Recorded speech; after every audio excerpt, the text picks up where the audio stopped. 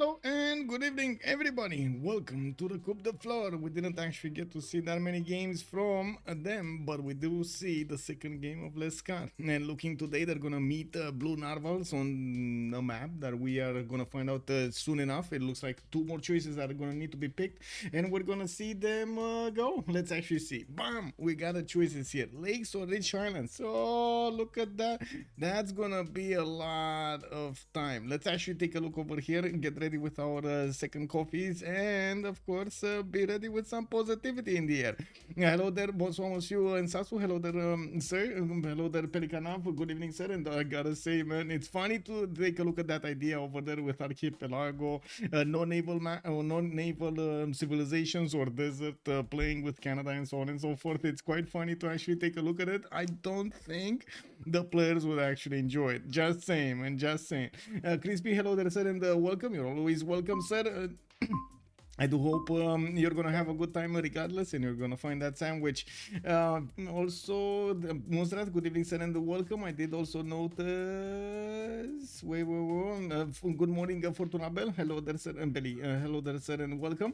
I guess you got your session today of Fortnite. Did you? I don't have actually the first one to pick. Oh, it was hello, sir. Hello there, sir. Good evening, and thank you so much for picking up the first promotion. I did also notice we do have a new follower over here, Jen Kondiki. Good evening, sir, and thank you so much for the follow.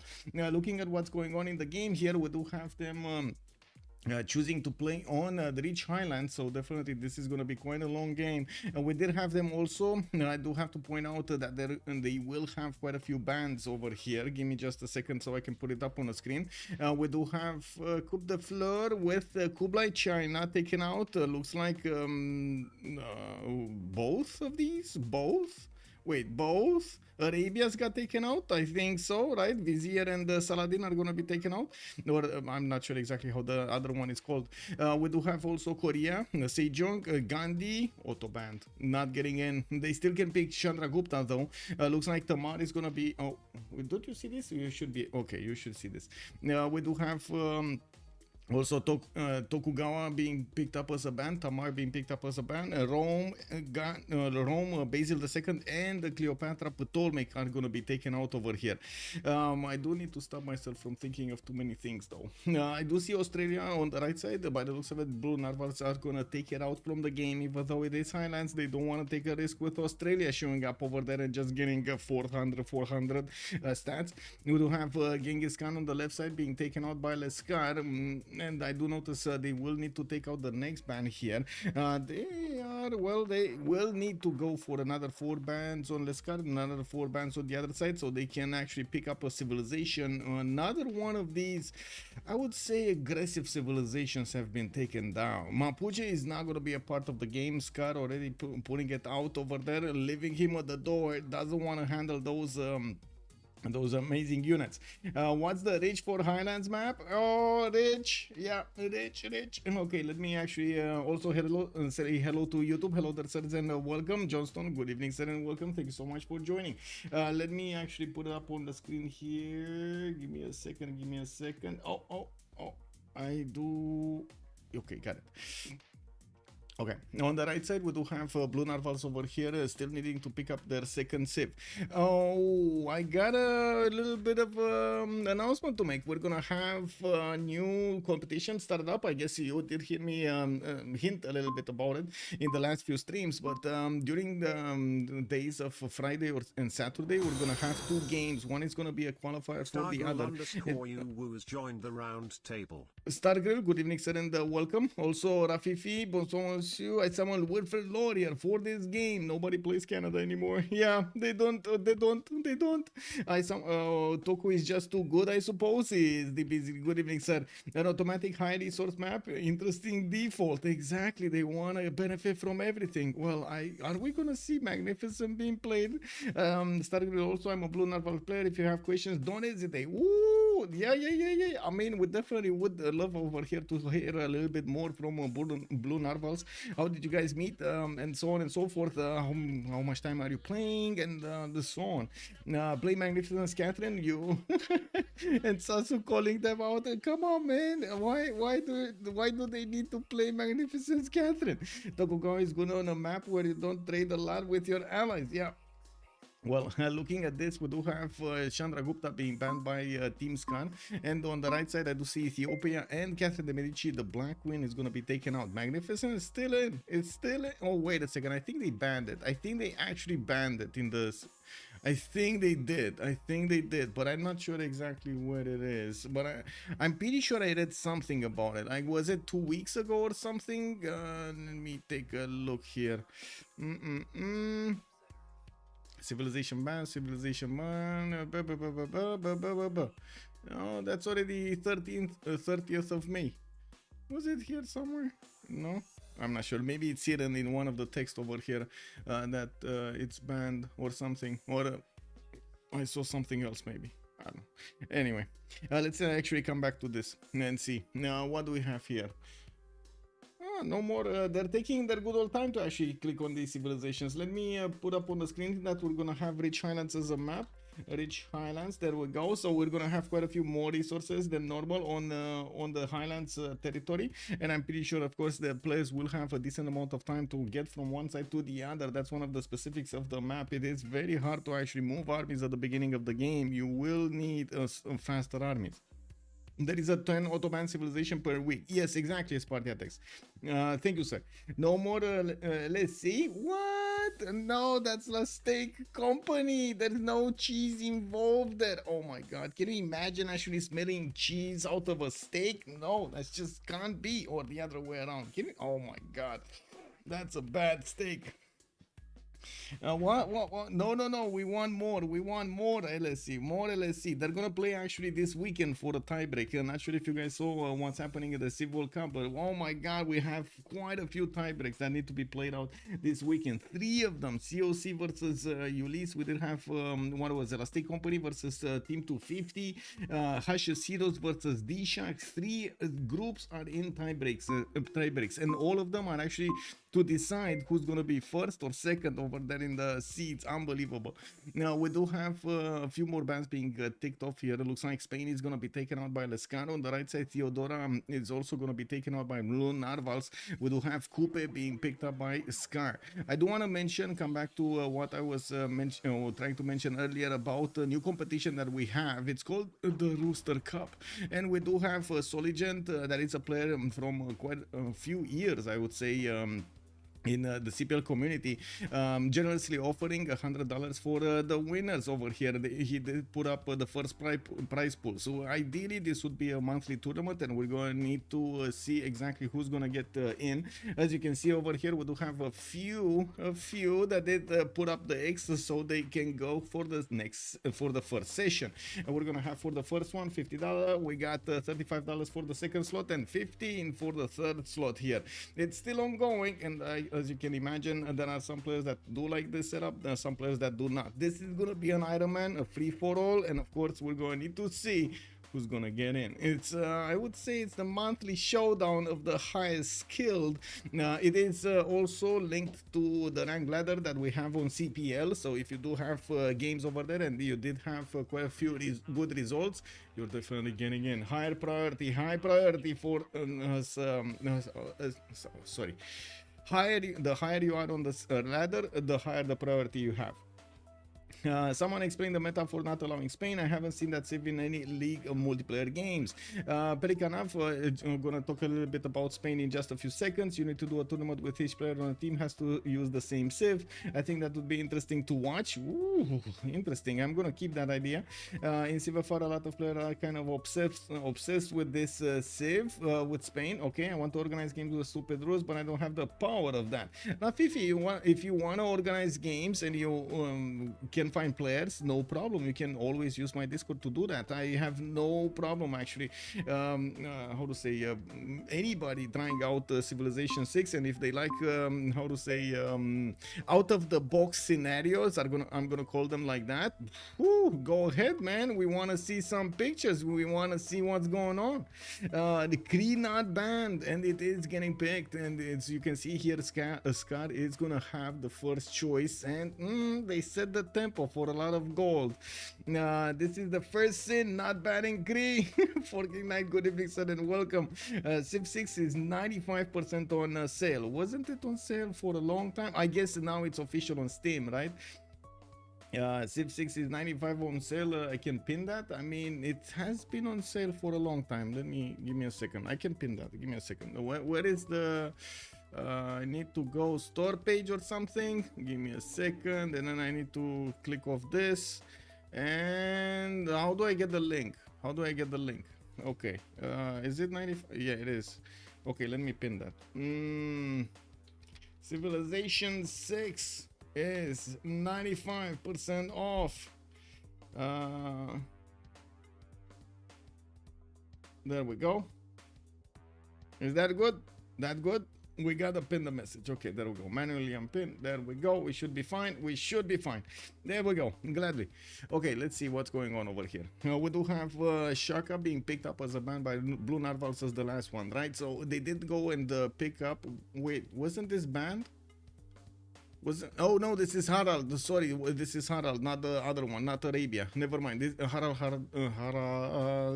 Varangian over here. We do have also Montezuma being picked up as a second choice for Blue Narvals, while on the side of Scar we do have Russia as their second choice. Interesting pick over here on the Scar. They definitely will have a lot of gold with Cree, quite a bit of culture potential over there with Russia, and especially on the Highlands map, it might not get an opponent that can get to Russia. That might be a problem. We do need to see if Varangian or Montezuma over there are going to manage to actually get their power spikes when they need to for that surgical strike. We do have also a few more bands to be selected, 4 in total, and as you can see, Teddy Rough Rider has been taken out by the Blue Narval team. What does a Narval mean? Wait a second, Stargrill, can you tell me what does a Narval mean? What does Narval mean? Big man, good evening, sir, and welcome. I mean, this map is the best map, and I still don't think it's good enough. Oh my god. And Sasso, yes, please, tournament where player chooses same Civ from beginning to end, moody stage with a predetermined map type. Each stage maybe allow multiple players to choose the same Civ. Oh my god, I mean, I don't know if we want to do that, and so I can imagine from now 4 Shakas in the game. I don't know about that. I don't know if you really want to see 4 Shakas in a game. You know what I mean? That seems like a bit too much. A bit too much. Narwhal is a fat sea unicorn. Wait, is it? Oh, wow. Wow. Why do I have the impression that that's a pun? Narwoot, Narwoo. Yeah. Of course, not both, but can. Okay. Gets cheap. Cheap. Yeah. Yeah. It is there. It is there. A tasty whale. Alosar is calling it. Oh my god. How did it get from a fat sea unicorn to a tasty whale? No, it is. Yarjin is saying no, it is. Wait. What is it? No, it is a blue whale, or no, it is something else. I don't know what you're saying. Okay, let's see the next bands over here. Looks like CTI is going to be taken out by Blue Narvals. On the left side, we do have Eleanor, England being taken out by Lescar. They don't want any competition over there when it comes to the money. We're going to need to see what they're going to pick up, because I don't think Russia is going to be sustained, if you're going to get what I mean, by only Cree over there. He will need some more help. Coming back to... how to say? Oh, it's a sea unicorn. Okay, but okay. Coming back to the subject of Spain, I need to ask, wait, who did ask the question first? Who asked the question first? Let me make sure that he's actually here, so I speak. Pelika Nav, are you here, sir? Are you here? Can I talk about Spain a little bit? Okay, maybe 1 player per Civ. Yeah, kick W, man. Blue Narvals needs a cultural Civ like Greece. Well, if they do want to defend over there against Russia's cultural appropriation, and I'm pretty sure they will want culture Civ. Varangian can actually get that. If he's gonna be alone somewhere, he could go for how to say quite a few more theater scores. Could go for his well, later on in the game, but could go for the holy site belief to get that choral music and get that extra culture going from an extra early stage of the game. We're gonna need to see what Russia is gonna pick, but usually Russia does want to go for feed the wall so he can actually get half the extra food in there. And Gaul is still open is really crazy. Yeah, yes and no. We kind of have, I mean, I think the history with Gaul is kind of hit or miss right now. Like in the past 2 months in this meta with this version, it didn't seem to be like, oh my god, as it was before. Let's actually see what the players are gonna go for. It's also not as usual to see players liking to play how the Gaul plays. It's a little bit different than the normal meta, and of course how the players are actually normally going throughout their development phase.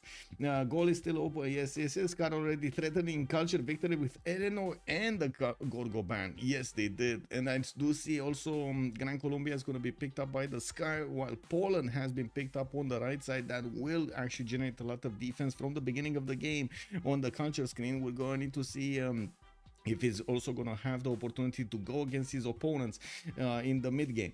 Gran Colombia and Cree gonna zoom the map really quickly. Lancer, good evening, sir, and welcome.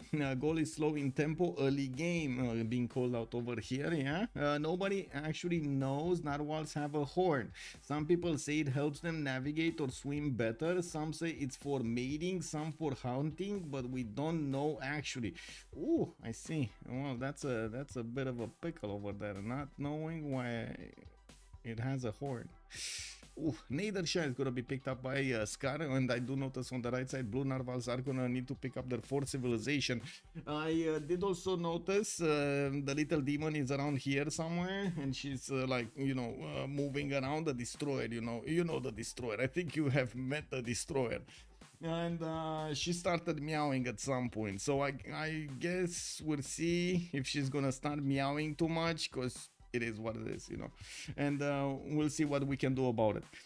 In my opinion, gold tends to not generate enough gold for the team if they're simming. That is definitely true. Gold is gonna be picked. It's gonna be picked. Look at that. We actually have gold.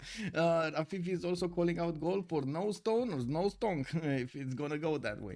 Let's actually see what they're gonna go in the game here. They do need a few more minutes to actually get into the lobby, all of them, and also get into the correct slots of the lobby so they can actually pick up their civilizations. It's very important to have this kind of how to say spread of players, so they do try to counterbalance as much as possible the power of the higher slots. The higher you are in the slots, the more priority you're gonna have when it comes to the great people, the wonders, and so on. And we've seen it happen so many times that players do finish at the same time, at the same turn, a wonder, or or try to get a great person, try to be as competitive as possible to get that great person, and oh my god, it's going down to that one priority in the lobby.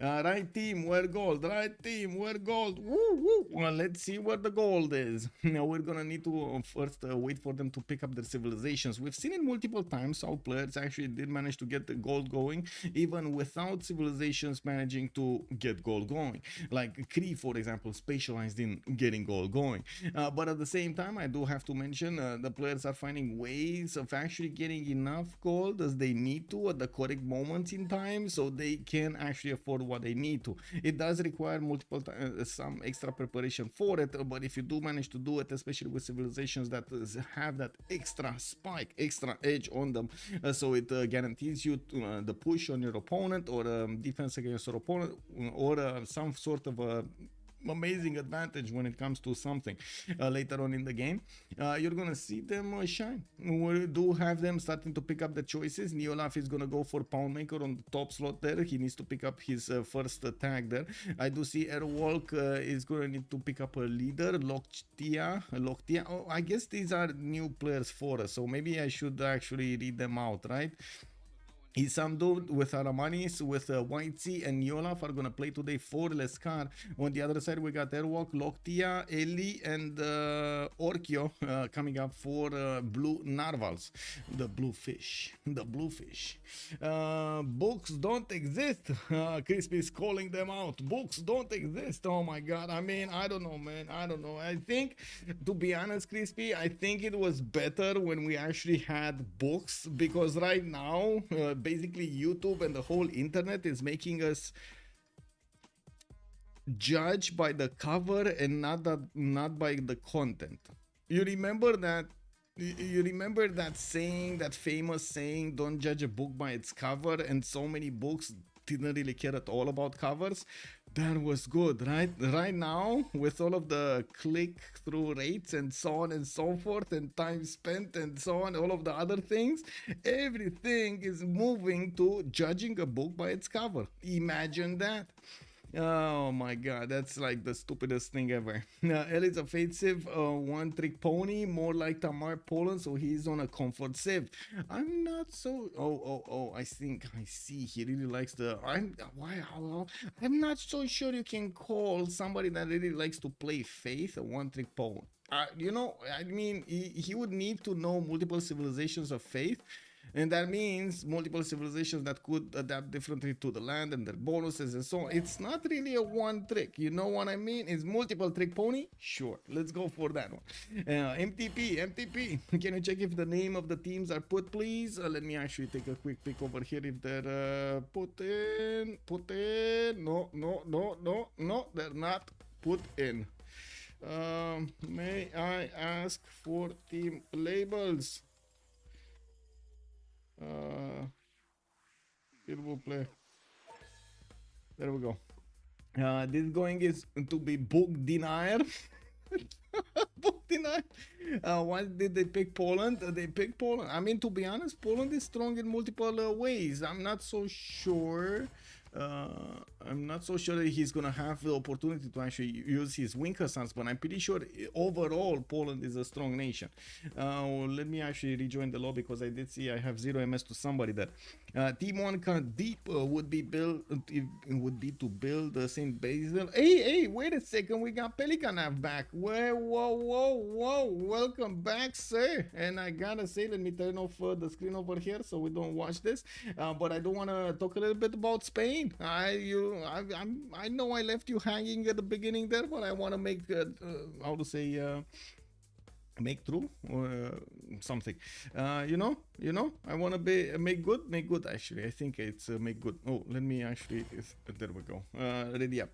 Periganav. So talking a little bit about Spain. Spain does have two major bonuses that actually three major bonuses that make it stick out from the others. First of all, external trade routes are amazing, and if you do manage to get those externals also going between continents with your allies, again, amazing. They are giving you that extra bonus with extra production on your cities. They do get you some gold, they do get you the faith. Basically a lot of stuff is coming out from those trade routes, and if you couple that with the Magnus meta, basically like the Magnus meta that we have right now, that's the reason why Spain is getting so much attention.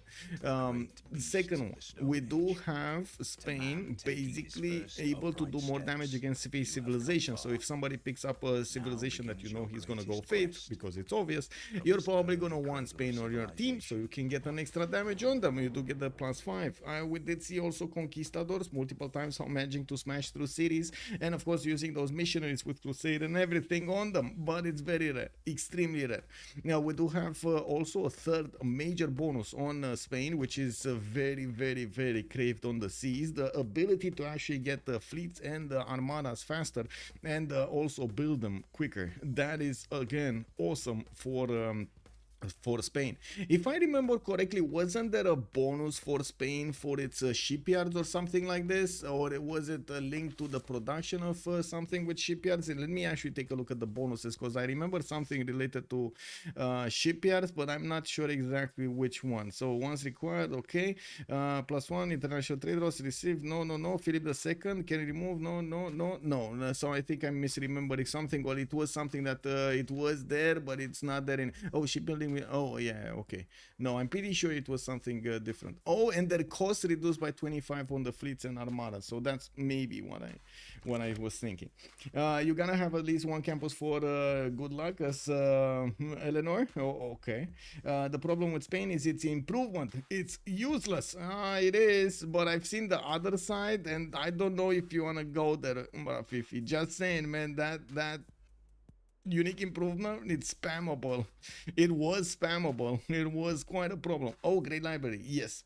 I don't want to ask the stream, when are we gonna go for? Are we going left? Are we going ORKYO? Are we going to see Harald Varangian? Or are we going right? Are we gonna talk about Neolaf on Cree? It looks like Lancer is calling out first. We're going right. I do want to say hello over there to YouTube as well. Let me actually put up the chats I do have them right next to each other while we begin this.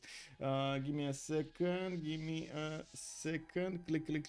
Click. Oh, I see a few more text chats over here on YouTube. Hello everybody on YouTube. How is everybody doing over there? Why can't I move this? Okay, there we go. I can move this. I couldn't move the chat window. No. Victor, good evening, sir, and welcome. So I think the terms of Civ niches, only face Civs can be one trick, since the usual roles are really loose definitions, and to some extent faith gameplay is interchangeable.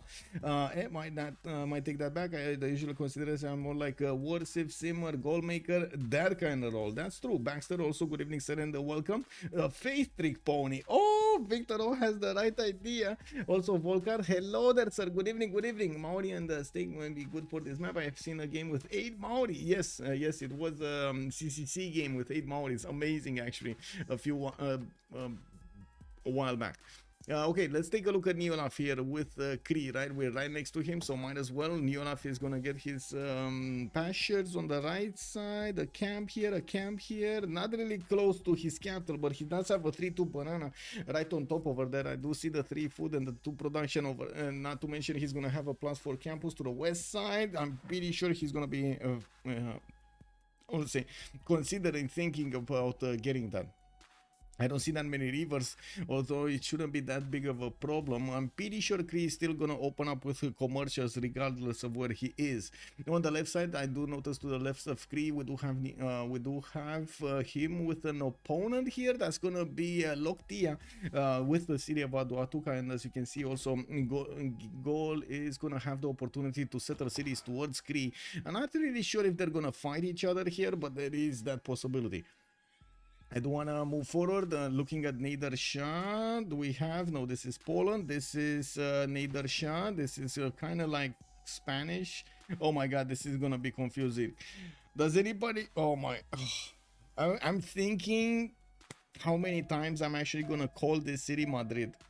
Because it starts with M and A, and it's also exactly the colors of Spain. You know what I mean? How many times my brain will actually register this tab, this line, this whatever text over here as Madrid. If Colombia settles that coast, Gaul and Aztec will be on it. With all of the bonus Spain has, it's true, it doesn't need another one. I just regret the Jesuit Spain. Animal Russia, if Varangian wants, he can deny. Feed the world. Yeah, he can deny feed. Yes, big game. Good evening, sir, and welcome. Pelicana 15 times. I'm gonna... Oh my god. Okay, let's count them up and let's see. Mashar here is gonna get his scout out in 1. I do notice he's gonna have quite an interesting stone circles if he wants to. That's 2, 4, 5 tiles of stone in his capital, 6 tiles of stone actually in his capital city. That's 6 more production just from the Pantheon. Axis Faith at 10, you don't want to discount that. Now looking at the scouts, the second one is coming out in 2 turns, and yes, I do notice he's gonna have quite a bit of distance between him and any nearby opponent. To the left side, the Harald Hardrada ORKYO is going to be here. He can get to him. We're going to need to see if he's actually going to move toward the west and expand a few cities to get closer, or he's going to choose something else. I would definitely see this as a second settle over here with the bananas next to it. This is another possible second settle. No, not really actually. Yeah, maybe if you settle the sheep tile, it could be. Yeah, settling the sheep tile, it could be. Of course, another nation, Persia, that really likes to actually open up with commercials for those extra trade routes. I would imagine he's gonna want to go the same way this game, and it doesn't have a river. That's a bit nasty. I gotta say, that is a bit nasty. Looking at Gran Colombia, let's actually take a look at the man. Where is the man, and why don't we see him? This is Aztec. This is not. Oh, I see. He's actually on the. Ooh, he's on the edge of the map. That's why we don't see him. Gran Colombia is gonna have quite a few cocotiles to benefit from. Can settle next to one. The 1-3 is awaiting him. He's gonna have some tobacco for the extra faith. And look at that second settle. Beautiful cocoa settle northeast. More cocos over there. A city state to take over, and even an opponent to go against. What do we want more, right? And we do have Bogota here also with a lot of territory to settle to the west side, and he's gonna have Persia on the west side. That means those external trade routes can actually pass through the water next to the bioluminescence bay. Wait, is this bay actually you get next to the water and you see like glittering stuff from underneath? Is this how it looks over here, or do we have like fish that are, you know, illuminating? You actually see lights from fish? Why is it called the bioluminescence bay? That's why I want to know. What triggered this? Is it actually giving off light? It's glowing? It's glowing? That's amazing. The waves, oh my god, that is amazing. Oh my, can you imagine actually having, you know, like how to say, holiday mansion over there, just sitting on the beach? You don't even need a mansion, just one room and that's it. It's fine. Just the fish. Wait, you actually see just the fish or the waves? Because Big Game is saying the waves, but I'm not sure about that. Anyway, radioactive. Ooh. Maybe it's the song. Maybe it's the song. Yeah, maybe it's the song, the Bisley. Yeah. Huge empty space to the southwest of Gran Colombia. Yes, he can definitely settle a lot of cities. He has the fresh water from the rivers over there, quite a few mountains for him, but this is where the chops are. You see this? This is chop heaven over here. Look at this, man. Middle territory. Amazing. And we do need to take a look at Peter, though. In the south, looks like he's going to be protected by so many city-states to the north. And I do notice St. Petersburg is going to have, guess what? Tsingy de Bemaraja, to the southwest of St. Petersburg. He's also going to get a settler out in Wanten. Already started improving his camps, and you do see he has 1 and a 2 and a 3 and a 4 and a 5 camps in the capital, 6 camps in the capital. Oh my god, that's a lot of gold if he goes for Goddess of the Hunt. Regardless, even if he doesn't, it's still a lot of gold. I think we messed up the remap prediction. Do I need to put it up as in okay, big question right here. Does anybody think right now they're gonna remap this? I'm gonna keep on going. And does anybody think they're gonna remap this? Right now I'm not that convinced, you know. I'm not convinced. Maybe you can convince me if they're gonna remap this or not. Victor also calling out, I'll vote 20 plus times new poll. Wait a second. Okay, you're still talking about me getting bamboozled by the Spanish city. Oh no, it's plankton, is it? Okay, someone nuked that lake. Oh, definitely. And Sasu, definitely we get red tide. Does that count? No. Does it glow? I think that's the question. Does it glow? You know, if it glows, it counts. If it doesn't, it's not glow, you know.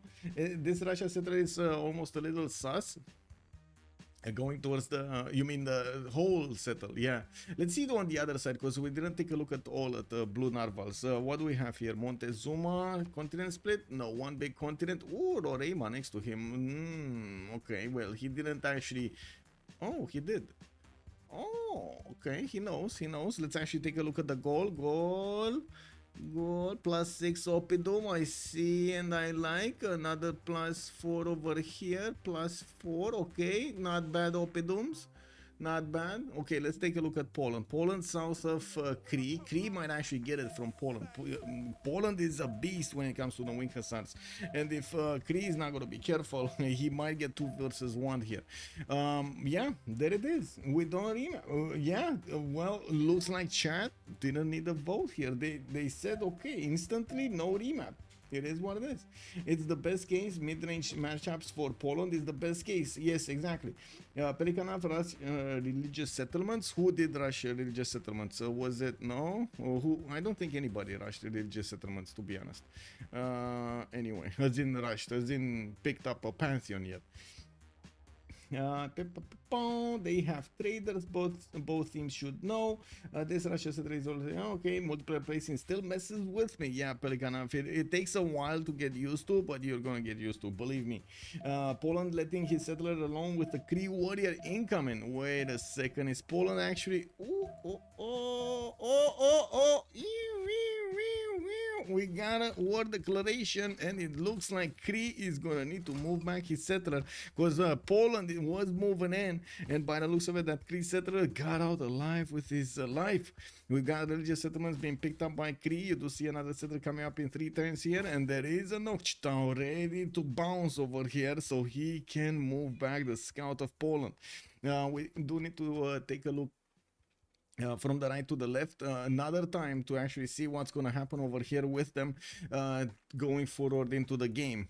Cree, I do notice he's going to get access to a horse tile and an iron tile to the east side. He's also going to have a city state to take over in the northwest, La Venta, or southeast Zanzibar. We do have him starting to expand towards the south, where he does have quite a few ivory tiles and a banana here, a 3-2 banana. I would have imagined he wants to go here or here, one of the two. Let me actually go check the cat, because it looks like the destroyer is climbing the door again. Give me a second.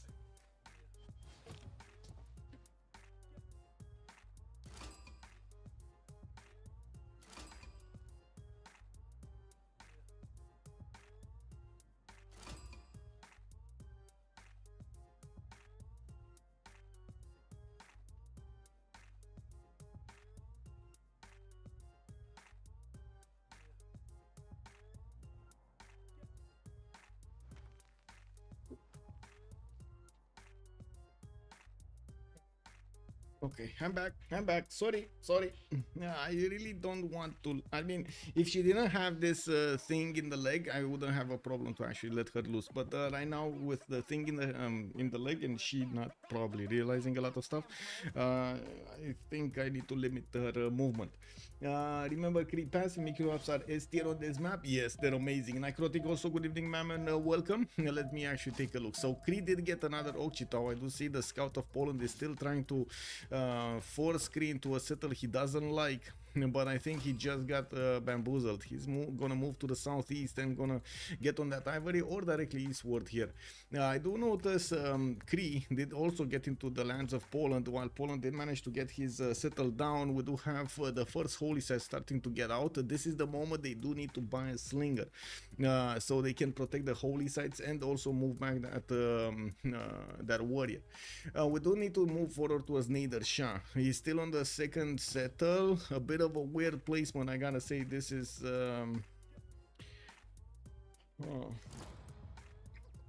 this is very close to being a sin.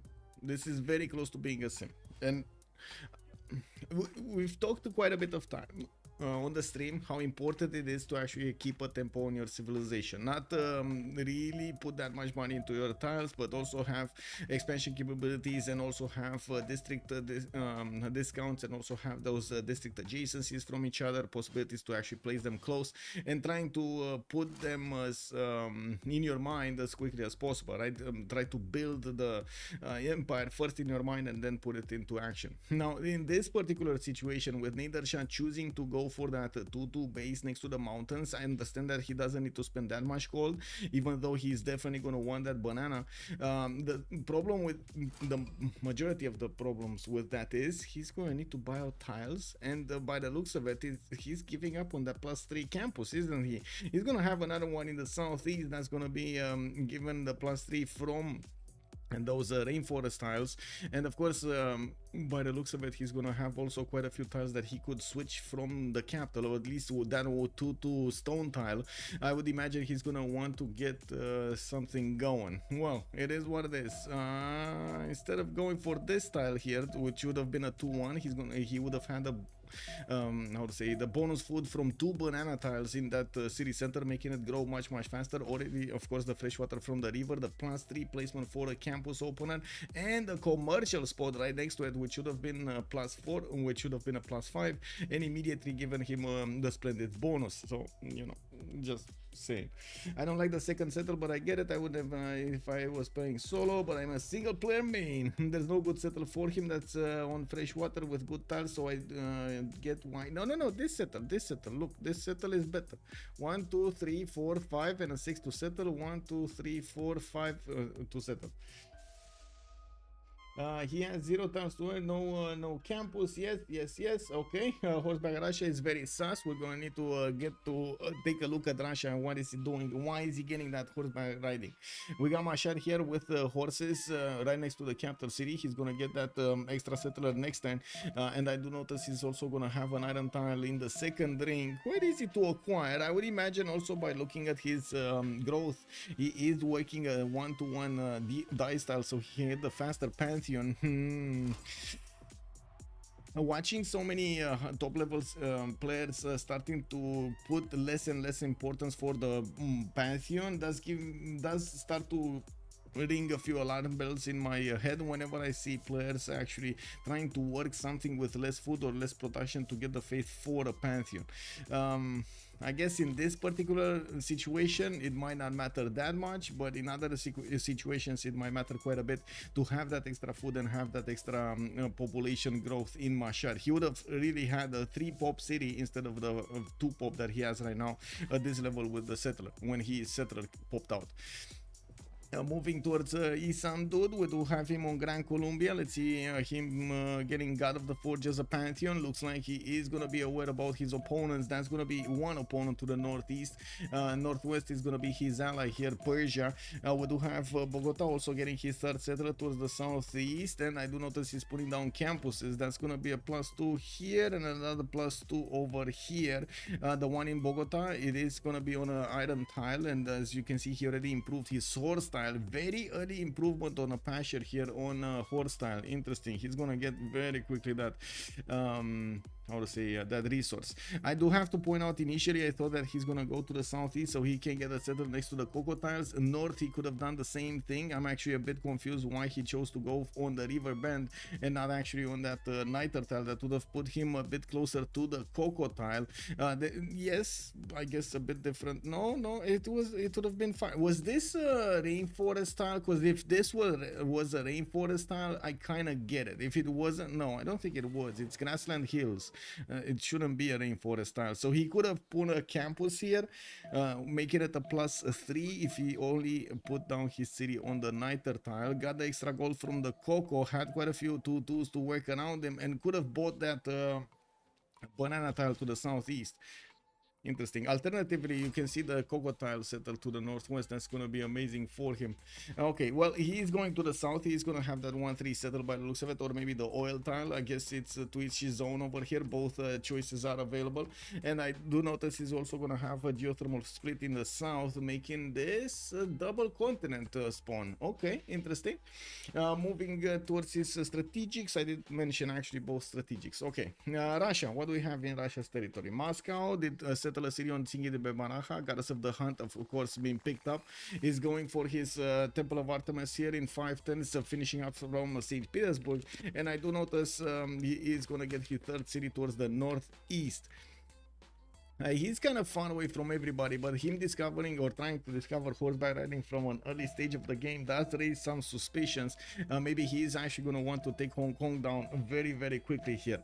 We do also see so many shops available in the capital. I would imagine he's going to want to benefit when he gets to his monumentality golden age from every faith point.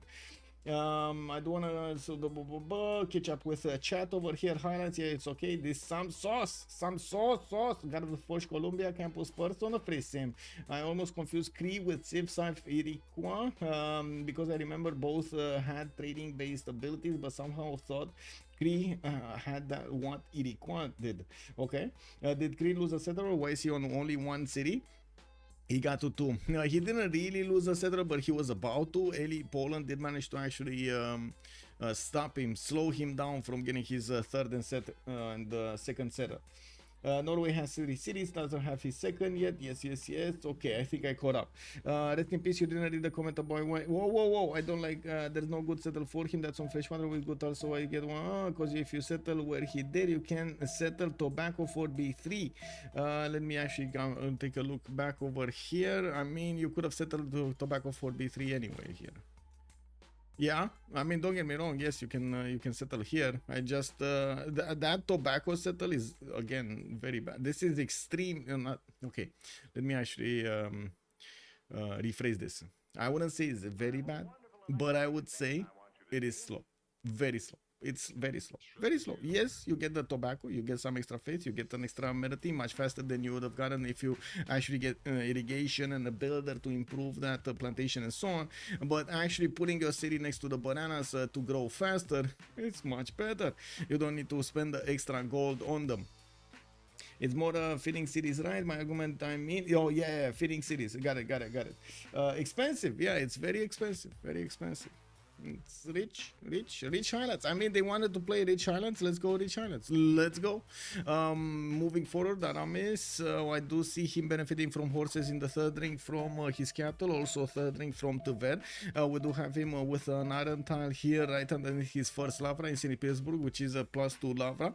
I do notice he's plugging in Moksha in the capital city, and we're gonna see some holy site prayer projects so he can actually get that religion. Now with Goddess of the Hunt, he's actually going to acquire a lot of gold per turn. He's already on 20 gold a turn, getting the extra culture and science from Tsingi de Bebaraha, which has some amazing tiles. You can see the 2-3-1-1s here on Moscow. That's a non-freshwater city, guys. That is amazing. Looking at the next one, Airwolk. Let's actually take a look on Aztec. One single continent Aztec. God of War and Plunder. I do see him getting his monuments out, new builders, and getting some traders so he can actually connect his cities. He did settle second city next to Banana 2-2, third city next to Silk, other 2-2s, very nice. Did not settle Mount Roraima. This is actually quite a bit of a surprise. That's basically a free pantheon, which I guess he already has, and quite a bit of extra science. Oh, interesting from Airwolk. I'm pretty sure he knows about this, but he never actually scouted the north of it, right? He doesn't know there is fresh water to the north of it, and I'm pretty sure he thought it's too expensive to actually buy these tiles out if he settles close to it, and too much of sacrifice to actually not have the fresh water from the river. Looking at the next ones, or I should say, let me actually take a look at Aztecs horses southeast of Tenochtitlan second ring. We do have the iron tile also over here to the south of Tenochtitlan in the second ring. Makes no sense. I digress. That ability is for God. My God, too many hairs. Too many heads. And you know what? I'm just gonna close the door to the cat. If she actually wants to complain to the door, she can complain.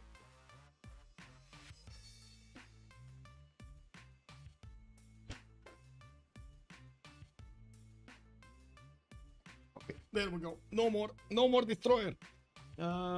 Music is too loud compared to your voice. Really? Is it? I think it's 1% or something. Let me actually take a look over here, because I know I clicked on the mouse on the microphone buttons. Let me actually raise my voice a little bit. Is it better right here? Is it better like this? I know I clicked on one of the buttons from the amplifier and I moved it, so, and that was the volume button. I'm not sure if I actually remember exactly the position of it, where it was. It's good. Heinig Dave, also good morning, sir. Welcome. I don't think feed plants of Varangian makes sense. Varangian gets food anyway from Lighthouse's city sources. Yeah, just give me a second.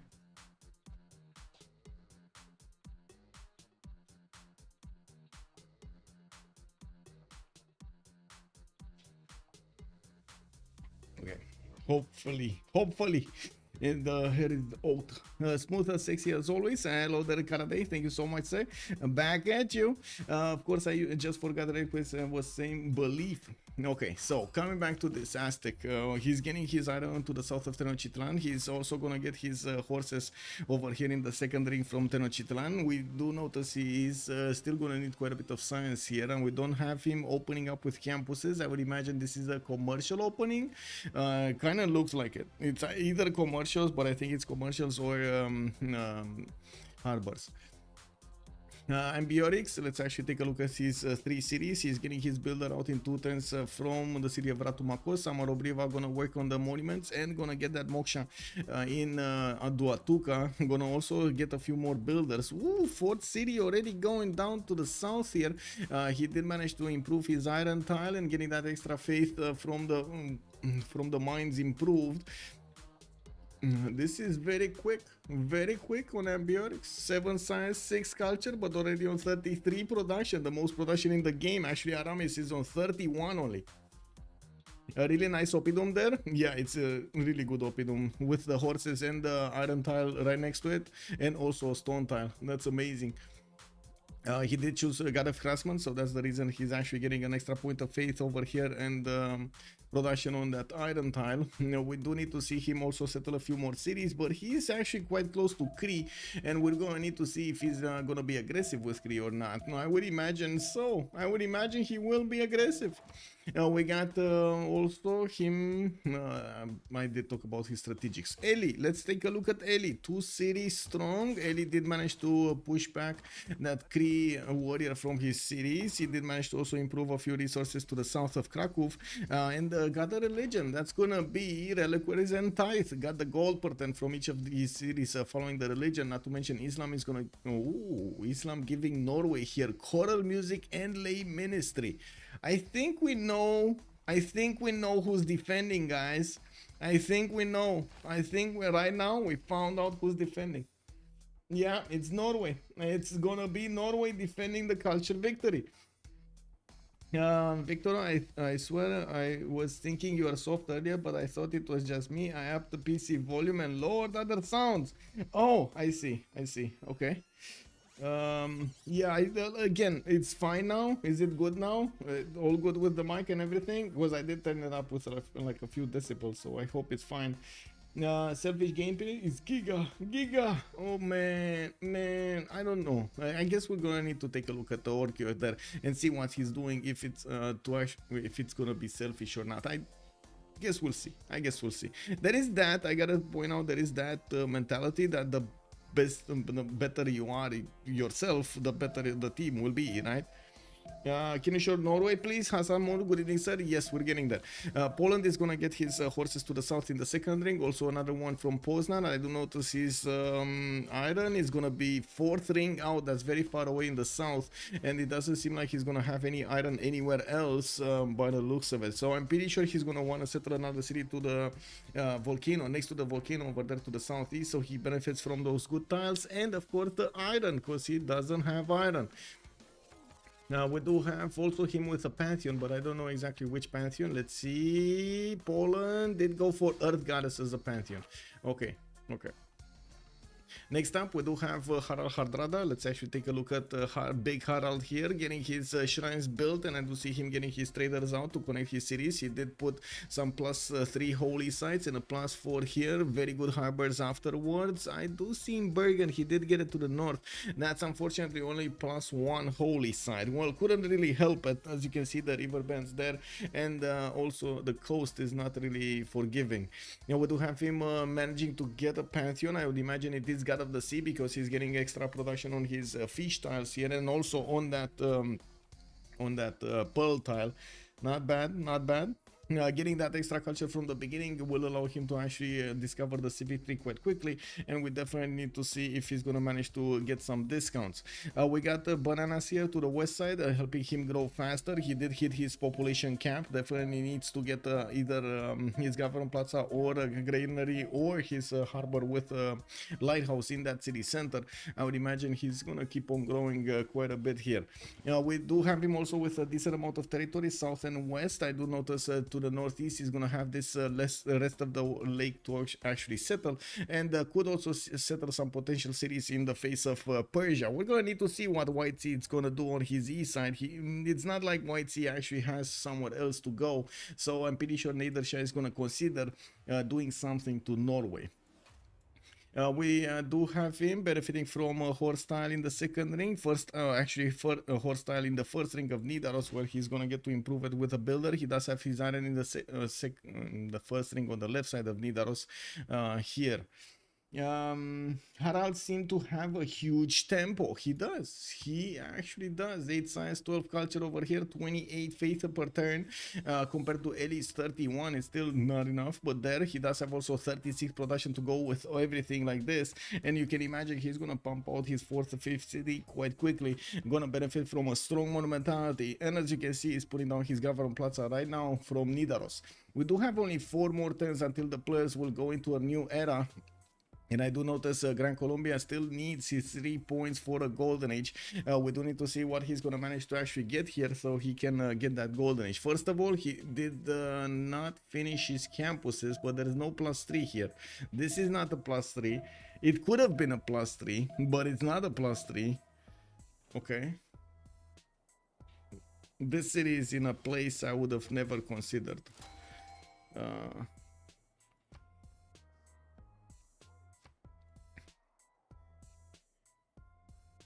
Okay, so this is the problem actually. This is the big problem. Did he see that Aztec is coastal? Because man, Aztec can actually get to his capital. It's all good. He, as you can see over here, he can get the boats out from Bogota as well in the Gulf of Venezuela. But man, Aztec can get to him also through the city of Caracas.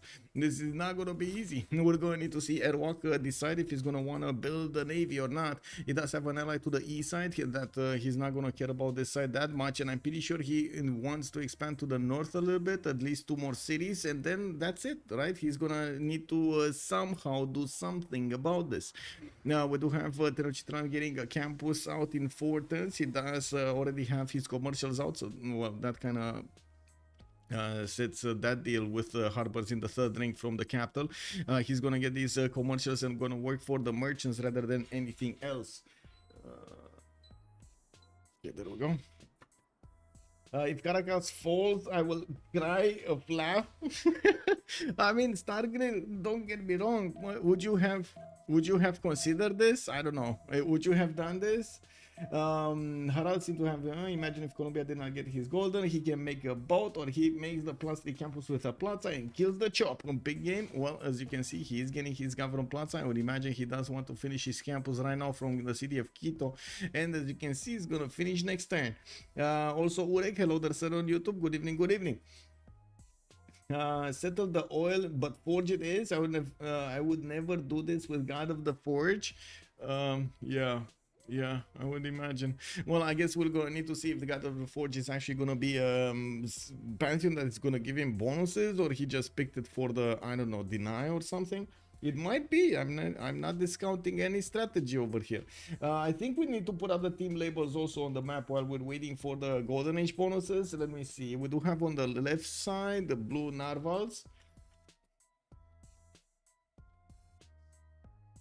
Okay, and on the right side we do have Scar or Lescar.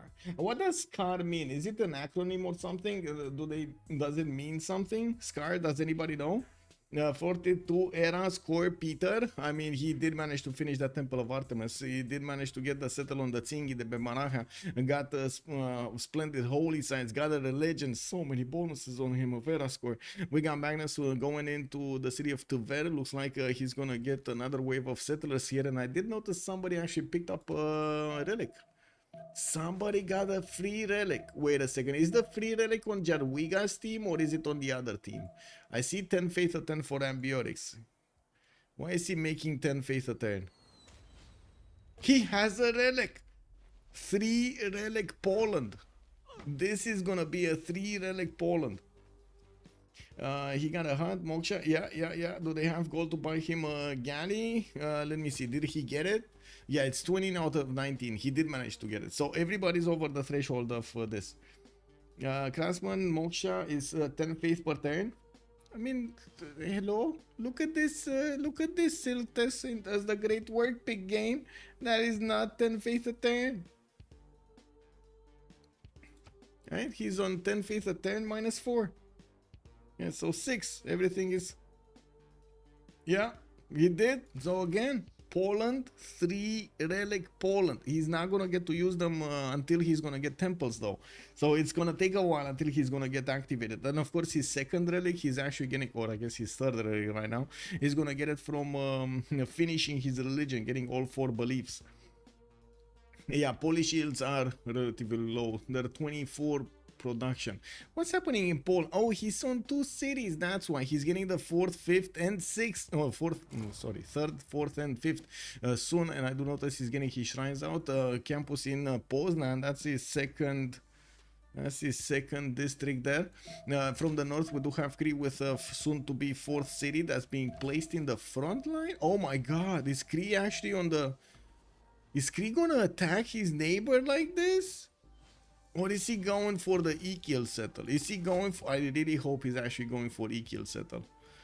I mean, I totally get being aggressive against your opponent like this, but man, imagine having a house somewhere, I don't know, let's say in the forest, right? You have a house in the forest and there are like miles and miles of no one. Man, it's like a beauty. You don't need to worry about anything, nothing. And then one day, somebody, I don't know, somebody just puts a house next to you. Imagine that.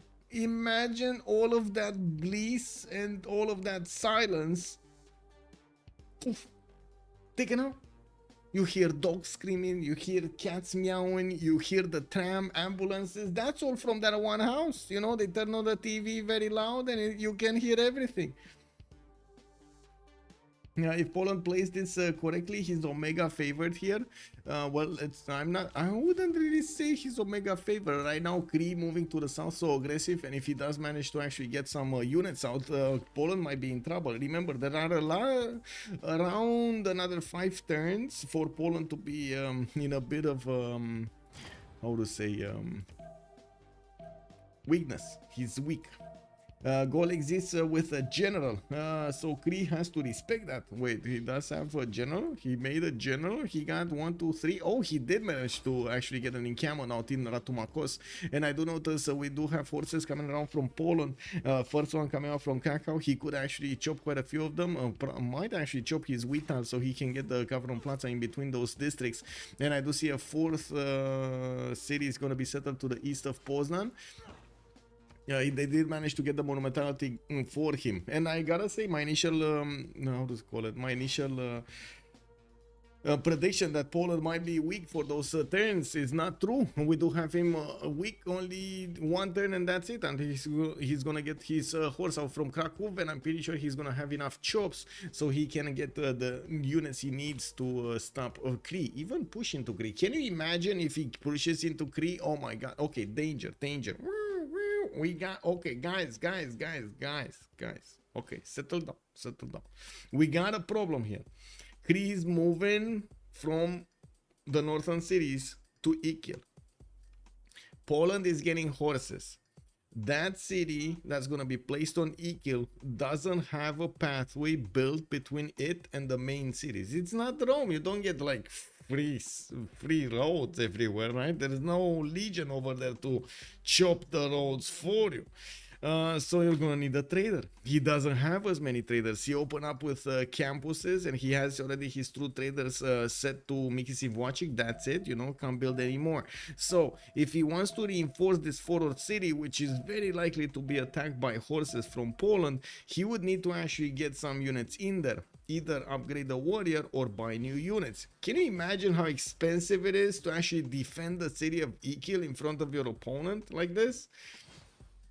Poland just sims up here with a Colo and gets Hussar sub 55, and Cree shouldn't have an answer. Yes, I think Cree shouldn't have an answer. But there is that moment in Polish history at the beginning that it might actually turn out to be, you know, they might take a wrong turn somewhere. Let's see. ELIE already got Hussars turn 48. Oh, Oh, so I see we got a man knowing how to play Poland here, huh? Let's wait and see how this is gonna develop. First sources coming around next turn from Poznan. He's gonna get another one from Krakow. Has quite a few chops if he wants to keep on going. And we do see that we need to move, right? Harald Hardrada. 10 science with 24 culture. We do have him getting ancestral hall next turn, finishing up his harbors for the extra gold, extra housing, and for slight houses, getting him the extra housing and those extra points of food on these tiles on the water. We do have him with his religion starting to be spread and improving his plantations here on the sugar tiles. Has 4 of them in a row to improve. That's a lot of gold. He is managing to get Magnus in Oslo, but okay, we're gonna come back. We're gonna come back to this. He does have space, he does have quite a bit of time. We're gonna see him decide if he actually wants to put a defensive posture against his opponent against Persia, or is he actually gonna play over here defensively between the mountains to the next of Oslo. Looking at Jadwiga, Monumentality Golden Age on Jadwiga. Oh, wait a second. This scout is very courageous. He's getting out there. He wanted to bonk. He slapped the Slinger City, and then he got out of that. Did you see that? This scout, man, this Whitesy scout, man, it's unbelievable, man, unbelievable. He just poked a bear, and he's expecting to get out of there alive. Well, I guess we're going to need to see what Norway is going to have as an answer, because these cats of Persia are nothing to mess with. Now we do have Jadwiga with a Monumentality Golden Age. He's 15 science, 20 culture. He's on 20 something, no, 16 gold a turn, 48 production, and 48 faith a turn. I do want to mention he jumped up really quickly in the production, actually getting past ORKYO and Airwolk in the meantime, and he is getting units against you know what, Cree. Okay, is this Moscow City gonna survive here? Let's actually put up a really quick prediction on chat in Twitch, because I'm not so convinced it's gonna survive, but I want to know what everybody is gonna say about this. Moscow 2 going to survive? Yay or nay? That's the question. Yay or nay? First prediction. Oh my god, how much time? It's 30 seconds, guys. Move it. Put the points in. Let's go. Is it yay or nay? We got a few horses already on the way to that city center from Poland.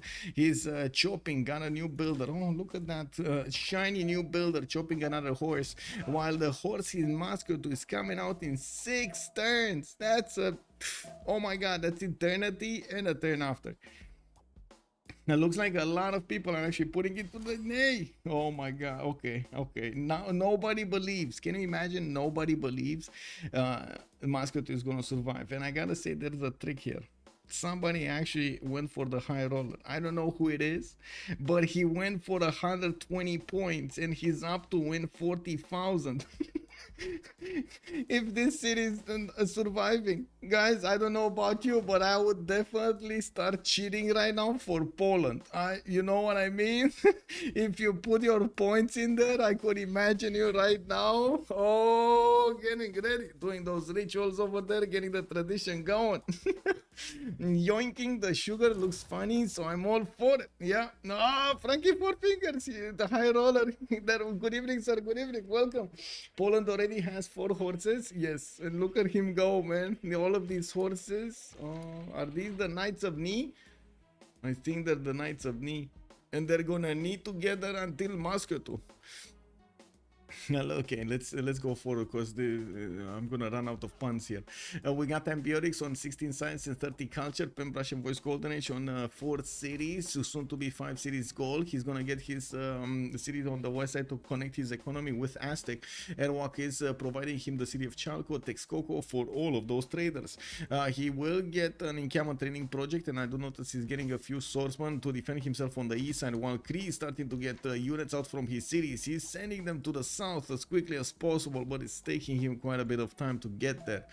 Looking at next up, Aramanis, 15 science and 20 culture. We do have Peter. Wait, I think we actually passed Montezuma. We passed Montezuma. 3 cities strong here. God of War and Plunder, Ancestral Hall in 4. He's getting in the merchant screen 7 great merchant points a turn. Persia is on 3.4. Oh my god, look at Poland go. We got an archer also coming out from Cree, trying to get into the fort. Oh, this guy is thinking he's sneaky. This guy is thinking he's sneaky. He's getting through, you know, the back 3 logs. He's trying to get in there to get the perfect shot against those horses, not actually take any shots on return. This guy is sitting where no horse can go. Well, I'm pretty sure it can, but for the sake of dramatizing it, he can't. Now we do have Airwolk also. Let's actually take a look at Airwolk. Managing to get his traders out. The fourth city going towards the north doesn't have a fifth settler coming out. That's a bit suspicious. He's getting his ancestral holding 3 turns, and I gotta say, it's not like he actually has a lot of territory to settle. At least another settle maybe? No, that's not gonna be a settle because Gaul is gonna get in there. So he can only go to the northwest or west. That's a problem. That's a 6 city, maybe 7 city Aztec. Not really the best thing that you can have. Looking at Peter, Monumentality Golden Age on the 5 series. Russia, he's on 17 science, 20 culture with 39 gold a turn. He's also on 63 production and 27 faith. Not a lot of faith, I gotta admit.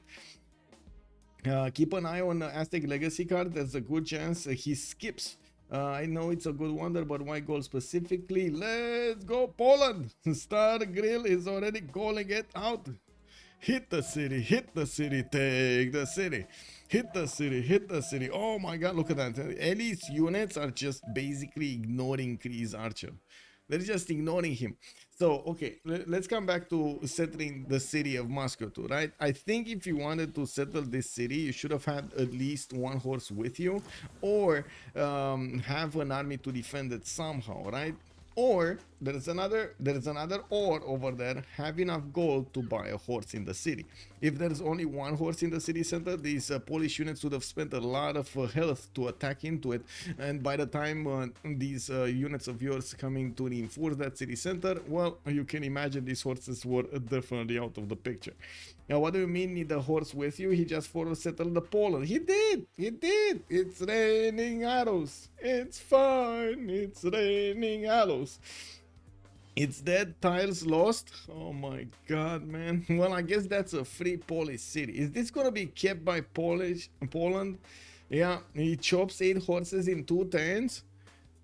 Well, let's see when he's gonna chop something stronger. We'll have him getting some heavy chariots out. Yeah, look at this man right here. He's actually preparing himself with heavy chariot pre-builds 30 turns earlier. New poll, does Cree last 50 turns? Ah, I see. You want to put more pressure on Cree here. Okay, let's come back to Peter, because, you know, let's get a little bit from the other side. Russia is managing to get so much gold per turn. He's also starting to get his theater squares down using that extra adjacency from the Government Plaza and Temple of Artemis. He's getting a +3. Still has quite a few chops to do. I do see 1, 2, 3, 4, 5 forests of 1, 3, 6 forests actually that could be chopped. He's going for arena in the city of Tver. That means he's gonna get Colosseum over here, and this is gonna be very valuable. Looks like he's taking Colosseum away from Poland. While Poland has a bit of a, you know, crisis over here, I would say he's in his early life's crisis. We do have his horses taking out Moscow too, and fighting off the Cree horses that did come to help. We will need to see if Cree is gonna manage to get a decently strong army, because I gotta point out, Gaul is not stopping. Gaul is not stopping. Neolaf over here might be overwhelmed by the sheer amount of units coming from the other side. We do see him moving units towards the south and getting quite a few archers out. He's building Warlord's Throne 3 turns from his capital, and oh my god, he still has so many chops. We do need to see if the swordsmen of Gaul are going to manage to make their way towards the Mistahisi peak, and with abilities of the extra points of damage of the general and the movement, managed to get enough damage against his opponent. Gaul did not get the general yet. Wait. I need to actually stop right there. He did manage to get a general, but he activated it for a military engineer. Now he's starting to build the pathways towards Cree, so his armies are gonna move faster. You can imagine having so much production on Gaul is gonna give him quite a bit of an extra bonus here. 86 points of production, while Neolaf is only 57, and he's fighting 2 guys. I think that the other three saves on Scan are too strong for them to give up on if Cree fails. Guys, Poland needs a nerf. Having a game over before 1000 cannot be allowed. No. Vince Electra, good evening, sir, and welcome. Man, you're laughing, but there are still quite a few teams not wanting to allow Catherine the Magnificent in. They're still making deals over there, backdoor deals, so they don't have they don't have to deal with Catherine the Medici, the Black Magnificence. I do have to point something out. Because I think I know the reason, but it's just an assumption. I didn't actually ask the players. We've been through this quite some time, right? We had the ups and downs of civilizations that did manage, or leaders that did manage to actually get quite a few bonus points against their opponents and end the game very quickly. BBG solved most of them. In this particular situation, I don't think they want to spend an autoban or a ban on that civilization, mostly because a lot of the top tier teams that are now doing these diplomatic agreements of not having Catherine de Medici Magnificence, which I gotta say, a little asterisk over there. I like seeing the players actually getting together and getting on common ground over here. It's good for the community and overall for the for the player base, getting along on settings, getting along on most of everything. But everybody that did manage to get to split hairs when it comes to the pick and ban phase, knowing and planning and trying to strategize around those picks and bans, whenever you're gonna have 1 or 2 or any number of leaders that are gonna be taken away or put into that mix over there, you're gonna have to redo everything. That's days. That is days of actually, that's days of getting things going again. And they don't wanna do it. And I agree. I mean, I agree in the sense that I can imagine it's a hard job. I mean, the party France cheese can be stopped. Yes, it can. Yes, it can. Well, we do have Poland over here managing to keep the pressure up against Cree. I don't see him yet with encampment finish, but he does have one coming out from Krakow.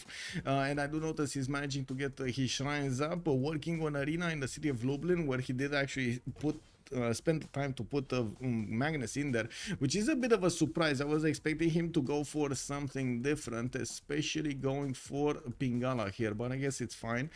He's gonna get apprenticeship in 3 turns. Okay, moving forward, let's actually take a look at Issamdude. We got Simon Bolivar to the southwest of Aztec. Simon is working on taking Mexico City, and I do see at the moment the city center is not under siege, and I hope yeah, he should actually deal enough damage next time.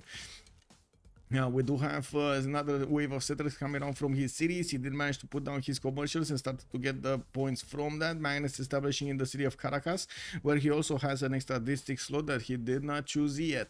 Moksha in the capital, Pingala in the second city, Magnus in the third. Now he did not get scouted out by Aztec, by the way. Aztec did not build a boat, and unfortunately he not gonna know about the Gulf of Venezuela. This might be a very nasty surprise for guess what, Montezuma afterwards, because if Gran Colombia gets his way over here and takes Texcoco and Chalco, all of that economy being built right now, created through the Recorder and Chalco, is just gonna poof, Psst.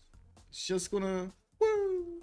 Can we get a crusade check? Let's actually take a look. I don't think he actually has enough faith. Oh, he did get crusade. Oh my god, I was thinking it's expensive. 200 faith to actually get this at the beginning.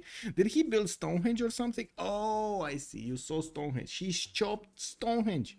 He chopped Stonehenge. Very nice. I like this. I like this very much. And we got a theater squares coming up from Lublin, because I think Colosseum just finished, and yeah, ELIE's gonna be left with wait, I don't think I can I chat, I'm not that familiar, but is blue balls a bad thing or a good thing? Because I just remembered, you know, we got over here the blue narvals. Is it good if I make a pun saying that, you know, the blue narvals actually, he got blue balled over there, not getting Colosseum? I think that's it, right? Yeah, he got blue balled. He got blue balled on Colosseum. I think he did, right? He chopped 6 horses instead of Colo. He did. And over here, Russia did just want to get his Colo and forgot about it, right? But he's also free sim. He didn't manage to get another 3 wonders actually around the Colosseum. It's crass, but technically accurate. Let me actually take a look at what does crass mean.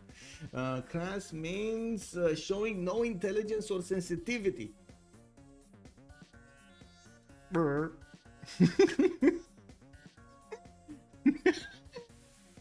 Yeah. And what is Gaul doing and not getting Colo? I mean, Gaul has other things to do over here, and I cannot totally understand Gaul. I think they want to kill Neolaf. I think they want to turn this from a 6-hour game into like maybe a 2-hour game over here. With how many units are coming out from Poland and how many units are coming out from Gaul from the west side, they're going to put a lot of pressure on Gaul. That is where I think most of the economy should be coming from. Oh no, it's not. Actually, it's the least economy coming from. It should have been, but it's not. Poundmaker is going to be all on his own. 18 science, 23 culture. We do have him only on 48 production. He did lose the city of Moscow too, so went down a little bit in production. We do have all of the units of Poland also managing to get their health back in the city of Moscow, where Victor is getting assigned. I would imagine Poland would want to go for a general here before he actually starts to slap Cree. We don't have an encampment. This is extremely surprising from Cree. He doesn't have an encampment. He does have campus opener with no commercials, and of course I can understand why he has the campuses, but I'm very curious about the no commercials, no encampment. Why is there no encampment? Where is his encampment? So Gavron Plaza and campus, nothing else. Campus, nothing else.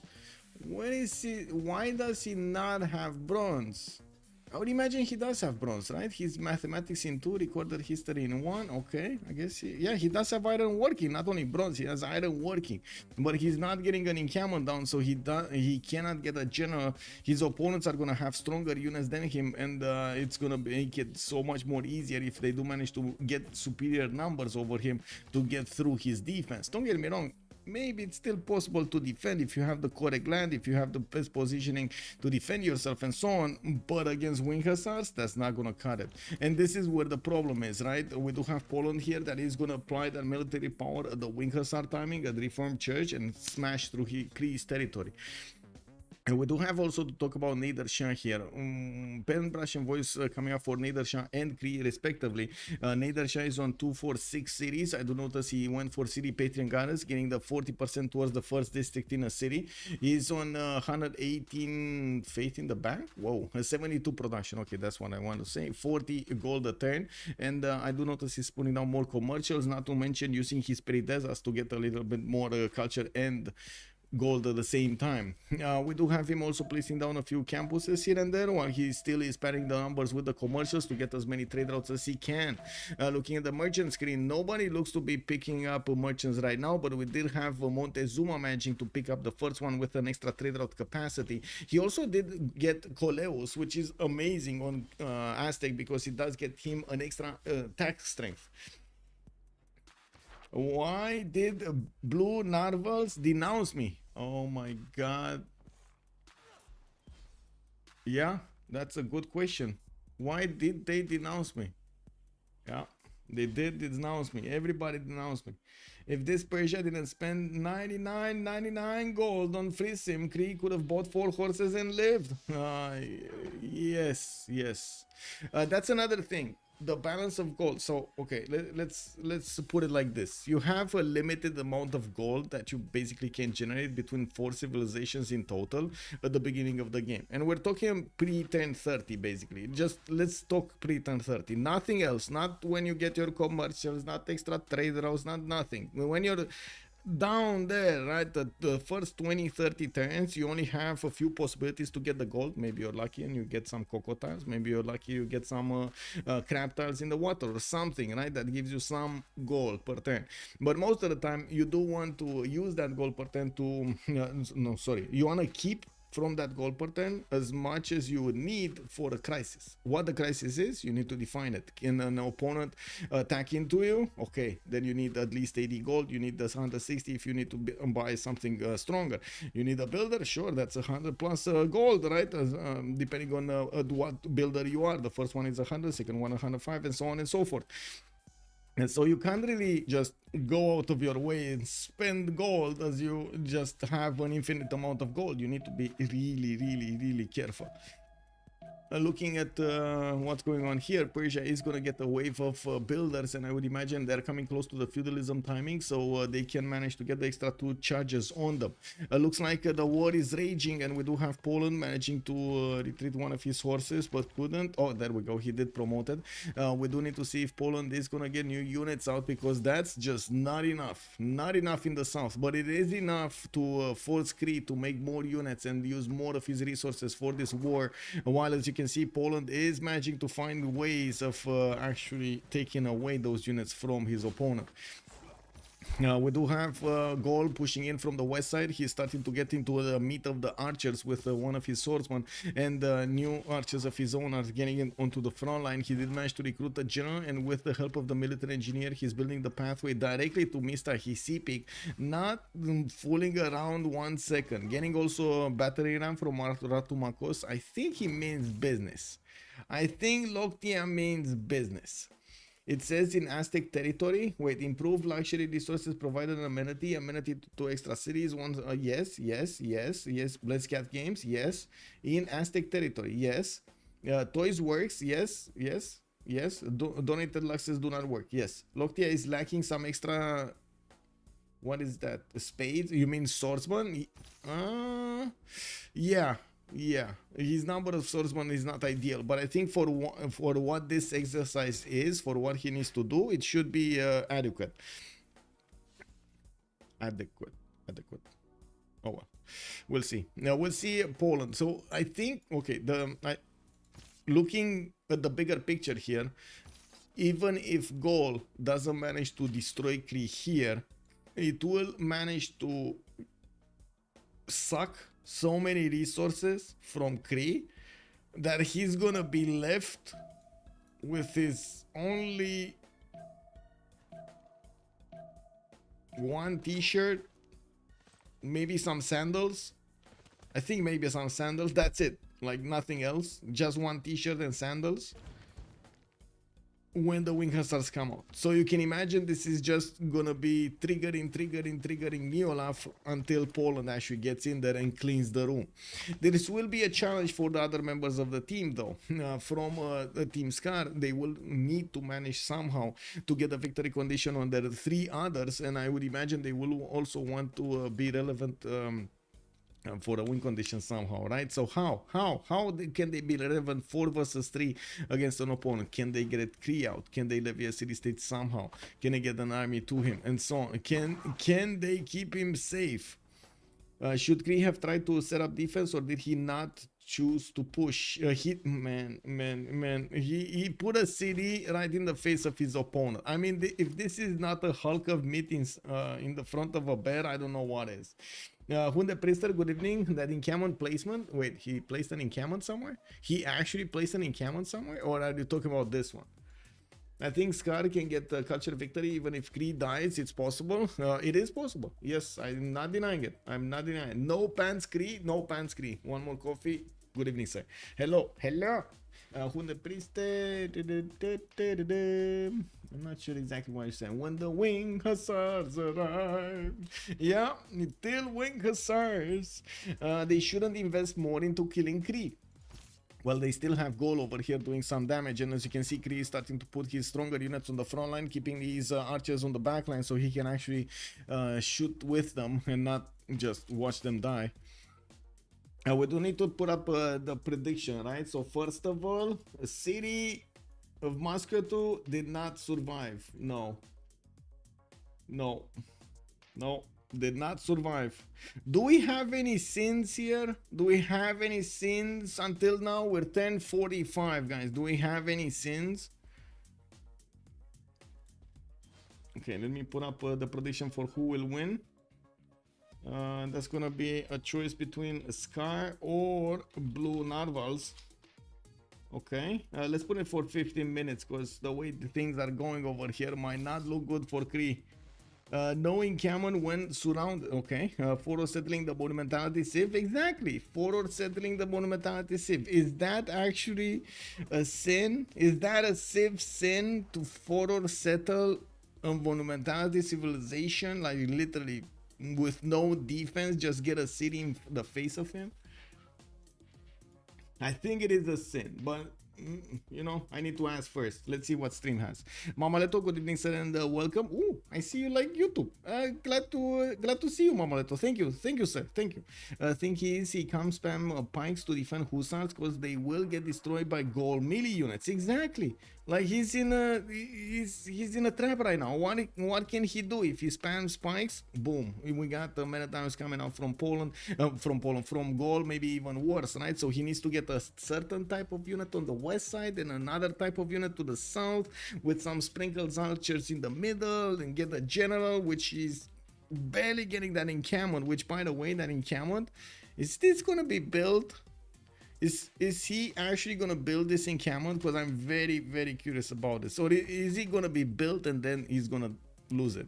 It might be. Anyway, looks like no. Wait, Big Bang is saying when you don't have units is a yes, but Honey Save is no. The AIs do it all the time. What is the general situation? Can you imagine how sinful those AIs are, guys? Can you imagine how sinful those AIs are? Oh my god, man. They don't know no rules, man. They don't know no rules. What is the general situation? Can you show points, please? Yes, sir. So, first of all, some last move coming in. Oh, that's exactly what I was thinking. Is this one actually going to get built? I don't know about this, man. Is it going to move that horse every turn, then move back, and then move in, then move back? He's not getting that. He's not getting that. The general works on hussars of Poland. No, it doesn't. It's just Shun Tzu. It doesn't work. It's just ancient to classical. Sorry, classical to medieval, not ancient. Classical medieval. Now we do have walls coming up in Mr. Hisipi. Not gonna matter because the battery ram is on the way, and of course the roads have been built there to resupply much faster. Lockthia is managing to actually do enough damage with his swordsman against these Cree units. General Eburone Strait, these swordsmen, like from the looks of the Cree swordsmen, these units of Gaul are like Hercules, you know. Big muscles. We've been running. Yeah, we've been running. He's getting a settled out in 3 turns here from Ixiwanchik, but where is he gonna go? Norway? East side? No, that's not an option. West side? Gaul? That's not an option. Maybe to the north? That's not an option. Where is he gonna go with the city? We have to get, if he escapes, it's an issue. Exactly, Stargate, it's an issue. You gotta get in there. Oh, yeah. Yeah, Cree settler, run, Forest, run. Yeah. Okay. Coming back to what's happening over here. Let's actually take a look at the yields tab. We do have good yields coming up from ELIE, Lockthia, and Airwolk. I gotta say, Gaul, even if he's spending so much attack power against Cree, he's managing to stay relevant over here in his cities. He did manage to get 6 out, and I do notice he's getting some campus research projects. Might actually have Hypatia next? No. Persia did manage to get an extra merchant, and I do notice Gold did pick up Isodor Miletus. Wait a second, is this gonna be Terracotta Army? Is this the oh no, this is actually gonna be Great Library, like the GL is gonna come out here from Bagakum. Yeah, I think so.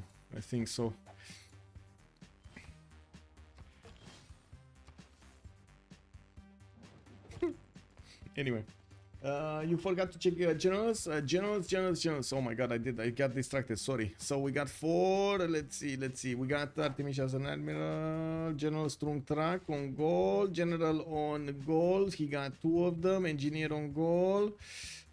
Wait, is that a 3rd general from Gaul? Oh my god. No, that's 2, 3. Yeah, 3 generals on Gaul and 1 on Poland. Yeah, that's it. 3 generals on Gaul and 1 on Poland. He left Cree. I think, okay, so we need to think about this. How is Cree actually getting ripped apart here? What are the items being taken away by Gaul and by Poland? Okay, so the last, I guess the last moment Cree will have is probably gonna be in his sandals, right? That's probably his last moment. We need to keep the sandals. Let's be human here, right? We need to keep the sandals. Can I get a refund? I voted for the wrong team. Team Beasley, what do you mean? No, that's how it works, right? That's how it works. What I mean, there's no repercussion to voting wrong. No. Hunde Priester, I hope I answered your question over there. Now we do have to see if Cree is gonna manage to get these units out to help him flex. He couldn't manage to get his encampment down from Bakshfak Ashik. We did have the Polish units also getting into the line of the archers, and they're starting to eat through them.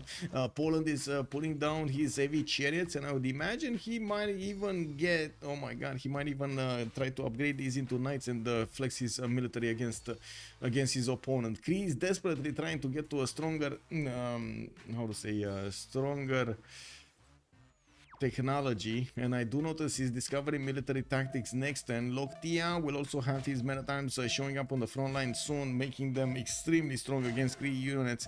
I would imagine we will see Neolaf actually upgrading these units way before Gaul could actually attack into him, even though Gaul could actually do so much damage. Let's actually see if he's gonna have enough gold. No, he's on 95 gold in the bank. He could have actually asked his allies last turn for a bit of gold, you know, a sliver of gold. They need to keep him alive, right? It's their job also. They're their team. It's their team. It's his team. But no, it looks like the destruction of Mr. Hisipi continues. We do have the men at arms getting upgraded, but a bit too late to save that city. You know, we do have the one in the south that's getting already, as you can see over here, getting wrapped around by multiple Gallic units and Polish units from the southeast, while Poland keeps on getting his heavy chariots, the pre-builds for his upcoming units. I don't want to double check this. Oh no, wait, swordsman stronger than men-at-arms, opposing men-at-arms. Man, these men-at-arms just didn't eat right when they were young or something. By the way, did you guys see Furiosa? Machiavelli, check CS, maybe they're doing a CS Levy escape. Your kid's hero, good evening sir and welcome. Did you guys see Furiosa? There's actually a Mad Max second movie. Whoa. Did you see it? No? Okay, I'm the only one that actually saw it. I hope you're gonna see it so we can talk about it on my Discord over there. Okay, let me actually check the city states. No city state here, no levy, no levy, no levy. No levy, no levy, no. Hallelujah, hallelujah. We got Harald Hardrada moving in on Russia. He's not letting go. And by the looks of it, we do have some berserkers coming into the party. Mogadishu is also somehow getting attacked by multiple Norwegian units. And I do notice the moment Persia is not lifting a finger to do anything about it. Let's take a look at the city-state here. No, I don't see any foul city-state play over here. Unless you take into account Norway trying to actually sue some city-states and do some damage. There's nothing amazing happening. You know, we do have Aramanis with a much better result in both science and culture than ORKYO, and I do notice, well, in the faith pattern, he's doing very well, 109. Not as well as ORKYO's 141. Production-wise, Aramanis way above. 143 points of production, getting all of the points of bonuses from Colosseum, and as you can see, needing to actually expand quite a bit. We're going to need to take a look what's going to happen after Cree is going to fall, because it looks like there's no way that Cree is going to survive. We got a horse and we got a settler moving out towards the sunset here. It looks like Neolaf is going to try to find greener pastures, and we're going to need to see if Norway's warrior is actually going to smell him out through the forest. We do have the units of Poland still getting ready in Moscow too. I do believe at this point in time it might be a bit of an overreaction. He can get Grandmaster Chapel next turn, and by the looks of it he's going to hard build 2 knights as well as getting quite a few pre-builds. They will probably take out Cree very quickly after this. They do need to also prepare for the next stage of the game. We do have Gaul that needs to actually start pumping out cities. Probably needs to get to 8 to 10. I would imagine 10 cities is going to be ideal over here. But since they're going to be in a 4 versus 3 situation, there are less resources on their opponents to use. Looking at Norway, he did manage to put down 2, 4, 6, 8 cities. Getting a battery ram from Oslo. He's probably preparing to actually attack into Mogadishu's walls, because that city state did manage to get to 44 defense strength. Getting that swordsman strength in there makes these berserkers put to shame. We do have a few more of these traders coming around from Norway, and I do see a Cree scientist is getting to his border trying to scout out what's going on there. Ben, good evening, sir. Nobody saw that movie? Yeah, nobody did. Nobody said neither yes or no. Yeah, I guess it is what it is. Machiavelli, I did check CS. What do you want me to check for CS? And now Gaul and Poland have to start simming again. Exactly, they need to start simming again. At least one of them is gonna have 3 cities over here. Not sure whom. Any chance Aztec could be pushed by Colombia on the coast, or doesn't know yet? Aztec can definitely push by Colombia on the coast, and not only that, but he can be pushed on the water by Colombia. Oh, he does know. He does know. This Aztec Eagle warrior actually went into the south and discovered that weakness over here for his defense. We're going to need to see if Gran Colombia is going to manage to do anything with the newly acquired city of Mexico City to go against his opponent. We do have Aztec that is plugging the choke with a horseman, but well, at some point he can go around that through the Aldania desert. Now Gaul and Poland have to start. Okay, if Aztec do caravel, it's over. Yeah, if Aztec does a caravel, it's over. But will he actually do a caravel? It's a very good question. Looking at the text side, mathematics coming up in 1 turn, mercenaries in 2. Looks like he could try to keep on going towards caravels. But I think he will need a land army, or at least a few units, to defend himself from the west side, because it looks like Gran Colombia might be planning an attack at the coarser timing. Like looking at his horses coming around, I'm not exactly sure what he's planning here, but more are arriving in the city of Mexico. Oh well. Looking at Cree, let's see. The demise of Mr. Hisipik looks like the Polish units are not getting upgraded in the city of Moscow. ELIE is going to get his machinery in 1 turn and still needs 3 turns to get his mercenaries out. The longer they wait, the more time Neolaf is going to have to settle another city, and even maybe paddle jump that into other cities and so on and so forth. We've seen multiple times how the teams are spending quite a bit of gold on getting new settlers from these cities.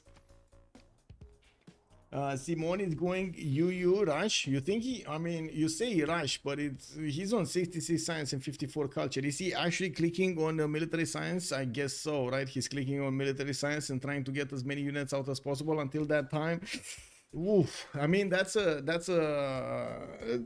think that is an optimistic way of a comeback.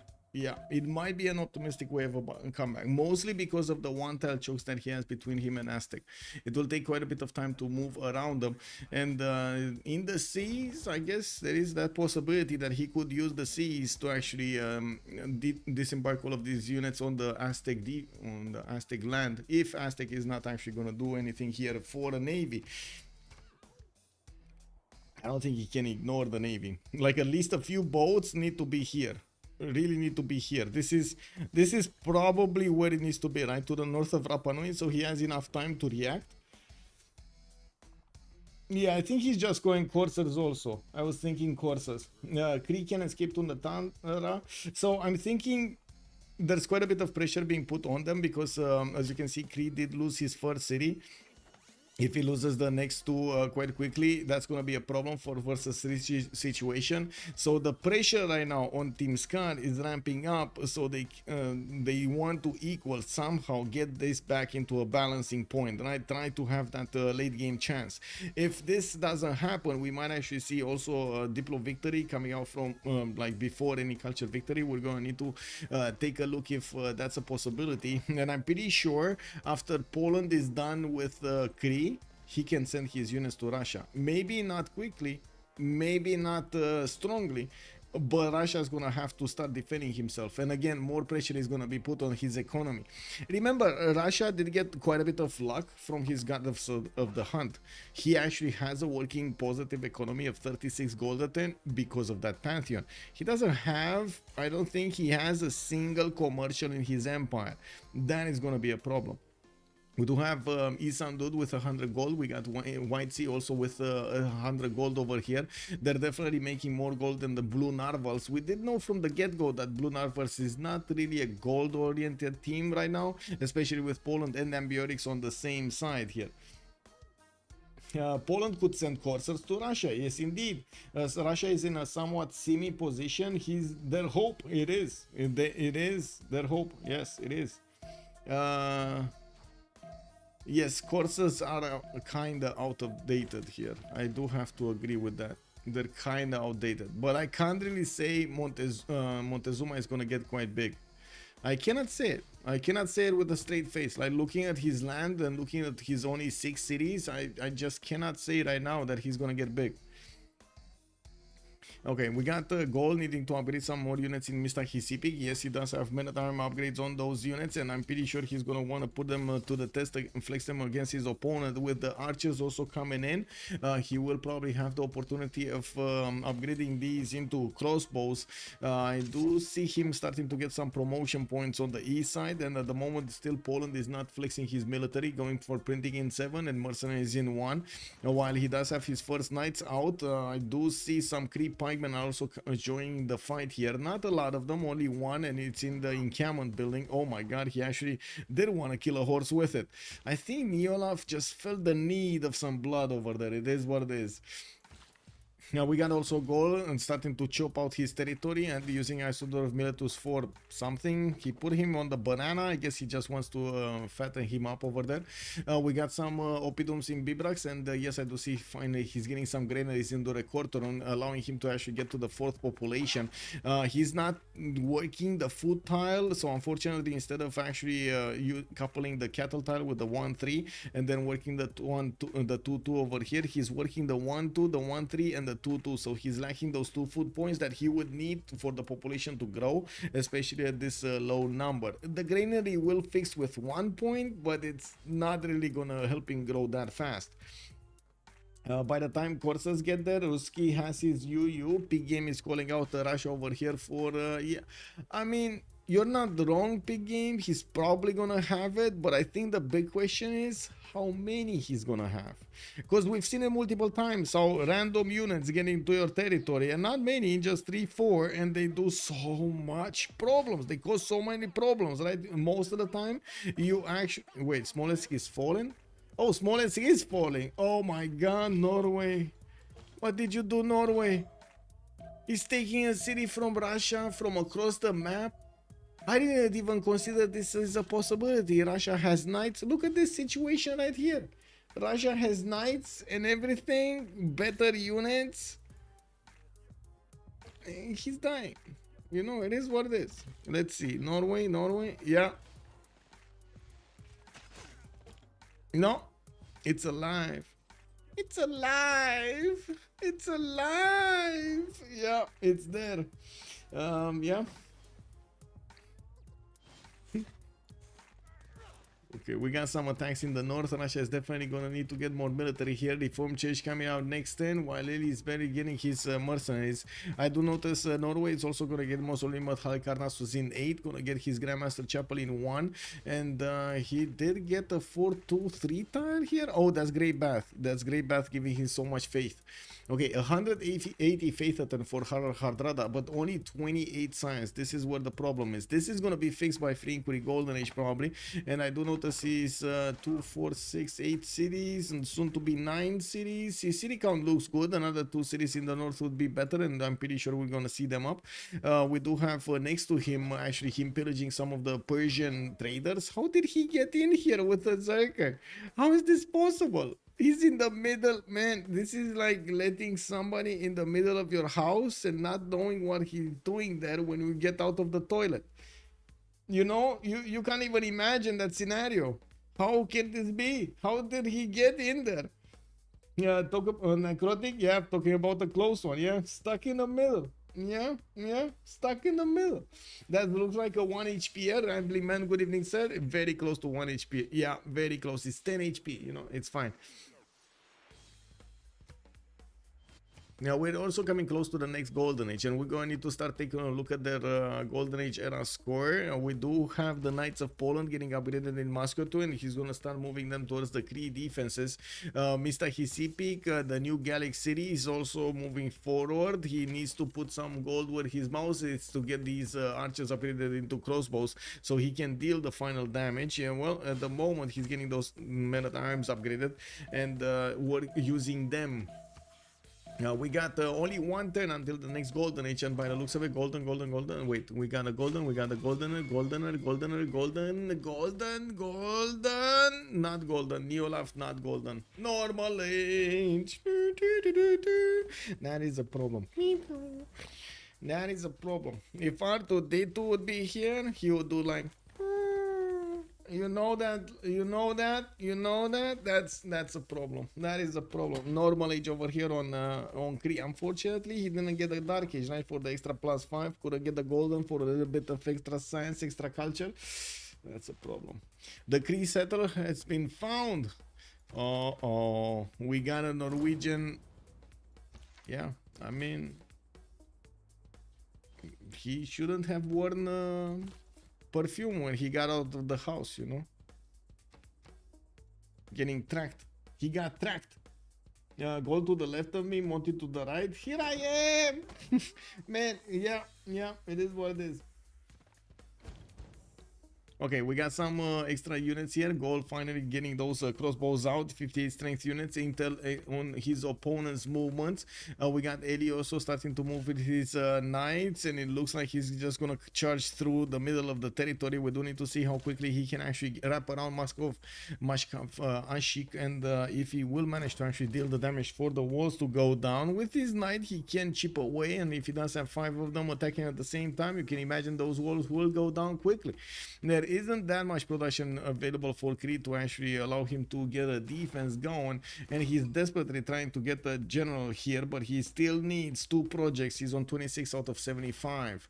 We're gonna have a pause for 2 minutes while they do their World Congress, and we're gonna come back to see what they will do after. What are their bonus points over there? What did they choose to do? That's great. Yeah.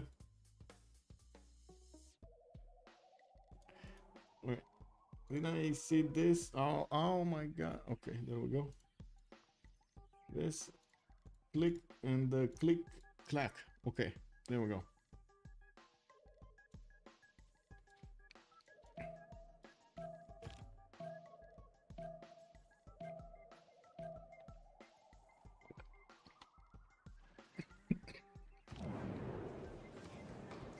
Okay, just voting in the B. And this and this, and we got a 2-minute pause.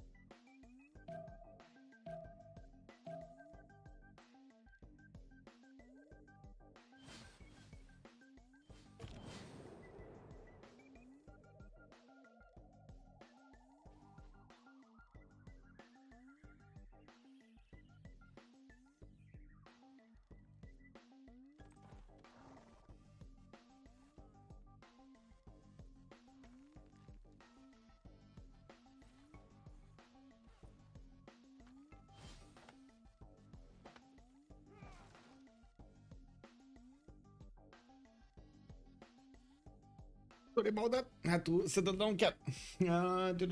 Okay, so coming back to this, we do need to take a look what happened in the Congress, and at the same time also take a look at what's going on in the map. We do have theater squares. No buildings can be created in that. Okay, so no defense, no offense. So who's gonna have? Wait a second. Russia, 54 tourism a turn. Nah, it's fine. It's fine. No points for Great General. This is a problem, especially for Cree, who was trying hard to actually get a general. Now he's not gonna get it.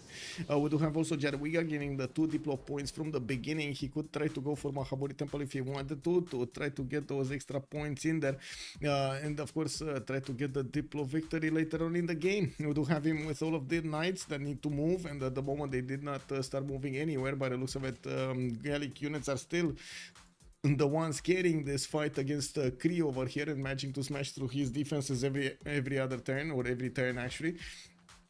Now we do have another encampment being built in Mikisivochi, which is going to give another defensive structure to Cree to use, but it doesn't look like he's actually going to get that much out of it. Looking at ORKYO, he did choose to go for a free inquiry golden age. We got him on 2, 4, 6, 8, 9 cities. Mogadishu is the newly acquired city state to the southeast, plugging in Bengala in the city of Oslo, and since he did go for a free inquiry golden age, now he does have 70 science and 83 culture.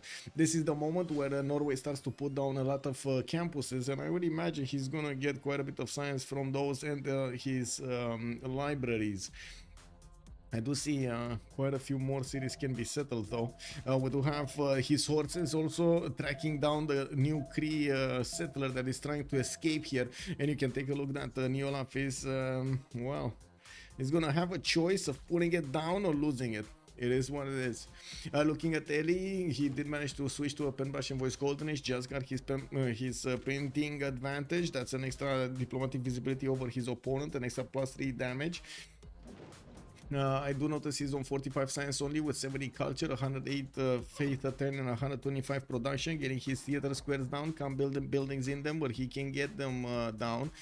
We do need to see if he's gonna manage to actually, there we go, Reformed Church coming out next turn. He's gonna get all of these units here upgraded, and the question is he gonna use them against Cree? I think this is a mistake. Like this is a major, I would say at this point of the game, it's a major mistake to try to go against Cree, since Cree is dead anyway, with your full force. Maybe he could have sent like 2 or 3 of them to take care of Cree, but I think his full force should have been here. Should have been against Russia. If they managed to get those here, this would have been terrible for Russia. Terrible. Yes, he's getting some spearmen out. Yes, maybe he's gonna get some pikemen out, but we've seen it multiple times. You don't have a general for your pikeman dies. Escape settler is dead. The Cree escape settler is not dead yet. It's still getting hunted down by the Norwegian units. This is great for the blue Narvals. It is great. Okay, so let's see what's going on next. We got Ambiotics, Pen Brush and Voice Golden Age. He's on 78, 76. He's getting his intelligence agency in 1, finishing up Mausoleum with Halikarnassus. Gonna get an extra charge on all of his upcoming engineers, not to mention Isodor of Miletus, and I'm pretty sure he's gonna be happy about this. Also working on new libraries to get that extra science in, while I do notice ORKYO did manage to jump up over 100 science here on Norway. He's also on 139 production, not really the biggest one in the game, not even by far actually. We do have Whitesy on 171 production, and Aramanis he's on 212. Can you imagine 212 production, 148 faith over there for the Russian Empire? Doesn't have a lot of units, almost lost the city to a city state, but still he's alive and kicking. We do have Issamdude also with 124 science, 38 culture on Simon Bolivar. He was preparing his attack against his opponent, and we might see this come out soon. We do have that still one horse, looking at the Aztec horse, and these horses that are gonna start moving towards the north. 4 coursers with Commandant General are gonna be deployed against his opponent, against Aztec, while Aztec is starting to build a navy. This is good. Airwolk is actually smelling this danger out from quite a bit. Oh, I see what's going on. He actually levied the city of Rapa Nui. Cree levied the city of Rapa Nui to try to get in there. Are these? No, these are Cardiff. He was trying to get to Rapa Nui and Rapa... Oh my god.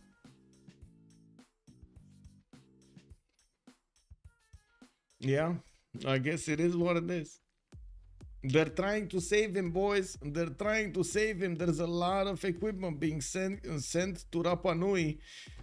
All of these Cree units are trying to wrap around over there. They're even gonna get Matterhorn bonuses in the south. We do have Gran Colombia moving in. That's one of his allies, so he's trying to help him to get Rapa Nui. I'm not sure if this is gonna be in time. It's gonna take quite a bit for the catapult to move into position to start hitting the walls.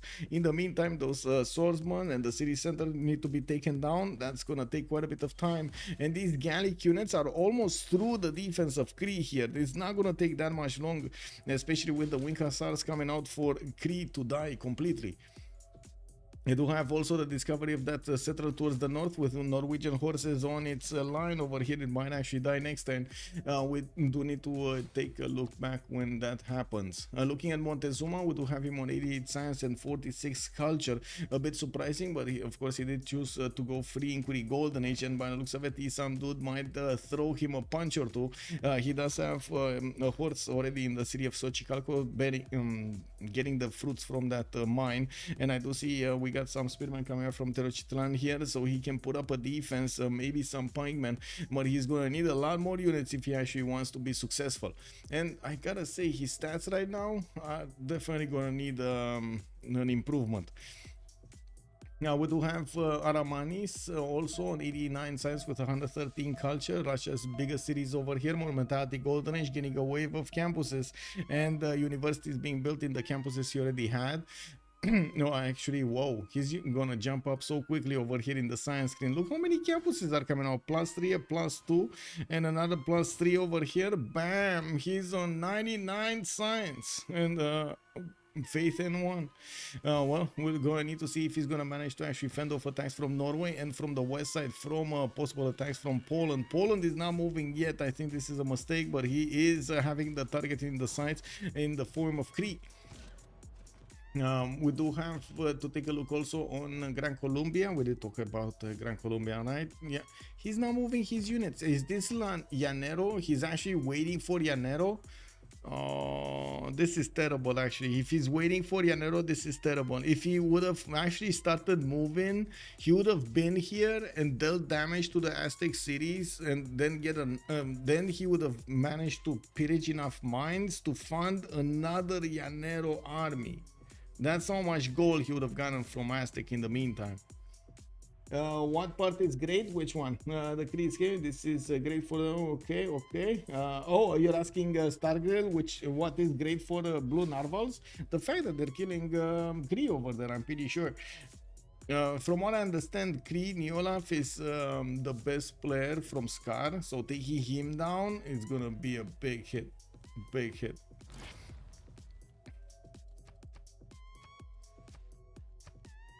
Okay, next up, we do have Nader Shah, free inquiry golden age on his side as well, 145 science, 72 culture, getting quite a few knights out, and of course getting more settlers. I do notice he's finishing up his universities in the campuses. That means he actually did manage to put quite a bit of production into these campuses. Oh, not all of them. Okay, he has 1 or 2 universities being built, not a lot of them. We do have him with a bit of an army towards the west side, where berserkers were standing and taking Mogadishu, but by the looks of it, there's no friction between them right now. There's nothing moving there. We will need to see if he's going to manage to get enough good simming going for the next part of the game, since he does manage to get the most science out of his team. He does have a decently strong culture acquirement also, as a lot of gold, 159 gold a turn. That is a lot of gold, especially when his opponents are making 3 times less. No, 2 times less, never mind, 2 times less than 2 times less. Okay, Wing Hussars from Poland moving in. Let's actually see if they're gonna take out Moscow soon. Moscow Ashik soon. By the looks of it, these Wing Hussars are gonna manage to do significant damage, especially with the Crusade belief against that city center. He doesn't need to worry about the pikemen that much. You can see even against the pikemen, the Wing Hussars do enough damage, and there we go. The pikemen didn't have anywhere to retreat, and it's almost dead over there. That's the extra damage from the Polish Wing Hussar ability. We do have Civ6 also getting slapped immediately, and I do see in the north, Norway just got a free settler. He's actually picking off that Cree city over there. We do see the Grand Colombian army actually getting close to Rapa Nui. He's 2 turns away from starting to attack with his catapult against the city's defenses, and you can see that the city actually still has swordsmen, and quite a few of them. I'm actually quite curious how much damage he's gonna do on return here when the turn rolls over. We do have 3 units from Gran Colombia that are right now not able to do enough damage against the city walls before the catapult walks in. So we got only a few turns here, and boom. Hal Zero Sar retained his knighthood for 18 months. Go Scar. Hello there, hello sir. Thank you so much for the tier 2 sub. Much appreciated, sir. 18 months. Thank you, sir. Thank you so much. Okay. What do we have here? Okay, on Cree's side, by the way, he's down to harboring a few crossbows. I do see his capital is about to lose its wall defense, and it doesn't look like Gaul is going to be interested in wrapping around to hit it from multiple sides. He's just going to use his crossbow and that frontline man-at-arms to keep doing damage against the city's defenses. That means it will take quite a bit of time to take it down, though. It will probably mean 4 to 5 turns. That might not be enough time. Cree might have enough time to actually take it up and destroy his opponent here. Rapa Nui, is it? Wait, did they discover Rapa Nui? They did not discover Rapa Nui. They do not know about Rapa Nui, unfortunately. This is a sea state. They have no vision of what's going on, and I gotta say, Gaul is quite close to it, but he never actually sent a scout to the southwest. Wave of settlers coming up from Lockthia, exactly what needs to happen over here to try to get expands going. A wave of sugar tiles are also gonna get improved here to the southeast of Bagakum. We do have also multiple traders that are gonna get out. That means commercial harbors have started appearing here in the Gallic territory, allowing him to get more food and more production towards his cities, or getting a lot of gold from trading with his allies there. We do have Poland managing to wrap around and start his attack run against Moscow of Ashik. That's one of the 2 Gallic cities that are going Cree cities that are going down right now. The capital did lose its wall defense, and I do notice even with the men-at-arms inside, it's not enough to stop these Gallic units from attacking every turn against that city center. Looking here, okay, catapult got stopped. Wait, did Cree just stop the catapult from moving? Whoa. Did Cree just stop the catapult from attacking into the city center that he needs to actually survive? Is this what happened, chat?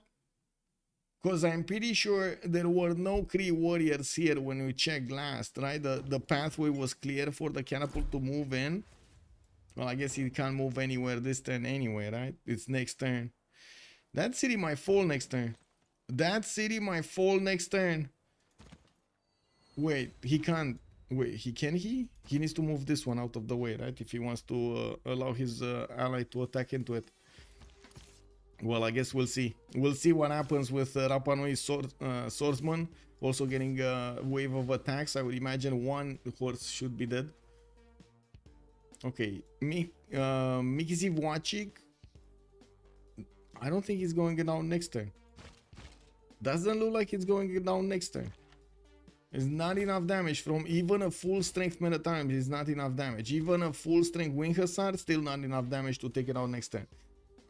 Maybe if he really like loses this men-at-arm, like if the men-at-arms dies attacking into the city center and then a wing hussar moves in. Yeah. With crossbows also. Oh, what happened to the second crossbow? Did it die? Pretty sure that was a second crossbow. Oh, anyway. This is what it is. Oh, wait, what happened to my chat? Okay, there we go. Okay, so 2 turns to keep Cree on life support. Yes, exactly. They need to keep Cree only for a few more turns and really guarantee over there in the south that Rapa Nui is going down quickly. Looks like they're not moving very quickly. Okay. So, Civ6. Oh, men-at-arms moved in. No. Oh well. Pashkavashi got taken down. We do have the Polish Winkasar getting on the road towards Miksiwachik. Poland might actually take that city also. We'll see. We'll see if he wants it or not. We do have him sending a few Winkasars to the east side, but it's too late now. Russia has quite a few spearmen, and I do have to point out Russia doesn't have all of the spearmen in his borders. He will actually take quite a bit of damage from the Winkasars. By the time he gets back, he might in his borders with them. He might actually lose quite a few of them. We got more Winkasars being bought, and I do see Roklo has been placed to the northeast of Lublin with new settlers moving out to the east side. Poland is looking to expand and get new territory out. So if Ma dies, then double Billy Islam. Okay. Oh my god, Rapa Nui is still not dead. Guys, Rapa Nui is still not dead. How is this city not dead? And these courses actually attack into it. Oh, the catapult didn't attack. Kick W, man. No attack with the catapult. Interesting. Oh, we got Aztec catapult. I cannot believe this. We got Aztec catapults on the way. And these llaneros of Gran Colombia have not even started moving. Is he smelling llaneros? Is he? He's 3 turns. Yeah, he's kind of smelling llaneros right now. We do have the coursers getting cooked over here in the city of Mexico City, and by the looks of it, they could have done so much damage to to Aztec, but right now it does look like Aztec is getting ready for the upcoming attack. Very nice, by the way, from very nice game sense from Aztec over here. I gotta admit this. Very nice, very nice. So okay, Rapa Nui did get hit by Gran Colombia's sources. This is another problem, by the way. If they do too much damage, if Gran Colombia does too much damage against them, we might actually see the Cree unit just die against the walls. Oh my god, that warrior, is it taking it? Is it taking it, or is Cree gonna disappear? He's taking it. He survived. It's all because they slacked. Okay, it looks like Poland over here is gonna take out the capital city of Cree with the help of Gaul, but they're not gonna take out Cree. He survived. Yeah, yes sir, he did. Cree will live. Cree will live, sirs. He did it. He sees it. Yeah. Aztec spy sees their units. Wait. Oh, this one. Yeah, and he sees that nothing is moving, right? Okay, we do have Aztec getting the catapults in the south. He's also gonna see what's happening in Rapa Nui, since he does have an eagle warrior for quite a bit of time in the city of Caracas. These catapults will be able to do significant damage against those walls. He knows that there's no fleet over here. He could even get to Bogota. He could get to the capital city of Gran Colombia. Of course, very hard to actually do, because you do have this canal that can be helped with bombards and so on set on each side to actually smash back these Aztec catapults. But the question is he gonna do it? Because right now he's going full llaneros. Issamdude is going towards the northeast with his military, and doesn't look like he's caring about his east side that much. But I gotta point out, Gran Colombia does have the ability to go against Gaul here and maybe pillage a few tiles in the city of Bagacum. We're gonna need to see if he's actually going to have that idea to keep on going with the units he's helped out Cree to take down Rapa Nui. We still have the capital city of Miksiwachik, since these units of Gaul did not move out and allow the Winkasar to move in. Well, as you can see over here, the Winkasar, well, he's going to need another turn to get in there. He might even die. Actually, Neolaf might kill it. Okay. Scar spacing feels completely off. Okay. How off? As in slower, upper, like faster? What do you mean off? Jacob, hello there, sir. It came down to the first move. That is indeed rare, Jacob. Good evening, sir. Yeah. Hallelujah. Muzdrat is calling out. Yeah. Hallelujah. Just what they're choosing to prioritize. I see.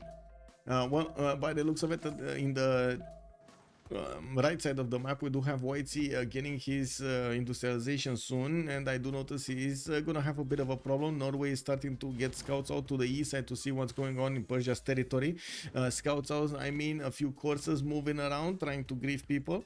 And yes, in the south there is a battle in the forest here for the banana, and it looks like that Berserker doesn't want to give it off, doesn't want to give it away. And look at that, ORKYO just ran away with the banana in the water, jumped off there.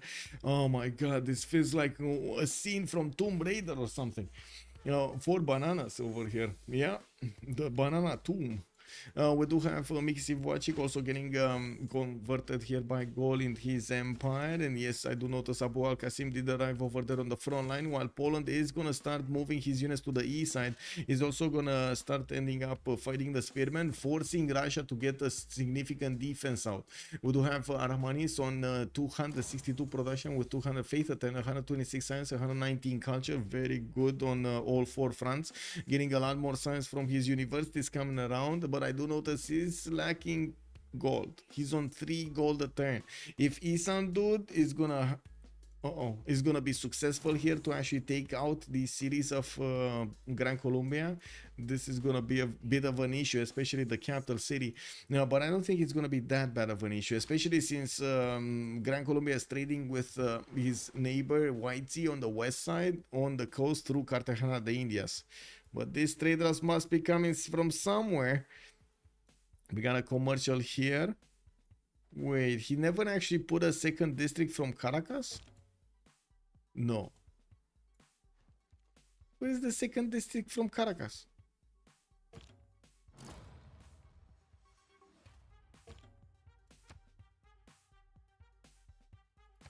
Do you guys see a second district from Caracas? Oh, that's a theater square. A 0 adjacency theater square. Okay. Is this something? That's a theater square, but that's from Bogota. Okay, that's his capital. So this is an 11 pop city with 3 district slots that are not getting used. Or 2, because, well, theater square got put down. Interesting. Interesting. Yeah. Weird. Yeah, no harbors, man. Eagle Warrior sits outside the city for multiple times just watching, and Colombia doesn't do anything. No, nothing. Not even a slinger. He actually totally ignored the Aztec unit. I'm a bit surprised that... oh, Norway. Hello. We got ORKYO here, magic to levy the Cardiff Warriors, the warriors that Cree actually managed to use to take over Rapa Nui. And I do notice they actually baited out these Gran Colombian units to go to the south so they can move with the caravels on the west side. And wait, is he still not seeing this happening? Is this? Oh my god, look at this. We got caravels just outside of the visibility of Rapa Nui. And he's using the fog of war so he can pass over there on the west side. Wow. Okay. Not leaving the boats in the middle. Doesn't want to get exposed over here. Okay. Well, we do have quite a few llaneros getting upgraded in the cities soon in the cities of Gran Colombia. Issamdude is going to require a decent amount of gold. And there we go. We got him benefiting from 700 plus gold in the bank and starting to put this gold to work. 168 science, 45 culture. Did get to llaneros. The llaneros are going to go through the pikemen and faster here. Norway and Aztec playing like a gigacat chess player. Yes, sir. Thank you so much for the 100 biddies. Much appreciated, Muzrat. Much appreciated. So he actually has land. I've been on a corner before and actually had no land after 4 districts. Yeah, I mean, he does have land, yeah. I think he does have, like in my opinion, over here, he does have land. Or water for that matter. He could definitely put a harbor somewhere. I don't think he wanted to get the harbor technology. But I'm pretty sure it would have been better to have a commercial from Caracas than have a theater square that you never build. The commercial, at least you get something out of it, you know? Sarta Marta, live or no? Oh, this city is dead. This city is very dead. This city and this city are very dead. They're only, like, wait. They're gonna be stronger, right? Right now they're gonna be stronger because he upgraded llaneros. How much are the cities? Why can't I see the... Oh my god. It's that moment again. I can't see... Because there's no unit inside of the city. I can't see the city's drop-down menu. I can see it here. Okay, Mexico City 74 strength with a Llanero inside of it. That's 54 strength, so... Okay, Caravel is still a little bit higher. It might survive. It might survive. Might have been that these Caravels arrived too late there. Okay, let's see. Is this in the fog of war? This is in the right fog of war tile. Wow, okay.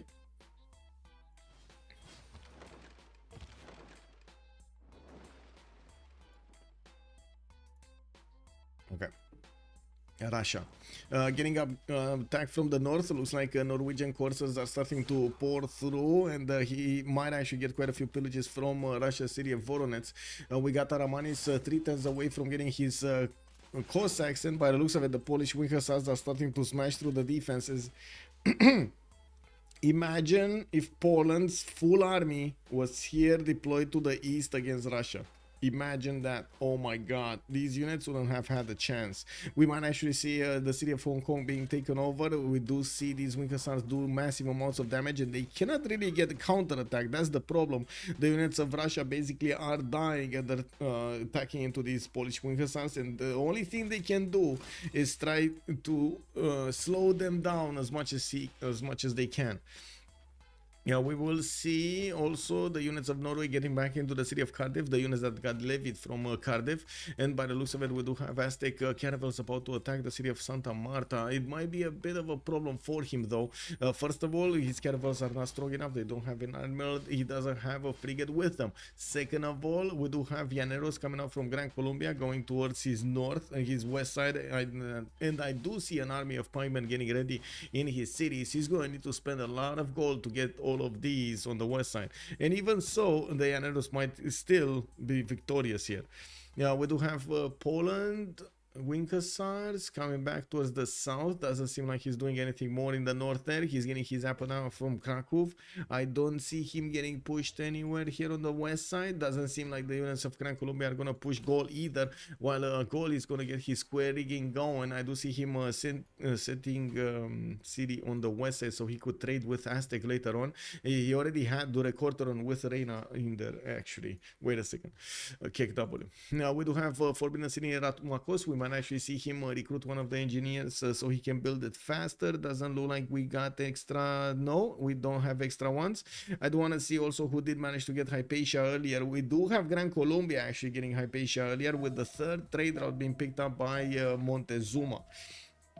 Interesting. Montezuma over here showing up big. Wait, he's not going Santa Marta, he's going Caracas? Okay.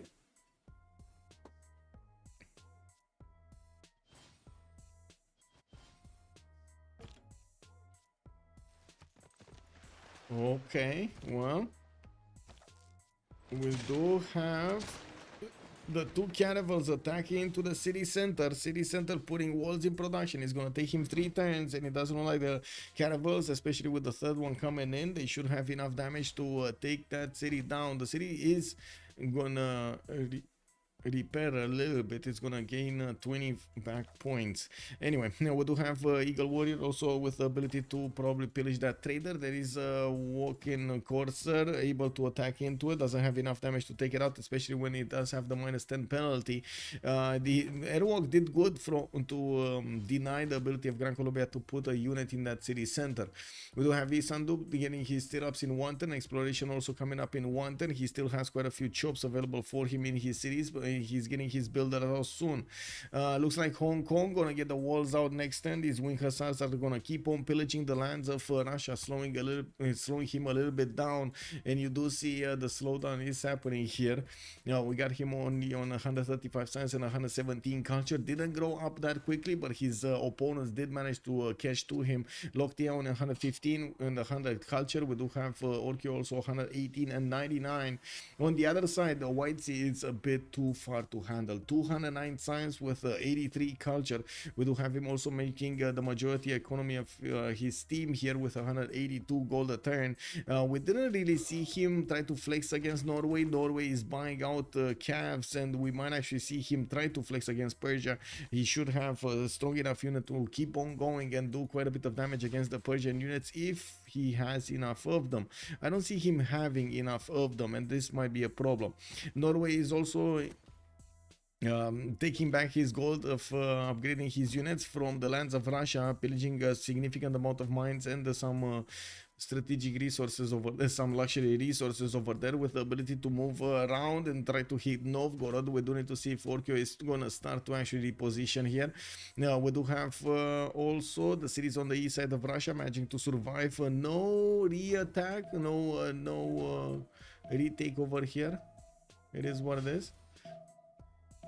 And I'm very curious if this wall is gonna finish. It should finish, by the looks of it, it should have more than enough production.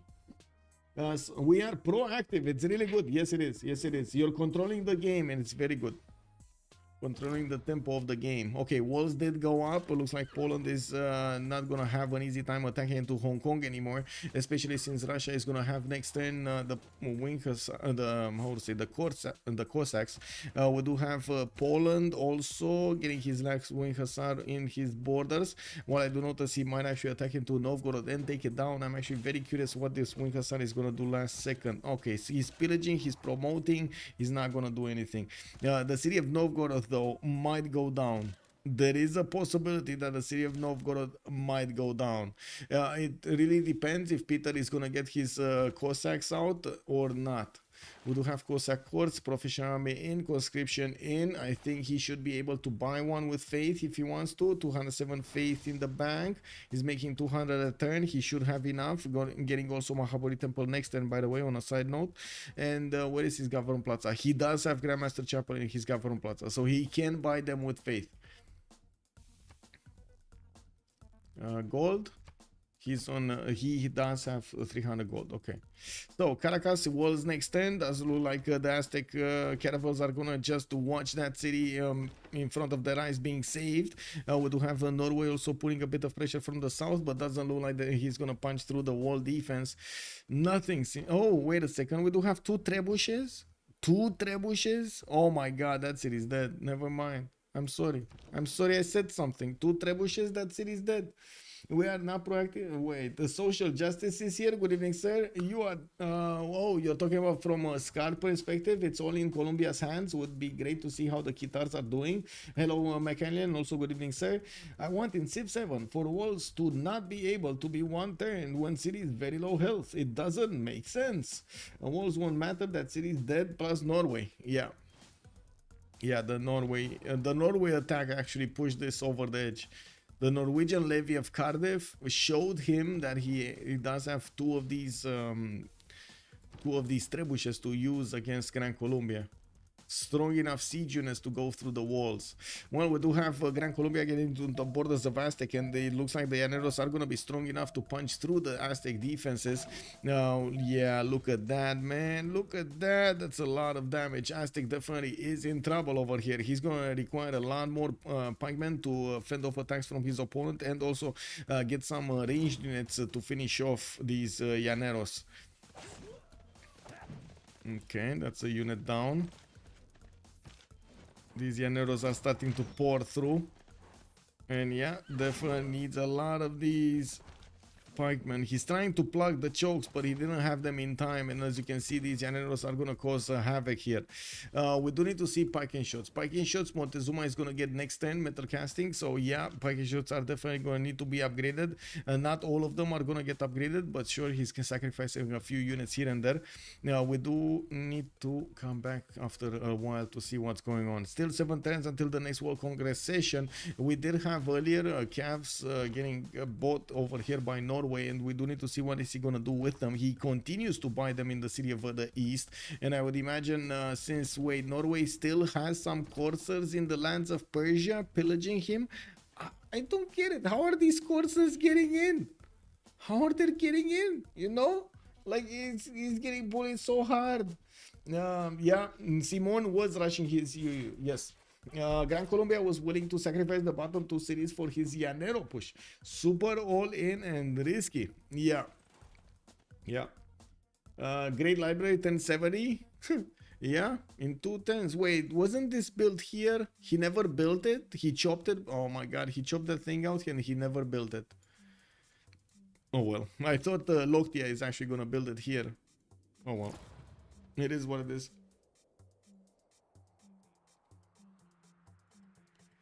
Any more bullying being done? Let's see. Novgorod getting under siege, but that city does have a Cossack right now.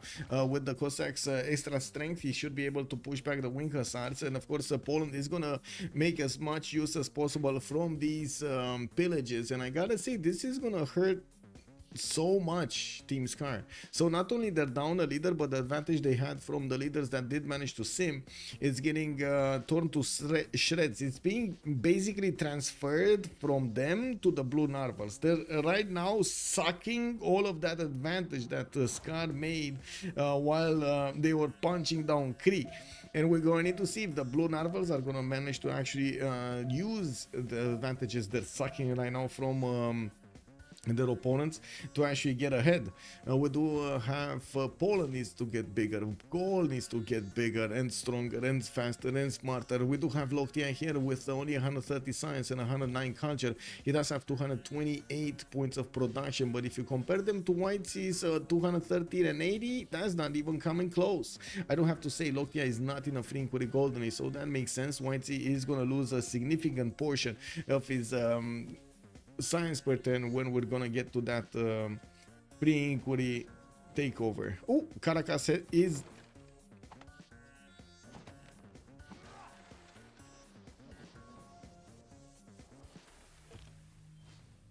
without any warning. You'll know when it comes. I'm surprised this city has been raised. I was honestly expecting that we're gonna see these units go to his capital city, his opponent's capital city, you know. Yeah, why did he not chop the walls in Santa Marta? Ah, who needs walls? Must have chopped something valuable. I think they're having a discussion between them right now, between themselves right now, because this is a hard game that's unfolding in front of them. We do have Harald managing to sim well. Gaul is managing to come back to sim well. ELIE is also going to manage to do quite a bit of damage against his opponent, and in the backline try to sim quite a bit.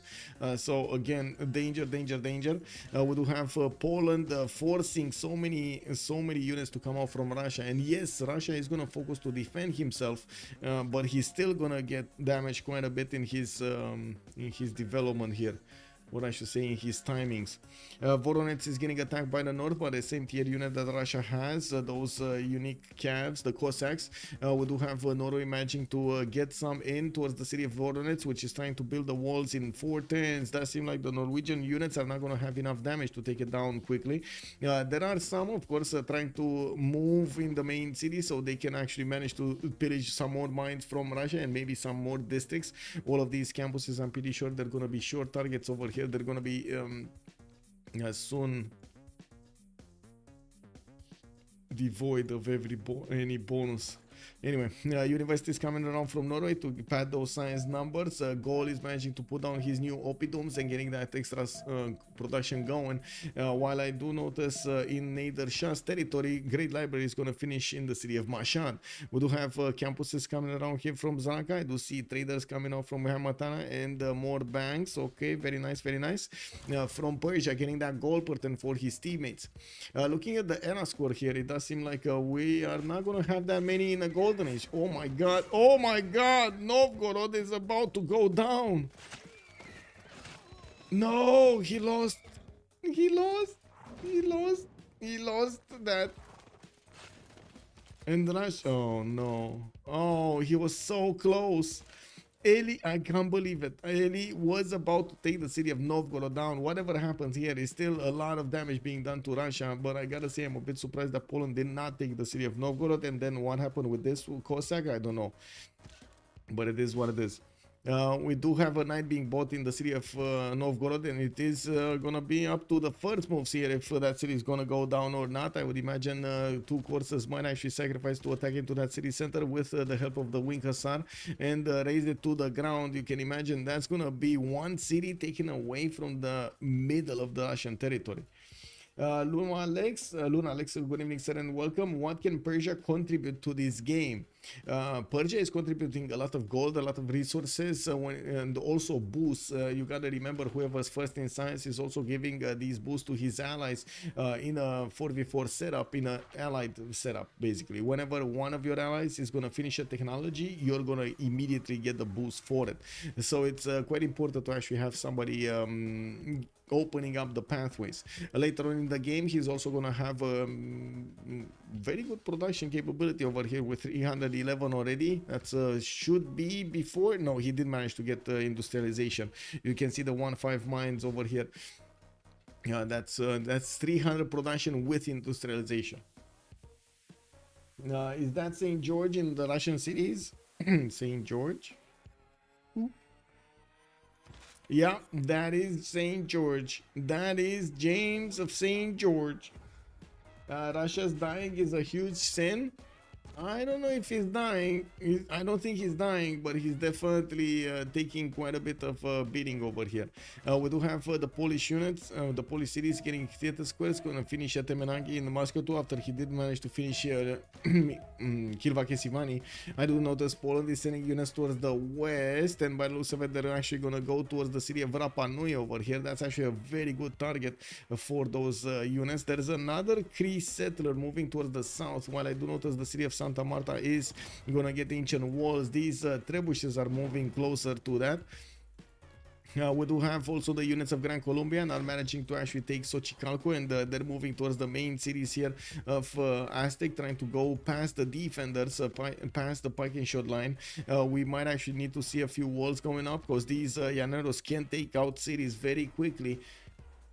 The pike and shots do have enough damage to actually attack this time against the Llaneros, and I'm pretty sure the Llanero count is gonna go down significantly in the next part of the game. While yes, maybe Montezuma is gonna lose 1 or 2 cities, he's gonna be alive.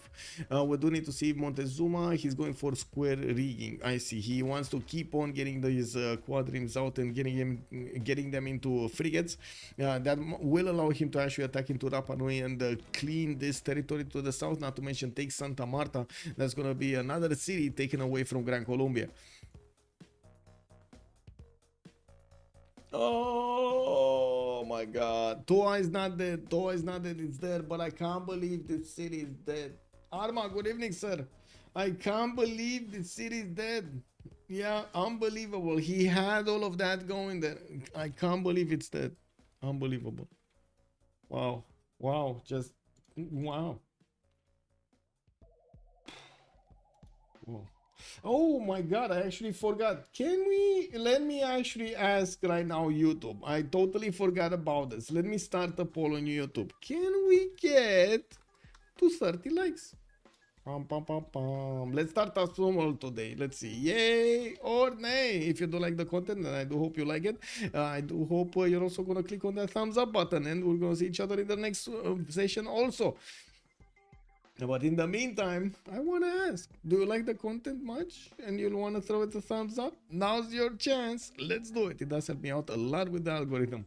And yes, I know if you do watch a lot of the content and you like a lot of it, sometimes you just forget to press that thumbs up button. It is what it is. Social justice is also saying Russian greed, building universities and stuff while getting attacked by 2 people. Well, to be fair to Russia over here, he did manage to fend off attacks for quite some time, and he did manage to keep growing in his science and culture. Unfortunately, right now, I think it's a bit too much. I think at this point, they might even want to consider what will happen here in the next part of the game. Oh my god, is actually Persia gonna lose cities also? Because we got calves over here, quite a few calves. Oh my god, he's gonna lose cities. Like these knights of Persia cannot do anything. They're watching the calves. Okay, there we go. We got a triple attack over here, and look at that. The Persian knights are not succeeding.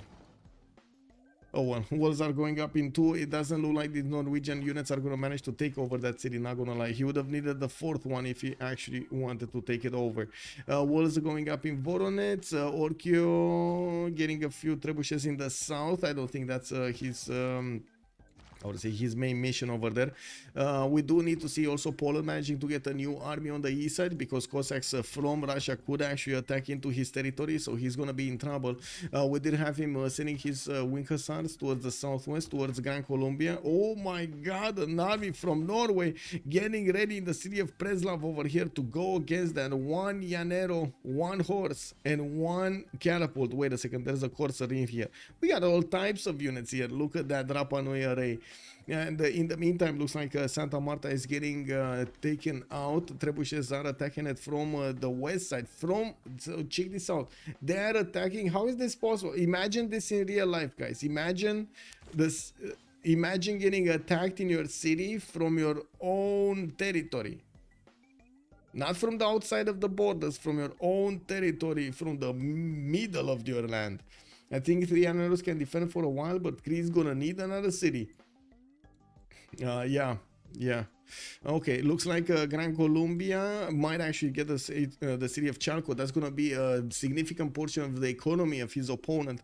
Montezuma is making 7 gold a turn, and you can imagine that's going to hurt him quite a bit. He might chop the walls, though. It's all up to the first moves. You can see he does have the builder. I hope that sill tile is going to be in his city. Yeah, it is in his city. If he does manage to chop the walls, those Llaneros shouldn't have enough damage to go through them. And by the looks of it, he did manage to stabilize the other land to the northwest. Well, let's see what happens next turn. Do we have Montezuma here? No, he doesn't have, and I don't think he has the ability to build them. Okay, so it's all up to the first moves. Is Airwolk gonna have the first move over Gran Colombia to chop the walls quickly? Basically, you know, yeah, he did.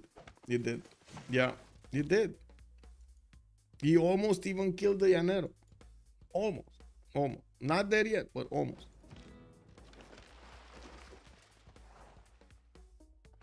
Now, Blitzcat Games, it's all of first moves. I, for example, load into a turn like 10 seconds late, so I always lose first moves. Chalco survives. Yes, we do have Aztec deploying a few units to deal with the pressure, and Gran Colombia is going to pillage whatever he has around him. I do have to point out in this time, Gaul got quite big, 170 science and 122 culture. Again, that's not free inquiry science, that is Penbrush and Voice Golden Age. We do have the city of Rapa Nui getting the walls up, and I do notice the army of Norway is not yet moving towards that Rapa Nui city. The Polish wing hussars are still making their way towards the west side, and I gotta say, ELIE over here definitely needs to get something going on the east side, because Russia might come to lash out against ORKYO. Gaul is still behind Russia and Persia in yields. Yeah. Well, okay. We do have Persia also managing to get the ancient walls and the city of Pasagar. They defended even against these multiple calves of Norway. He did manage to get those going. In the yield staff, it looks like Whitesy did also get lower gold per turn. He's on 159 gold per turn, 325 production, 233 science. Oh my god, he's actually gonna be lower science than Gaul in the next phase, in the next era. We got 2 more turns until the next World Congress. That means 1 more turn until the next Golden Age. Free Inquiry Golden Age on Harald is going to turn into a Free Inquiry Golden Age next time. ELIE is going to go for Free Inquiry Golden Age. No, into Free Inquiry. He's going to turn into a Golden Age. Golden Age on 2 members from Blue Narvals. While Montezuma and Gaul are going to go dark. Aramanis is still 7 points from getting a Golden Age. And I do see him building a what here? A who there? And by the looks of it, he's not getting the points. Is he getting the point? He's not getting the points. Yeah, he needs these 7 points and he's not getting them right now.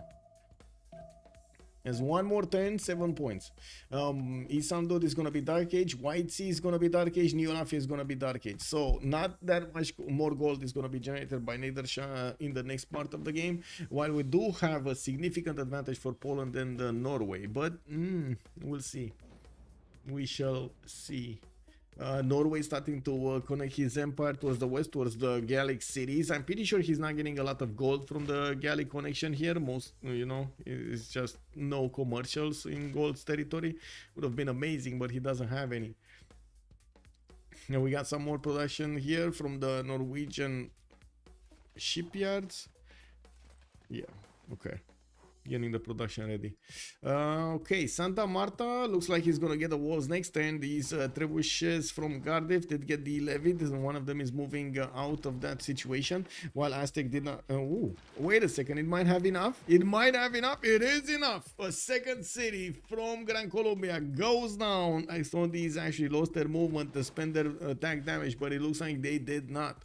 We do have also 2 spies from Aztec actually getting to do whatever they want in the commercials of his opponent of Gran Colombia, while Gran Colombia lost most of his llaneros here. We do have him just sitting and watching the units of the package shots of Aztec, keeping away Aztec from actually repairing these tiles, taking away as much gold as possible. People complain about last moves, but I think first movers are stronger. You can like shoot 5 times before your opponent on defense and always get all units to retreat. Can just slam and kill whatever on your units unless they shift enter. Last move has a nice move attack shift enter out combo, but other than that, first moves win more often, and it's hard to use last moves. You have to time well. First moves you just spam click. And he could have chopped the wall. I think there is quite a bit of, yeah, there's quite a skill over there to use the last moves. It's not easy. Counter push from Aztec will be something. If he's ever gonna counter push, yeah. If he's ever gonna counter push. We do see the Polish Winkers are starting to actually move towards Rapa Nui here quite quickly. This is gonna be grassland, so they're gonna get there in 2 turns, no problem. We do still have the Gran Colombian llaneros that are gonna pose a serious issue, but I'm actually curious if this Aztec Quadrim is actually gonna turn into a frigate or not. He built it at some point. He never actually got frigates, but I'm pretty sure he was close to frigates. So, oh well, it is what it is. We're gonna have a pause of 2 minutes to take a look at what's going on here. I'm gonna leave the screen for the yields tab. Okay, they do have enough gold. I wanted to check the gold per turn. And looking at the science career, blue Narvals are definitely way behind the Scar at the moment. I guess we're gonna need to see if the 4 versus 3 situation is gonna change anything. Yeah, let me go. Yeah, okay. So 2 minutes as a pause. We're gonna come back. I don't think it's a one-sided stomp, Machiavelli. We might actually see the team getting stomped winning. Just saying, man. It might be a surprise.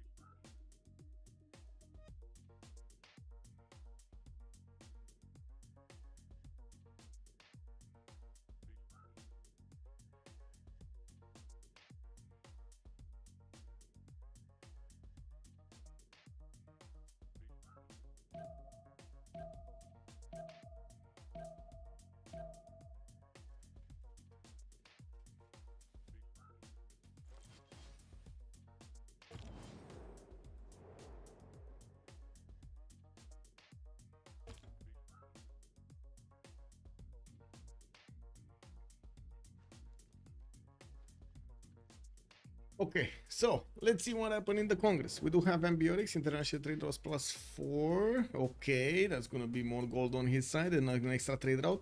Minus 25 gold producing. Wait, didn't I vote? Okay, I guess I voted.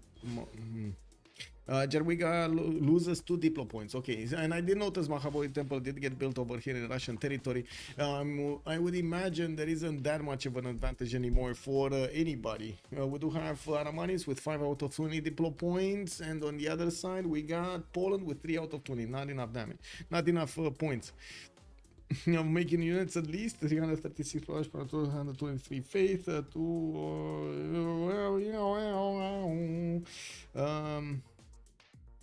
okay, I'm not sure what you calculated over there, social.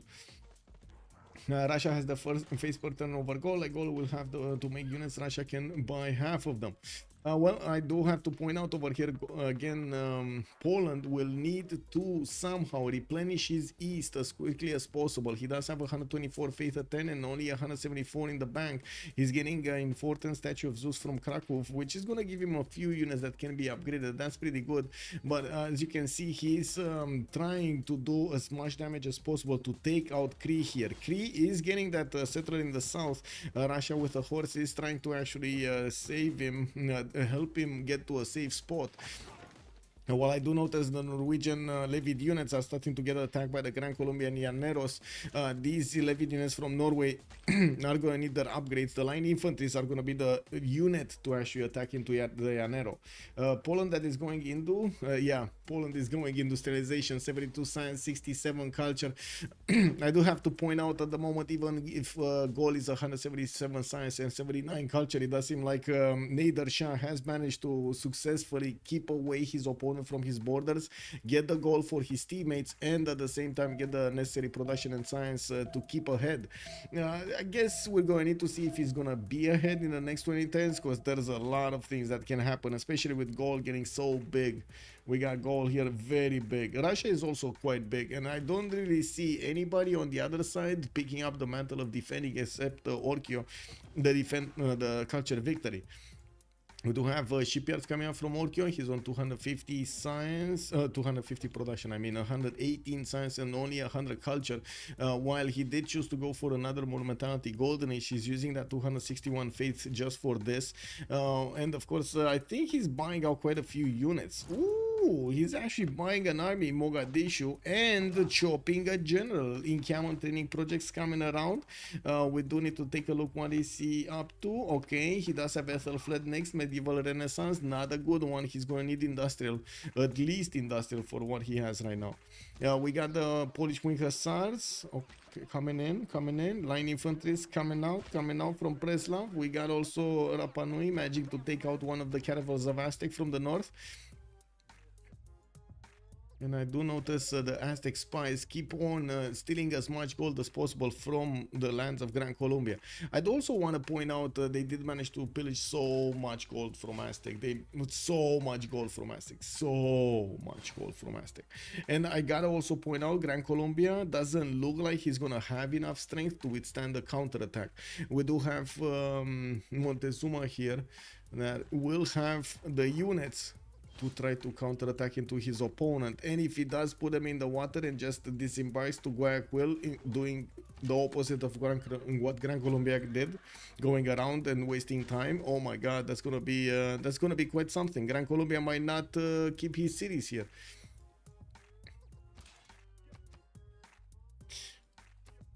Later on in the game, it will be a problem how they're gonna try to decide to defend against the highest science and culture. We're going to need to see if the culture victory is gonna be the one that is gonna be prioritized here. But it looks like we do have already 7 out of 49 tourists acquired in the game for the culture victory. Since we will have also some Diplo points acquired, we're gonna take a look at it. I guess the major problem with the Diplo is losing a player here. It is gonna be an advantage for the team that has an extra player on their side, and it doesn't seem like anybody's gonna die quickly. We do have Russia that will manage to actually take over some Polish cities, especially Wroclaw, Wroclaw. Anyway, This city looks dead. Blue Narvals are ahead in GPT now. Yeah, Montezuma does horses rather than melee units. Yeah. Faster units, I guess. Okay, ORKYO is dead. I don't think there's any way of saving that. Oh, maybe. Wait. He chopped the Wing Hussar out. He bought one here. Oh, maybe it's not that dead. These Cossacks, by the way, don't have the extra damage when that they would have when they are next to his borders. They're not as strong. And since we do have Wing Hussars getting bought and trained and built here, I think we should be fine. We do have also Polish Wing Hussars managing to get closer to the Gran Colombian units. We do need to see also the line infantries come over there so they can actually get to attack at the same time. We still have a few men at times that are going to get upgraded here, and I'm pretty sure Poland will want to clump up his units and not just chaotically attack into his opponent and benefiting from his bonuses there, his full bonuses. Looking at what Norway is doing to the east side, he doesn't have any more units pillaging Persia, and Persia is actually benefiting from a strong army. We might see Whitesy choosing to move his army towards his opponent the moment Whitesy is getting his military science going, and I would imagine he will want to wait a second. Russia is actually getting in with a Cossack. How is this possible? Hello? Wow. I can't believe he's actually getting in with a Cossack. Okay, one Cossack's dead. I really hope ORKYO is not gonna leave that Cossack just, you know, standing there. Okay. Good play, Russia. He also gets the vision on the units. Wroclaw, that's how you call it, Vladkey? Wroclaw, you're talking about this one, right? Wroclaw? Okay, I need to remember this. Wroclaw.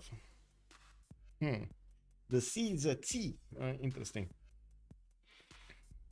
We got finally amphitheaters getting built over here in the cities of Poland, and I'm pretty sure everywhere on the map, since now they can actually build that. I do see Lockthia did manage to get enough production to get over Whitesy's 410, and we definitely need to see what Harald is going to pull off next. With Montezuma's army actually needing to get a few hills back. We do have the Gran Colombian Narvals getting pushed back out of his territory, and I'm pretty sure we will need to see Aztec choose what to do here. First of all, he's upgrading a frigate and sending it towards Rapa Nui so he can take out the walls much faster, while we do have the armies of Norway starting to move, requiring the upgrades here in the lands of Preslav. In a few turns, the Wing Hussars are gonna get in there and will manage to start chewing on the Llaneros defense. We only have 246 cities for Gran Colombia. He definitely would need a few more. He lost 2 of them to the south, which is hurting him quite a bit. He's only on 104 science and 38 culture with 121 production. And to be honest, they kind of hurt themselves over here. Montezuma is not that far away. He's 121 production, same number, a lot less gold, more culture and a little bit more science. But I wouldn't really say he's that far ahead, would you? Polish city names are so hard to pronounce. The letters don't match our normal ideas of the pronunciation. That's true, right? Plays cat games, exactly. Right? I'm having like Wroclaw. I wouldn't have thought to even. I wouldn't have thought ever to actually call it like Wroclaw. Yeah. Anyway, it is what it is. Wroclaw it is. Okay, so another Cossack is gonna go down over here. He did manage to pillage the commercial, and I do see the iron tile got pillaged over here. Only the market actually got pillaged in the commercial, not the commercial itself, the district. The units of Russia are getting into Wroclaw, and I do notice the Polish Wing Hussars are managing to get here to defend this. They will have the ability to kill one of the Wing Hussars next turn, one of the Cossacks next turn of Russia, and I do see with new ones coming in and a line of defense being built towards the Polish capital. I would imagine the Polish units should be fine.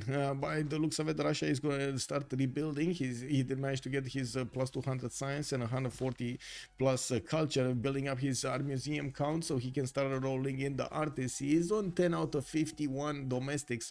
That is a good moment in time. He's also on 92 tourism at 10. Okay, that's not that good. That basically means his opponents just didn't get enough defense, not that he does have a lot of culture, or I should say tourism.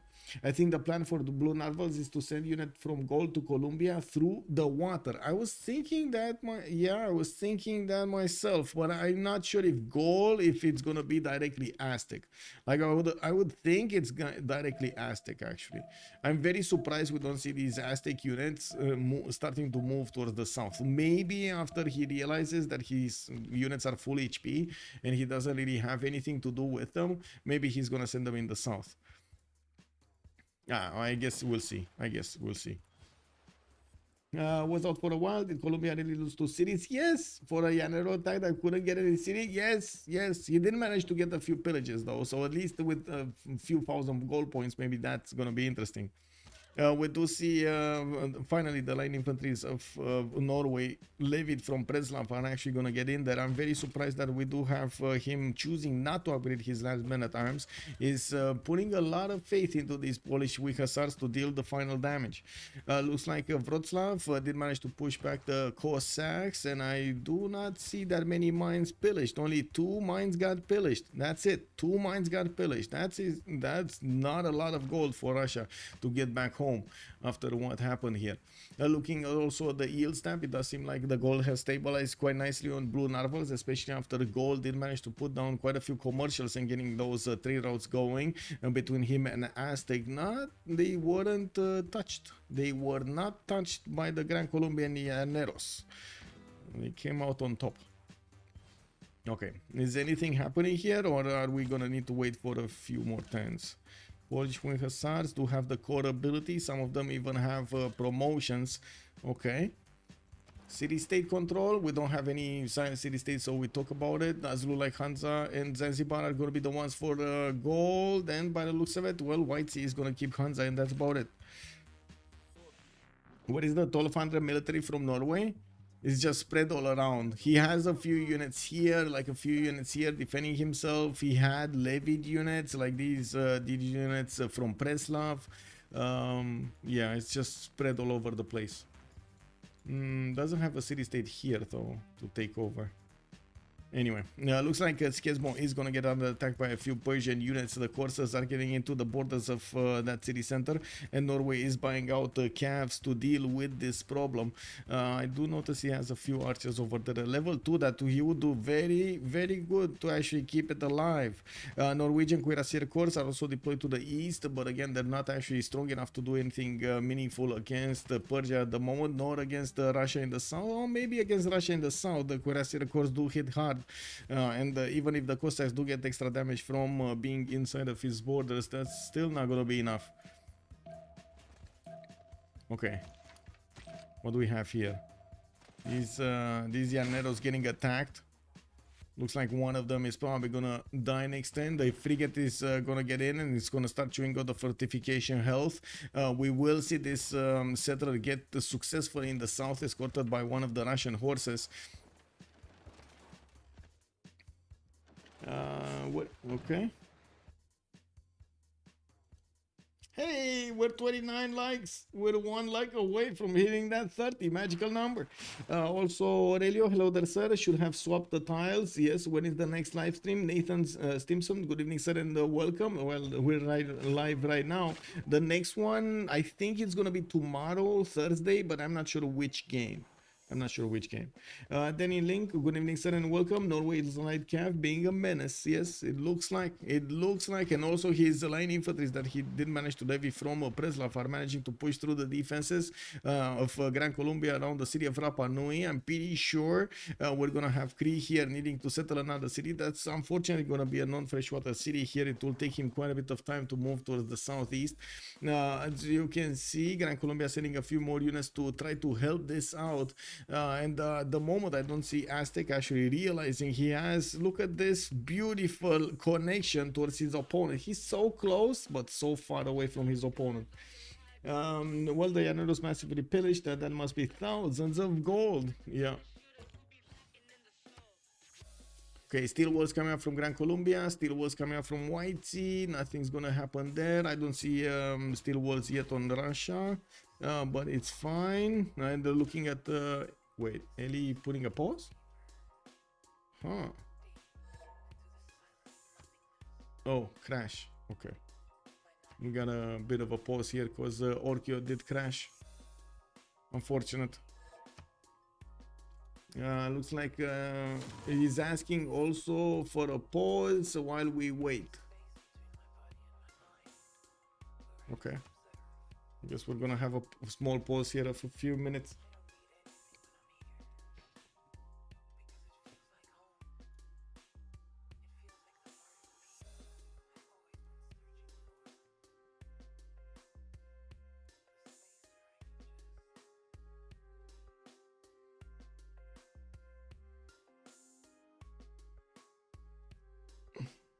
No, let me take a look at the registrations. What did happen over here? How many registrations do we have?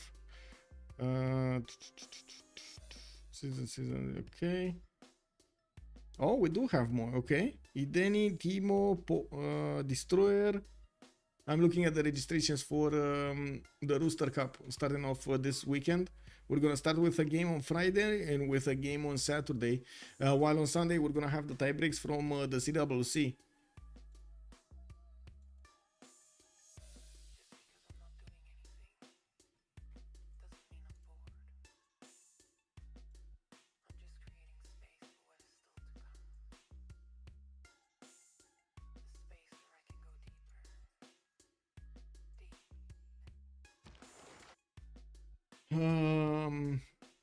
Yeah, exactly. The Rooster Cup. Machiavelli, you don't like the name? Oh, I made the logo for it also.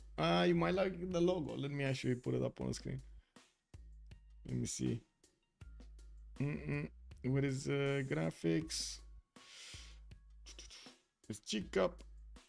There we go. There we go. Give me a second. This, not this, this. This. Look, the Rooster Cup. You like? You like? Arma for game. Also, good evening, sir. What is the win condition for blue Narvals? That's a good question. We don't know yet. As in, it's either gonna be they're gonna try to counter their opponent's culture victory and diplomatic victory first, and going for their own science victory maybe, or even trying to go for a domination over here. If they do manage to get in a 4 versus 3 situation, maybe they get into that point they can actually overwhelm their opponents with military. I do notice they're having a hard time getting their science up. Between Harald and Airwolk, we don't have that much science. Lockthia did manage to get his science up, but it's gonna be problematic, especially for against Peter and Nader Shah late game. Gran Colombia is slowly chipped apart, so again maybe we're gonna have a 4 versus 2 situation, which is gonna be significantly harder for them to get out of. No CLC in a teacup. Disappointed. Yeah, we didn't have it. No, not there. Just taking a look also at the text of the players chat on the CWC. There's quite a bit of chatter over there about the slots and some of the games actually that weren't played. Wait a second.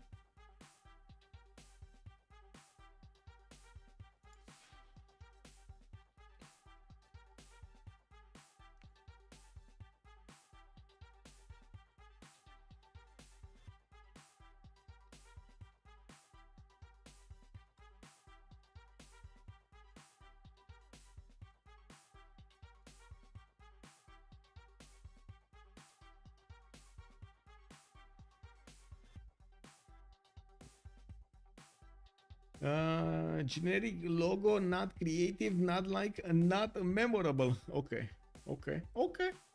I can take that. It is what it is. Could have been a lot better. I can admit that. Could have been a lot better.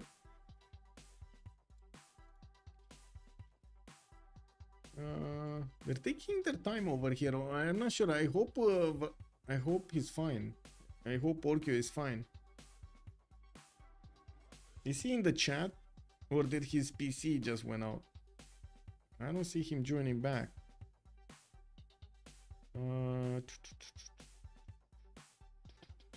I do have to point out in the Coupe de Fleurs, I believe it's one win, right? You don't have a second chance, so you need to keep on winning to be in the game. So yeah, if whoever wins this plays in the next round, whoever loses this, gonna get pushed out, right? They definitely need to be careful.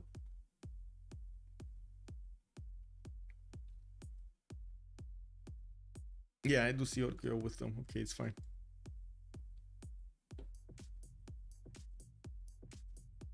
As in, it's fine that he's there, and it's fine that he's communicating with them, and we're probably gonna see him soon join, and all good. If Blue Narvals manage to kill Cree, it will stop the Diplo and the culture of victory. Yes. Well, I don't think it will stop the culture of victory because they didn't really put up a defense for the culture of victory, but I totally agree with the Diplo. That will stop the Diplo. And by the looks of it, Aztec with his frigate, well, unfortunately, he might not do that much. He will take out the walls, though. He will take out the walls. That Gran Colombian bombard is able to do so much damage against the frigate. And there we go. ORKYO is connecting.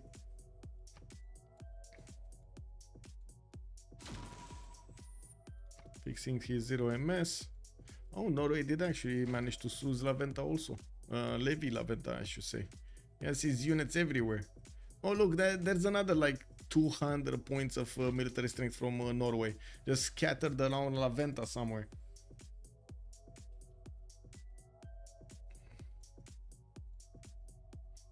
I mean, on the culture victory, it will slow it down a bit because the tourists acquired from him, from Cree, are gonna disappear.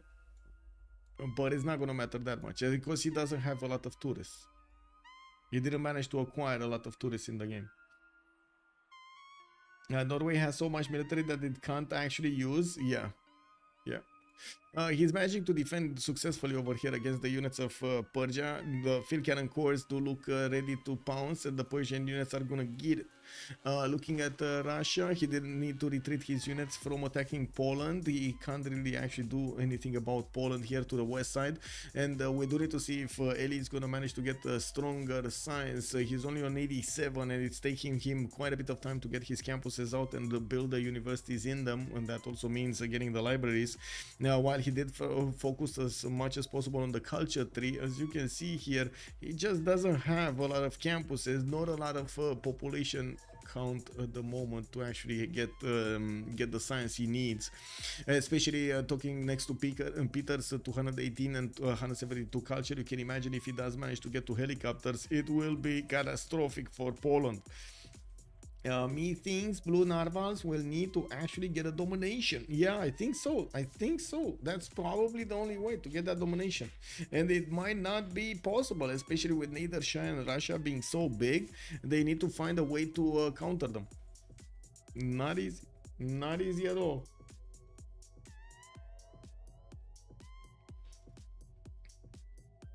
Hey, we did get to 34 likes. Amazing. Thank you. Yep, there we go. Finish that over there. Persia is top production. 274. No, I mean, he's on 274, but he's not top production, is he? We do have come on, social, you gotta give it to Nader Shah here. 495 points of production. We also have Lockthia on 469 points of production, and ORKYO is gonna be on his 289. Looking at the Cree city, we do have the Polish wing hussars managing to take chunks of the wall damage of the walls defense in Rapa Nui. While I do notice he's gonna get a settler out in 2 turns, well, we might actually see that city fall in the next turn. We definitely need to see if Airwolk is going to get to first move attack the city's defense of Rapa Nui. And I do want to take a look here if Cree did manage to put down his city. Doesn't look like it. There are only 2 attack points into that city center.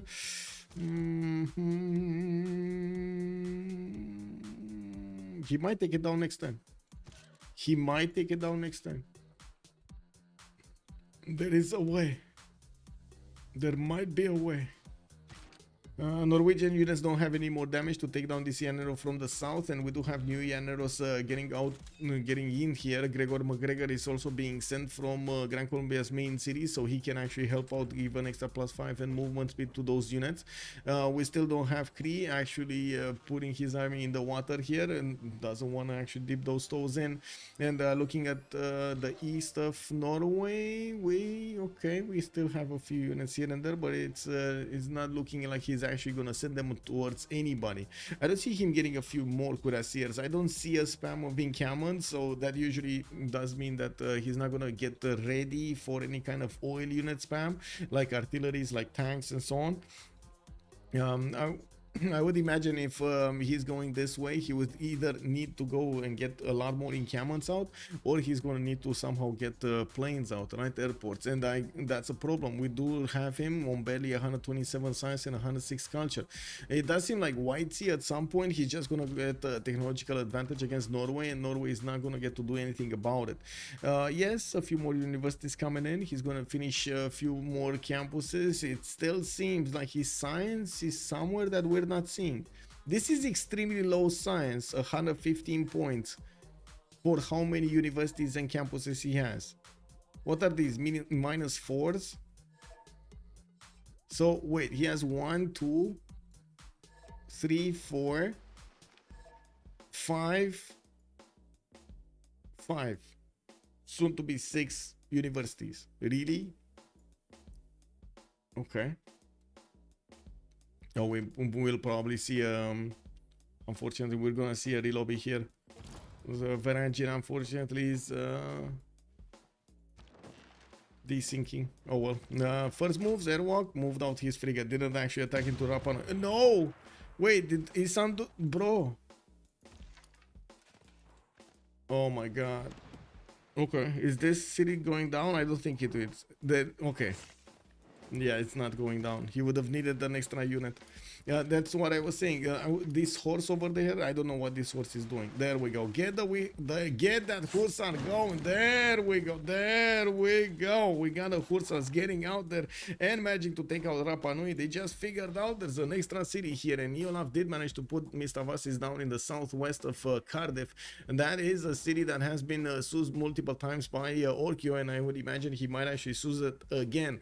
Looking at their vision, they do know where the borders are, so they do know where to go. We do still have quite a few of these wing hussars available. Norwegian infantry is also, but he's not going to get frigates to actually attack into that city center. That's too far away for the Aztec frigates to get in there. Why is everyone so irrel? Hello, their access. They have been fighting for the whole game. Social Justice also asking about Newton. Looking at the scientist screen, does seem like we did have Leonardo da Vinci. Newton got picked up by Gaul, and Ibn Khaldun got picked up by Russia. I think actually Russia got away with the biggest bonus here, Ibn Khaldun, especially with the Colosseum in his empire also, right? We do have Lockthia still having trouble getting over that 200 science, 174 and 92, while he does have the production necessary. Aramanis is on 230 points of science with 200 culture, but unfortunately he's starting to lose gold, quite a bit of it, -47. He's putting down a few markets from his cities in his commercial so he can get some more trade routes and try to get the gold going. He doesn't have a connection on the water with anybody here, not even a connection to trade with anybody. Persia is to the north, and of course they already have the trade routes being sent between him and Gran Colombia. Looking at Gaul southwest, looks like the Polish wing hussars got pushed out of the borders of Rapa Nui when he actually liberated that city center. We do need to see where is he gonna go with them next. Well, good. Cree has a route in his in its new city, very useful to give gold to his opponents. Yeah. Wait. He has a trader, yeah, but I don't think he's actually gonna trade. Okay, ELIE is saying that they're gonna relobby next turn, so after the rollover. Okay, so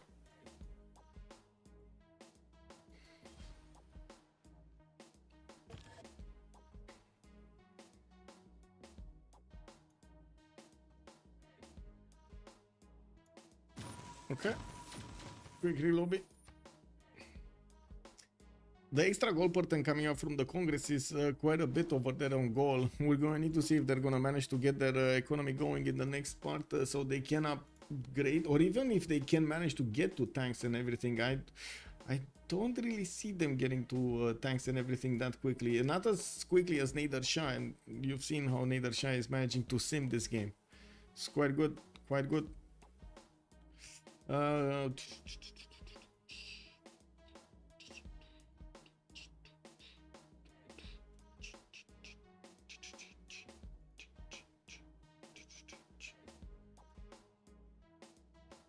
Oh, guys, did you see what Windows is putting out, by the way? Their new laptop that actually takes pictures of everything you're doing. I wonder who will say yes to that. Is anybody here considering, not saying yes, considering to say yes to that? Having something that just takes pictures in the background, stores them somewhere? Whoa. It's unbelievable.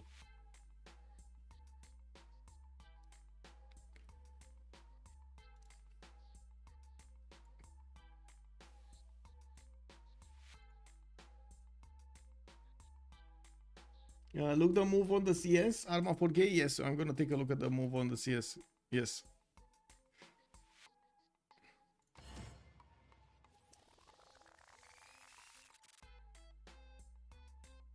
Well, yes, Moonstrat, but this is it's possible on any laptop if you have a third-party software, right? If you actually commit to it, if you want this.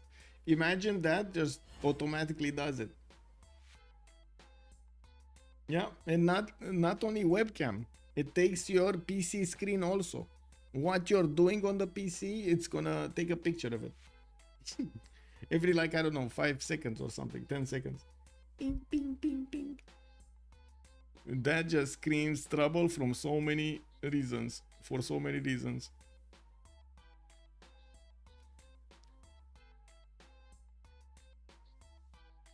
Yeah, exactly, right? Yeah, I will skip. Yeah, why would you ever consider it? I don't know. It looks like Microsoft is on. Nikig5 has joined the round table. How are they getting these ideas? How I don't get it. How are they getting these ideas? How do they Nobody there has any clue of how people actually use computers? Really, nobody? Unbelievable. Nikki G5, good evening, sir, and welcome. I don't want the secret agent on my backline. Norway is doing this game. Yeah. Victor Rowe, isn't that just like Facebook? If you didn't opt out starting June 4th, use their device to train their AI? Wait, really? Wait, what? Victor Rowe, what did you say? Facebook is trying to train their AIs on you? On everybody on Facebook? What? I mean, how did you not delete your profile yet? Why did you not delete your profile yet? Oh my god, there's gonna be so many people that are gonna say, it's fine, what can they do? Well, let's see when you can't stop buying stuff. That's old news. I see. You think that Microsoft would have learned from the always on Kinect debacle with the Xbox One debut? Yeah, they didn't learn, man. Oh my god, they didn't learn. Anyway, now we got coal power plants coming up in Persia, entertainment complexes also. He's gonna try to get a few more amenities while these industrial zones are gonna go up. His production is also gonna go up. He has been keeping his production higher than Ambiorix for the majority of the game, and you can see he's still on 500. Ambiorix is not in industrialization. From what I do see, he's on. Oh, he is. Wait, is he? Yeah, he is 151. Yeah, he does have industrialization, and I do notice he did manage to build his coal power plants and his factories in his cities, getting his spies going and getting a lot more on the east side, of finishing up all of those oppidums with those bonuses. Looking at Rapa Nui's units, or the units that did remain around Rapa Nui, I do see that Poland does have the ability to go towards the south here, towards that city of Mistavasis, which is gonna chop his walls out quite quickly. We would need to see how fast advanced these Polish Hussars would be there, but it's still gonna be at least 5 turns until he's gonna get to attack that city center. He would also require some help from either Norway or Cardiff's units, or again Norway, that would need to levy these units to send them towards the Mistavasis. Looking at Norway's east side, yes, he did manage to get a significant military out. We do have already cuirassier corps from Persia also getting ready and beefed up in Sharikumis. While we do have commercial hub investments, it doesn't look like at the moment Persia is interested in spamming out units. Only has 2 encampments and that's it. That's not going to be enough oil to upkeep a strong enough army of tank artilleries. We do have Norway getting engineers. Okay, merchants. What's happening in the merchant screen? 112, it's the toys, and it looks like Persia really wants the toys, like really wants the toys. Aztec is 54 points away, but it doesn't look like he's gonna have. Oh, he's gonna get something. He's gonna get something in Texcoco. I don't know if he's gonna have enough points to actually recruit it, but he might, and that's gonna be amazing if he does manage to snatch this away from Persia. I think he should need 2 projects, but I guess we'll see. Facebook has been using the feed post to train their AIs. Yeah. I don't know. Honestly, I don't know why in this world you would have a Facebook account in this. I don't know. I have no idea. I don't find it useful at all. It is what it is. I don't know. Okay, more universities coming up from the Gaul. Finally, he's managing to get more than 200 science. He's on 242, catching up to the other guys, while ORKYO is still struggling to get his on the board. ELIE is doing the same, 96, 131. The major problem here is the lack of campuses. He did manage to put another one in Moscow too. It's taking him quite a bit of time to build them though. We do see St. Basil Cathedral is also being built in the city of Krakow, while Wrocław is sending more units towards the Russian cities. Now we do have the Cossacks running ahead to cut off these Polish Hussars to getting too close up to the cities of Russia. Yeah, but as you can see, Poland is wanting to keep up the pressure. Russia, I think, managed to get all of the writers, like all of the writers. He has 6 extra writers that are just sitting around. Nathan, also, I don't think I'd mind the laptop as all. It would see is my playing or watching Civ all day. Yeah. And then you receive that one message, you know. I stopped using Facebook since 1999. Woo! Since 2020. Woo! Let's go, Monsters! I actually stopped using it since 2018. I'm actually very, very, very happy. You know, it is what it is. Yeah, because of their immense fake news and lack of actions against fake news. Oh, really? Okay, okay.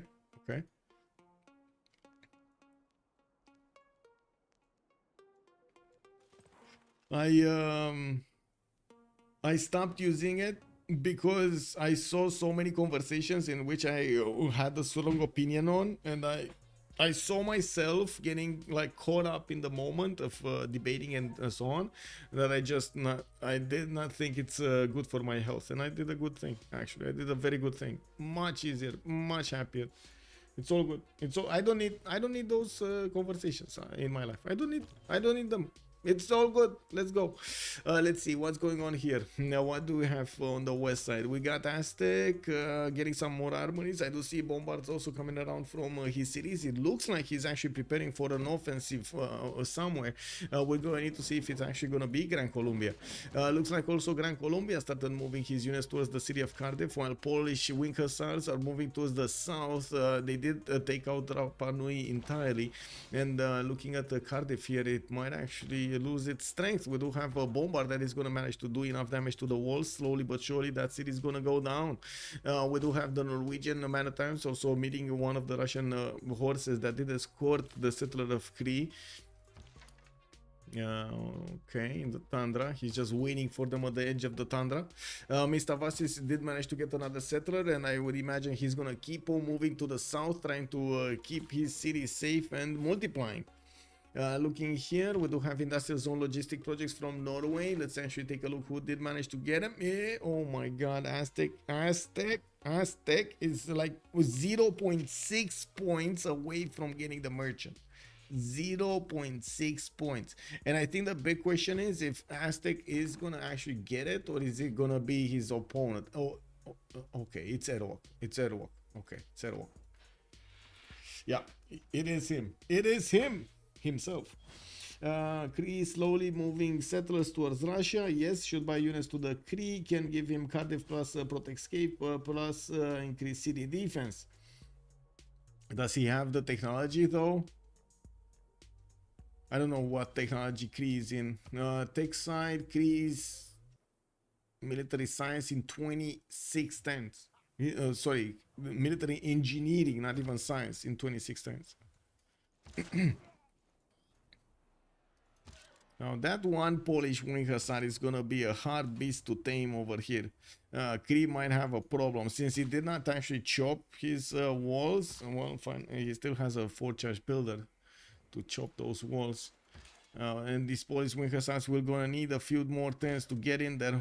With Matterhorn bonuses though, they're gonna be so fast. Whoa, I just realized they're actually gonna pass next to Matterhorn. Turn 84 and no sense. I did ask. Nobody's saying anything. Like, you know, like everybody, no sincere, no sincere. You know, Civ6 community, best community. Woo woo. Yeah, let's go. No sincere. I don't think Greece settlers gets a win time. It might not. It might not. Let's actually see what's going on here also. Persia did manage to get his how to say, his economics. Doesn't look like he's actually managing to get something else. He's going for labs. Okay, he's following that with the labs, and I do notice Norway next to him is barely getting his steel walls, but finally did manage to get to 183 science. That took him a long time, but he's getting there and getting more in the meantime. In the total tab, he's very far away from Whitesy. 2,500 points difference between ORKYO and Whitesy. While I do see Lockthia is managing to get 5,200, he's still not at the level of Whitesy and Malik Debian. Looking at the cities on the east, nothing's happening. Cities over here, nothing much is happening. Polish wing hussar corps are just bonking against the Russian Cossacks and looking at each other there. We do have the Poland cities also managing to get his factories out and building some more of these industrial zones. It did manage to build a lot of adjacency for them, so production capabilities definitely are going to be here. He's on a 287 at the moment, but ELIE still has major problems getting over 100 science. Cree without a general in the middle of the 3 enemies is definitely a sin. Okay. I think Cree has sinned. Yes. I think Cree has sinned. We got over here one sin. Then we go. Bam! Decided. Judged.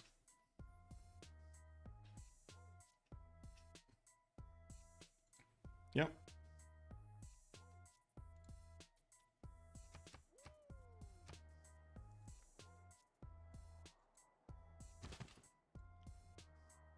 Okay, nothing much is moving here, and I do notice Norway is getting his industrial zone logistics, more encampments. Okay, this might be a move. Norway is getting another encampment somewhere. That means more generation later on in the game, and I would imagine he's gonna get more from the western cities. Looking at what's going on here, we do have the Polish wing hussar about to enter there. He's 2 turns away from attacking to the city of Misavasis, and I do see the settler of Cree still needs to keep on moving to the west side. That's his only extra settler. Poland did manage to get the wing hussar around the Gran Colombian army. The Gran Colombian military is, I guess it got distracted by Cardiff. I don't know how they actually left the Polish unit just get around him, but it is what it is. We do have ELIE managing to actually get that wing hussar towards the city of Misavasis in a few turns, if not in 2 turns, and with the 2 of them they might even go through the walls quickly. Magnus is establishing next in that city center. We do have one of the Gran Colombian Llaneros moving from the north, and immediately as you've seen that he's moving his settler towards the southwest, trying to get towards the volcano, towards that tiki hut. Maybe the tiki hut is gonna tell him how they managed to survive next to an exploding volcano. Okay, wing hussar corps, there we go. He's actually gonna get right next right next to that city center. Right next to the city center. And not doing enough damage with the Wing Hussar to take down the walls though. We might get enough damage to actually promote that unit and get it going. Oh well, we'll see. Now, Poland is just not really successfully doing the mission of taking out Cree here. Neolaf is managing to get out again. We do have also, I see aerodrome starting to come around from the Gallic cities in midst of his pick, the ones he got from Cree. He will get those aerodromes on the west side also. I would imagine these will be in jet bomber range, and we will need to see if he's gonna manage to do anything against his two opponents here, Nader, Shah and Russia. They're very far away from him on the east side. Of course, yes, relatively very far away. He can definitely use at this point in the game military engineers or something else to actually connect those cities. They see the settler. Cree is doomed. He's doomed. Well, I don't know if it's doomed, but let's see. This Winter Sun is very damaged. Well, I guess he can take it with the other one. Shouldn't be a problem. I guess we'll see. We'll see. We shall see. Oh, I see actually Poland is putting a waypoint. He wants to take the settler first with the Wing Hussar. And I think he actually wants to force a few attacks on his side, like on his Wing Hussar, so he can defend with higher strength. So he gets the experience points so he can actually promote that unit. Cardiff is being left alone. All of these Gran Colombian units are moving towards the south, and it does seem like with that one bombard is not getting in there. Oh my god! Anonymous gifter, thank you so much for the 5 gifted subs. Thank you, sir. Oh my god. Thank you. We're so good. We got Walkers, we got Isaac Pirate, we got Marina Din Whiskey, we got the Excel Ping. Just subscribe. Thank you, sirs. I do also see Monstrat dropping another 100 biddies. Thank you, sir. Much appreciated. Thank you. I think I had the sound a bit too loud though. You were hearing my echo. Go. 300 science. Gaul is managing to catch up to the 300 science of Whitesy. He still needs to get a lot more if he actually wants to successfully take that. Poland will have the ability to take that settler from Cree, and it looks like that expansion, that safety settler that Cree wanted to get, not safe anymore. Gran Colombian cuirassiers and Narvals are coming in to save this city, and it does look like Preslav did get de-levied. Unfortunately, that will create quite a bit of a problem to get Mustafas again. There just aren't enough units to take over that city, go through the wall defense and take over that city center. Looking at Varangian, still a strong military on the east side, south as well against Russia. He just built a defense and he's bunkering down, trying to get the science and the culture while putting down more encampments, probably preparing for the tank / artillery timing. Refining coming up in 3 turns. He did get the steel wall, so combustion is not far away. If he does want to actually get a lot of tanks, he's definitely going to need to upgrade them with gold. 2 turns to Diplo quarter. They can pass a Diplo. Wait, they can pass a Diplo? Okay.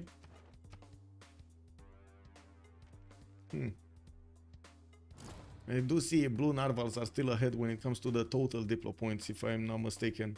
They have 2 players over 200 points. Yeah.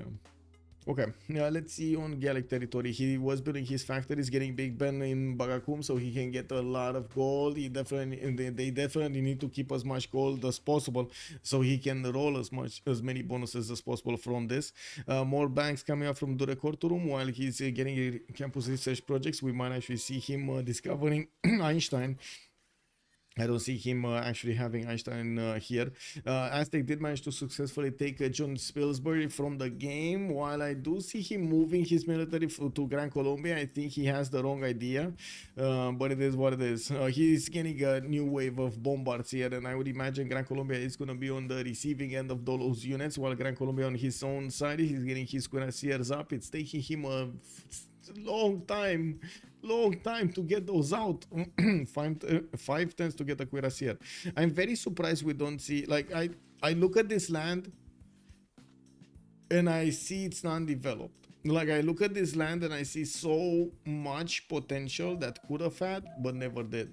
From like chops of forest, of rainforest, of stuff like that, that could have turned into units, into defensive, into other settlers, into districts, into higher science, into a lot of things that have not been used over here.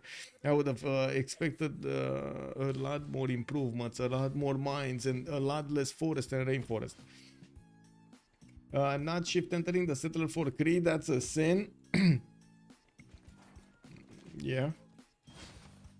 Well, he got his builder also. Poland is just not letting go. He's taking everything he can here. He's only 3 points of experience for this wing hussar to actually get a promotion. But that's again his only wing hussar available to do anything here. Shift entering the settler away. Yep. Okay. Well. Give me a second. I think I left my coffee in the other room.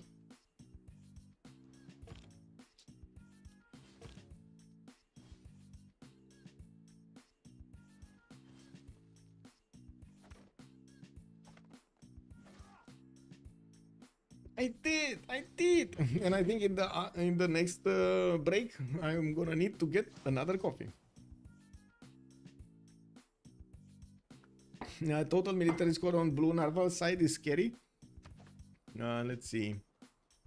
Total military score. Yeah, you're not wrong. That's a lot of military, but it's not really high tech and it's not really moving anywhere, and that's a problem. Russia over here definitely successfully defending Poland. Gran Colombia did successfully defend his south, even if he lost his coast. He did manage to help Cree survive. In the north he did some damage to Aztec, and by the looks of it, Aztec is first of all in the Dark Age, and he does have a +5 luxury attack bonus. That's amazing on his side from his amenities, while he will have an extra +5 strength from his Dark Age. He would have had the ability to actually attack into the Gran Colombian units and do significant damage if he did have a fast enough military or a movement towards his city. If only he could have drawn a direct line from his cities to the other side, right? Yeah, it's happening. It's happening. We got campus research projects coming up from Persia, and by the looks of it, we did have a rollover of scientists here. Dimitri Mendeleev has been picked up by Nader Shah. I do not see Einstein yet. No Einstein yet. In the Great Channel screen, we didn't actually get to the industrial era ones, so we don't actually have modern era bonuses, unfortunately, for them. We do have Renaissance industrial bonuses, but not the industrial modern. Norway might actually get to pick the next one up, while we did see a few of them trying to get the generals. I'm pretty sure they're more interested in getting the modern ones than these ones. It's kind of these units are starting to get expired here, or I should say their usefulness is starting to expire.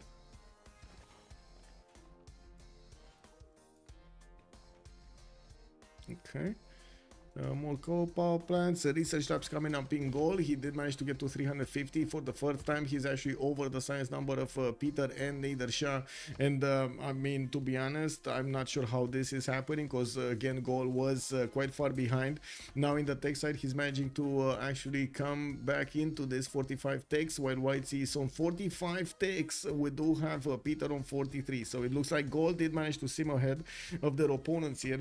600 production on his side, but he does have two opponents with 600 production each. Yeah, we do need to see also how ORKYO is going to manage to deal with Nader Shah, and of course how Poland is going to manage to also get his late game going. We did have him with the Monumentality Golden Age, and I do see he's only on 145 faith at 10. He will get another relic, I believe, from St. Basil, right? You do get a relic from Basil, St. Basil Cathedral. Awards 1 relic. There we go. I did not see Potala Palace. Have you guys seen Potala Palace anywhere? I did not see it. So Oracle over here. We do have Hanging Gardens, Colosseum, Temple of Artemis. I don't see Potala anywhere. Maybe here? No, nobody actually built Potala. Okay. Mahabodhi Temple, we did see Mahabodhi Temple being built in Russia. I do see also pyramids getting built over here in Persia's territory. Okay. So what would he need next? Statue of Liberty, maybe. Can he get it? He can definitely get it over here. Oh, wait. Where Harbor? Where Harbor? Wait. Does he not have harbors? He has sanitation, but he doesn't know how to put his boats in the water? Wow. Okay. Where Harbor? It doesn't seem like Russia is actually going for a Diplo victory. 17 out of 84 culture. He still needs a lot more tourism if he actually wants to put the pressure up. 159 tourism a turn, while his defenders are 166 here. Let me actually take a look who's defending. ELIE with 79. Yeah, ELIE with 79. Look at Poland defending this culture victory, even if he was warning his opponent there. Gaul is top science. Yeah, top science Gaul. Who would have known, right? Who would have known?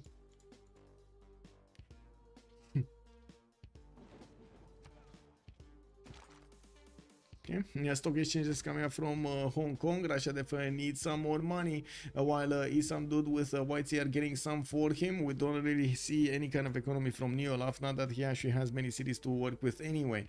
I do notice they did manage to take care of that wing hussar, the core one in the south, so there are no more units actually putting Mr. Vastus in danger. They're gonna need to build another army if they actually want to deal with this city, or with the Cree nation. Now we do have Big Ben coming up from the Gallic capital, and by the looks of it, he is managing to get 267 gold a turn. You can imagine he's going to be quite happy actually putting doubling that gold with Big Ben. A Potala Palace has been built in the lands of Gaul. Okay, we got one Forbidden City also over here for Gaul. Is what is he using right now? Retainers, craftsmen, okay, rationalism with trade confederation, rancho philosophy, triangular trade, okay, Wisselbank Merchant Republic for the gold and the production.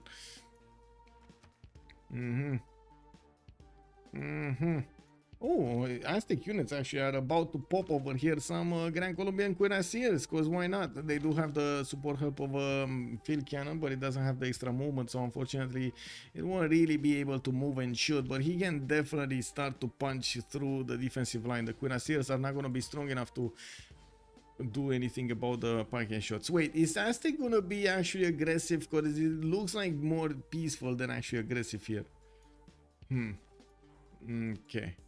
Okay, more encampments coming around from him. He's on 1, 2, 3, soon to be 4. Okay, that's a relatively good oil generation from the for the next part of the game.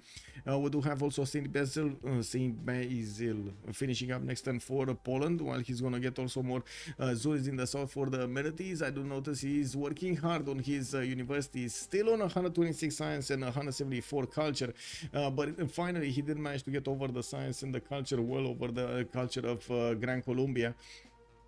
While I do notice Norway is still stagnating. He's building up his military academies. Finally another university here in Skedsmo. We do have quite a few of these military academies coming around. I want to see his cards. Okay, Republican legacy, natural philosophy, okay. Theocracy, oh, this is the problem. He needs to get the gold instead of working that extra rationalism. Oh well, it is what it is. I've given back my lost channel points from betting Scar just because of how long this game, this stream has lasted. Oh yeah. There is no way to keep us down for long. Big dog, good evening sir and welcome.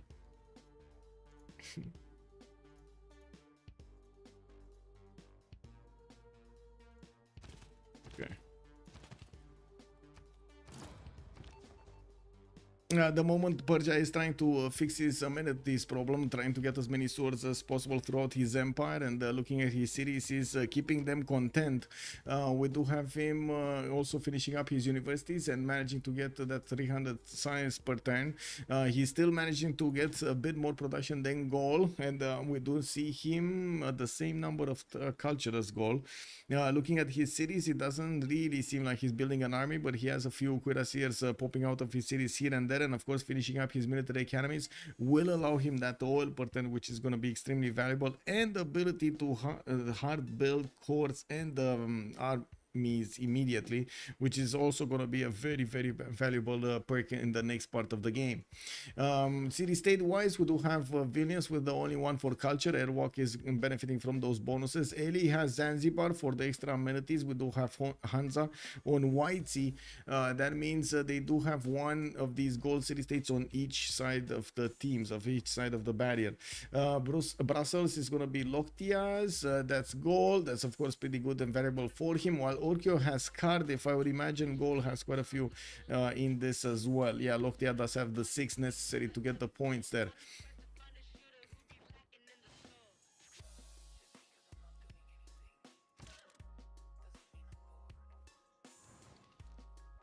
Okay, Machu Picchu coming out from Zivoacik. We got the research labs, also a lot of them coming out from Gaul, so he should start exploding.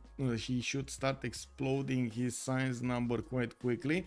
At the moment, I don't see Persia getting there, but he will start building them. Chemistry next turn with mobilization next turn. I'm pretty sure he's gonna need to build as many of those research labs as possible in all of his basically campuses, right, everywhere. Again, Russia does have the bigger stake. Poland does look like he's going to need to rebuild his army again after he did get pushed back from the Russian borders. As soon as these Cossacks get next to the borders, they do significantly increase their bonuses because of being next to the borders. +5 combat strength when in your territory or adjacent to your territory.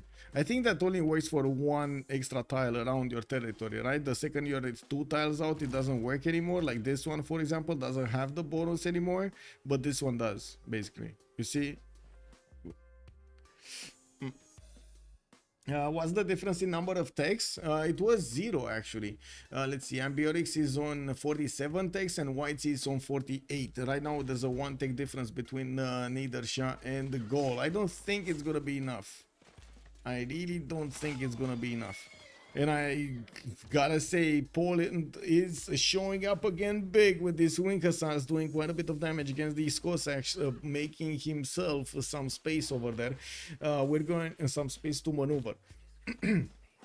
Looking at the culture defense, we do have Jadwiga managing to get only 180 culture a turn, finally getting his art museums out. But now that he does have his production going, we might actually see those buildings coming out quickly.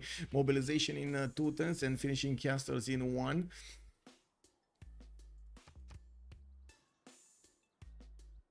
Yeah, okay. West side, what do we have? Big Venus coming up in 2 turns. Research labs also finishing up. Aztec has started pushing. Gran Colombia has tanks. And look at that, tanks actually dying against Aztec piking shots. Wow. Wow. Okay. Well, tanks from Gran Colombia is going to change up things, shake up things over there in the north quite a bit. Also allow him to defend a little bit better Mr. Vasis. But, well. It does look like Aztec is still not letting him do anything to him. In Varangian's territory, Norway is also going to have his combustion quite quickly. I do notice Norway is going for square rigging right now. Mobilization coming up in 3 turns. While he does have the upgrade button on his cuirassiers for the tanks, he wants to see what's going on in Persia's territory. He can use it during 40 turns. Wait, what's the number of tech situation? I don't know. Good evening, sir, and welcome. We got a 1 tech difference. 48 technologies for Whitesy, 47 for Ambiorix. Behind a few techs with which cost more science. Yes, how come Whitesy has made 20% extra science across the game and only 1 tech difference? Yeah. Hussars, strong, yes.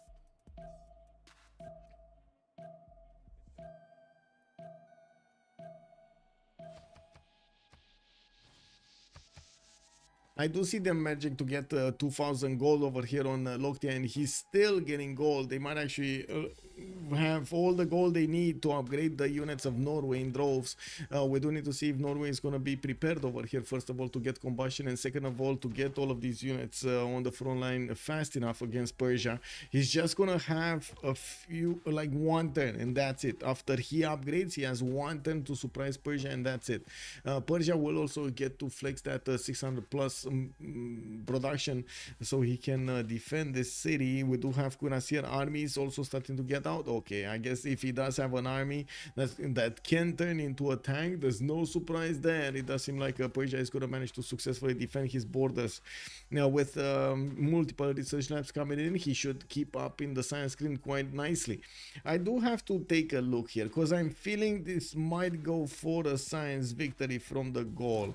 We will have Aduatuca with okay, he does have these places so he can get his spaceports out. He can get the spaceports out, no problem, no problem. I was speaking about the Hussar for the 4th turn. 40 turn.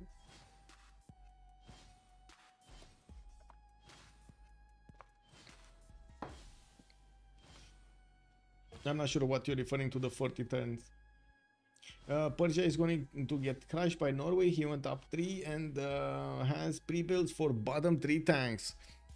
Well, Persia does have tanks. That's why he actually has about the same ticks as Lockthia, right? Lockthia did not get here, does not have steel, does not have combustion, does not have refining, does not have a lot of things. It's gonna get there though.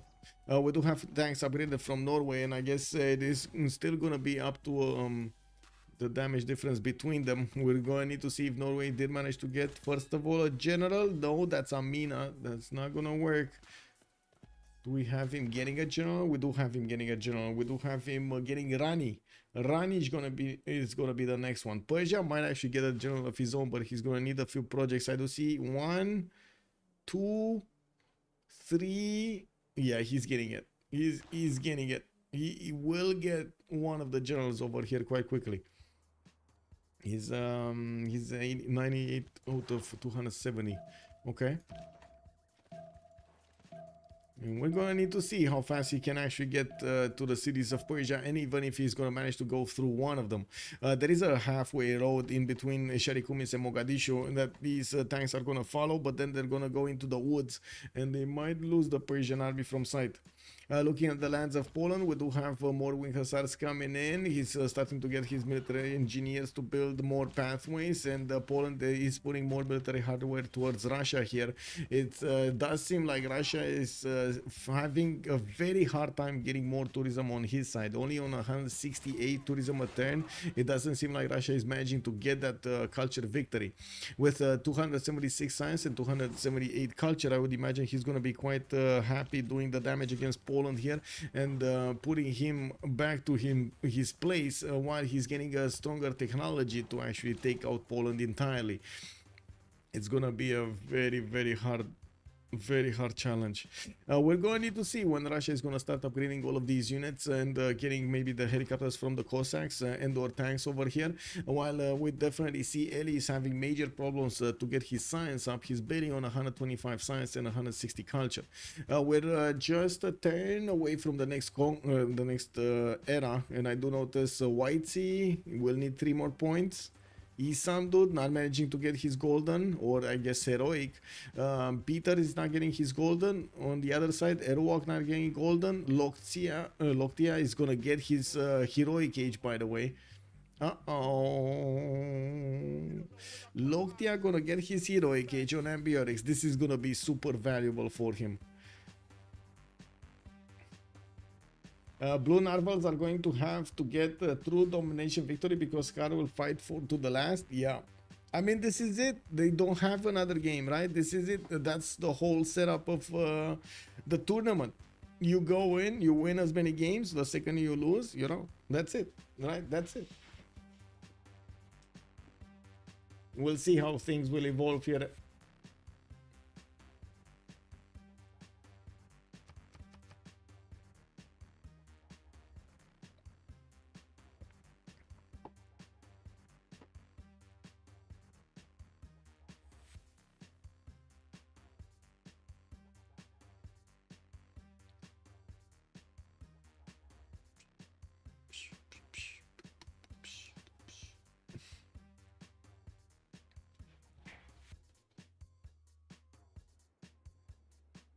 Okay, military economies in droves. Looking in the army tab, we should have more than enough oil. Yes and no. ORKYO is on 10. We got Airwolk on 11. Doesn't seem like they do have a lot of it. We were expecting also to see if Malik or Whitesy are gonna upgrade. They do have enough oil. It should be fine. And look at the gold here. Whoa, they bought everything? I'm pretty sure Big Ben finished, and I'm pretty sure they got like 4,000 gold. They bought everything? Wow, okay. We got the aerodromes coming in from the side of Gaul, and yes, he's gonna start branching out everywhere with his planes so he can help out his allies. It does seem like he's building aerodromes in the face of the east. That's gonna put him closer to Russia, but this is gonna be so hard to get there. I think actually... Okay, let me think. I was thinking GDRs might do the trick a lot more than these, but is he gonna be fast enough on GDRs? He should be fast enough in GDRs. I think he should be fast enough to the victory condition, to be honest. I don't think they should attack. I think Gaul should go space. He did manage to get also Oxford University. He did manage to get an extra card going. You can see he does have Merchant Republic, and will probably get his fascism soon, going into democracy afterwards. I'm pretty sure he should be strong enough. But chat is saying domination. Initially, I said domination also. Looking at the situation right now, does seem like Gaul will have a good, strong chance of getting that... how to say, getting that space victory. Anyone got uranium? No, nobody has uranium yet. No. Social justice. Yeah, go Scar, fight, fight, fight. Yeah.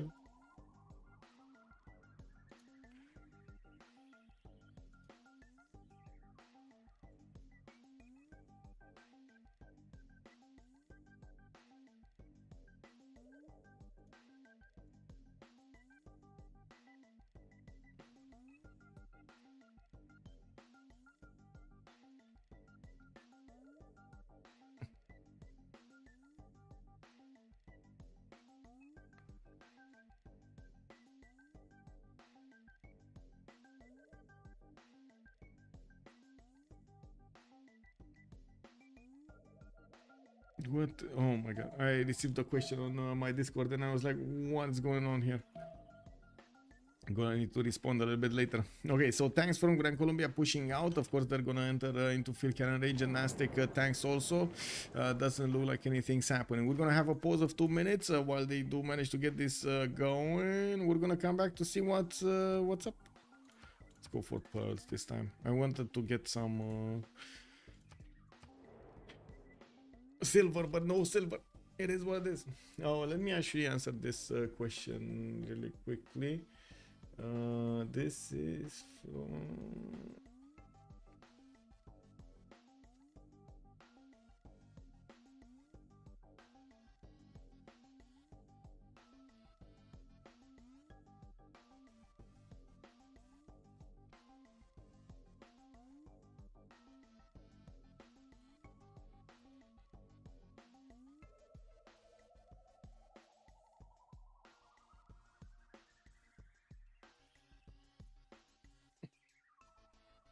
Be right back.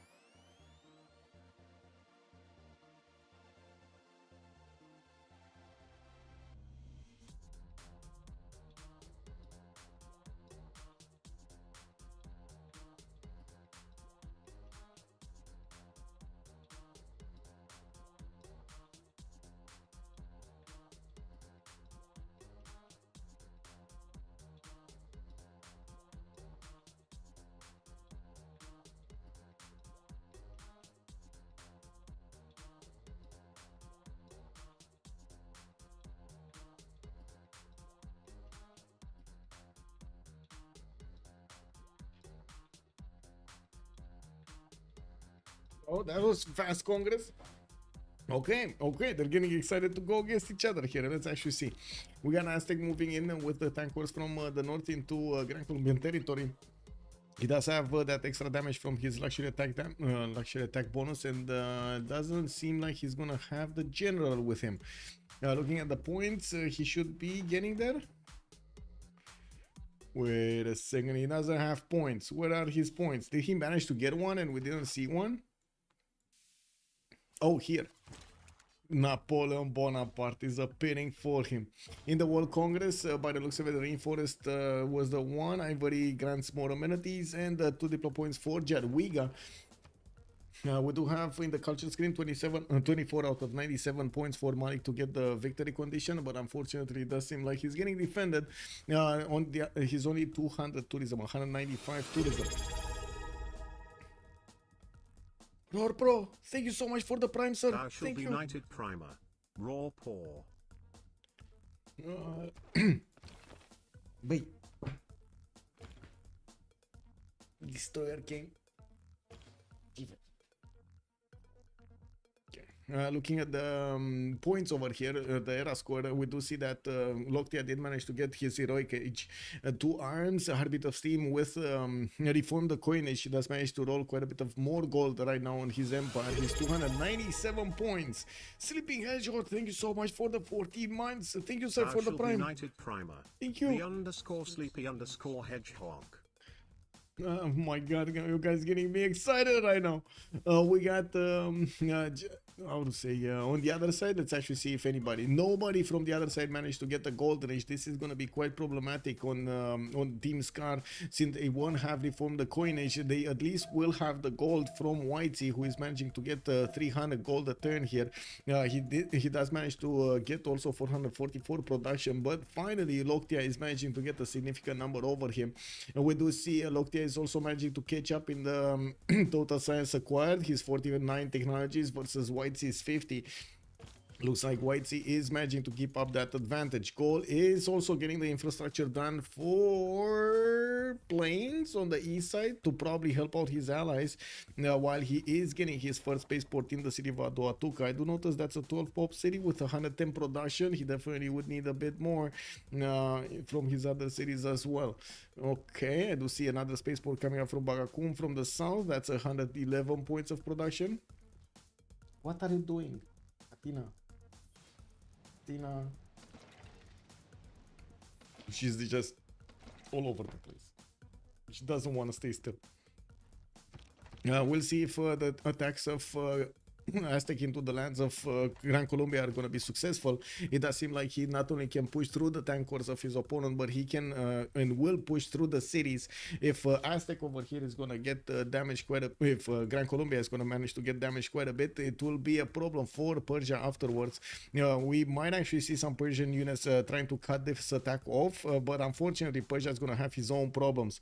We do have tanks from Norway starting to push towards the Persian city of Shah, and I do notice we do have a few artillery starting to get in there. He might actually start to shell that city to take down the city's strength. He doesn't have a balloon with him, so he still needs to attack from 2 tiles off. It is what it is. With the tank armies, Persia might actually get the counter attack off against his opponent. No, he would need 3 tanks to take out the tank from Norway. Some of the Norwegian tanks are starting to army themselves up and getting those extra bonuses. We do have him getting a general also for this military, Jose de San Martin. What I do notice, Rani has been recruited by Persia. Athena, păi ce faci acolo? Vino cu Athena.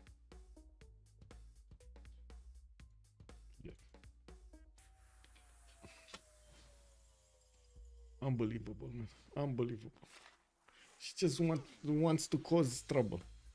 Comes, gets petted, wants to cause trouble. Comes, gets spread, it's a goes away. Comes, gets spread, goes away, causes trouble. Comes, gets spread, goes away, and causes trouble, and so on.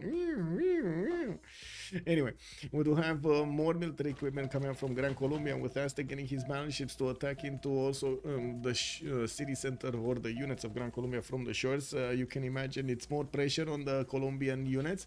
Aztec has not chosen to move this turn. A bit surprising. I was expecting him to keep on moving, getting closer to the Gran Colombian tank corps to be able to finish them off with his artilleries and tanks. We do see him, we do see also Aztec starting to switch his production capabilities towards cav so he can actually get some helicopters later on. I do see Russia is managing to get his own tanks on the board, while Poland has put a lot of spiking shots in the front of Wrocław. We do have Poland also getting those artists so he can keep up the defense. 200 plus culture and 200 tourism. Actually, wait a second, he's starting to make more tourism than Russia. Whoa! Still not even close to the production capabilities or the stats of Russia, but he's getting stronger. He's getting stronger. He does have Gaul to rely on, right? We do have Gaul still going for those spaceports, and we're going to need to see if he's going to be successful in getting those spaceport projects out. Finishing up aerodrome, still has a lot of lingering production in the cities that are not producing spaceports, and by the looks of it, he does want to get a bit more culture on his side. Only 134 culture a turn at the moment, but he does benefit from 742 points of production. Is Persia one turning techs? Let's see. You see? Persia? No. Lockthia is one turning techs. Persia is not one turning techs. Why is Persia getting pushed when it is 4,000 science? Oh, it's not 4,000 science ahead. Oh, wait a second. Of Norway? Yeah, of Norway. This is Norway's job. His job is to distract as much as possible Persia and force him to do something else other than sim. But I believe at this point Persia might be strong enough. We do have him on 500 science, 107 culture, a lot of tank armies moving to the south. He does deal a lot of damage to the Norwegian tank corps. You can see this one, for example, is managing to almost two-shot, well, I guess almost one-shot the Norwegian tank corps. The artilleries are not even... Wait, how is this not stronger? Wait, whoa. This artillery army should have been one shot to the tank army. What? Anyway, it is what it is. Commercial hub, investments coming up from Persia. Anybody got to pick Newton? Einstein got picked up by Persia. So yeah, he's getting that extra science from his research labs and putting him on track back again on the science screen to keep the science lead, I should say.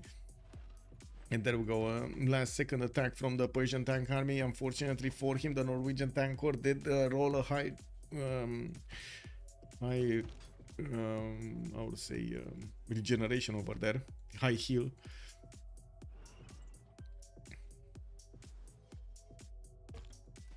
Okay. Hangars from Krakow.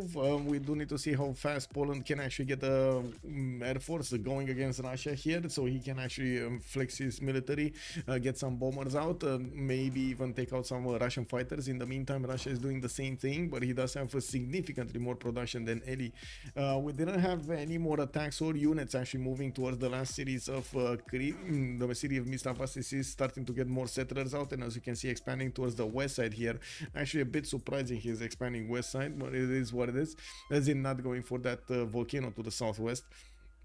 While Gran Colombia is trying to fend off the attacks of Aztec here from the north, we do see there is a banged up pike shot core over there from Aztec. But I gotta say, I'm still surprised. Aztec is not moving his military. Like this, didn't they stay here for the last 2 turns? It doesn't seem like Montezuma is that convinced he can actually push through Gran Colombia and take out his military. And to be honest, he's doing to himself exactly the, I would say, he's making the scenario come to light, come into reality because he's giving enough time for Gran Colombia to get enough defense. Right now, Gran Colombia doesn't really have a defense. Like these 3 tank corps in the front line are not gonna be a defense when these artillery corps get into. I think the fear has changed of side. Blue Narvals has the win condition and Scar need to pass somewhere. Yes. Yes, they do. Atena. Păi ce faci aici? Ai venit să ne deranjezi?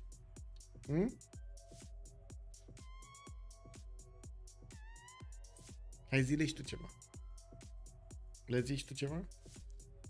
Oh, I told her to tell you something and she's just hugging the microphone. Da?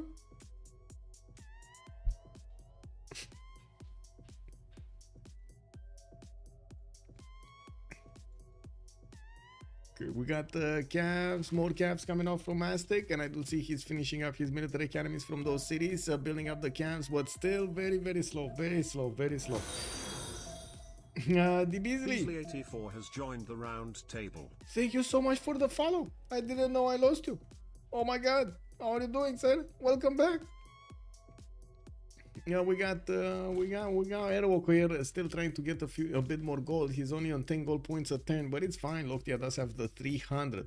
It's not that usual. We do see Gaul managing to get everything done with Ratumakos also working on that spaceport. He's 4 turns away from finishing the first one, and that will be a problem, a significant problem actually for Persia.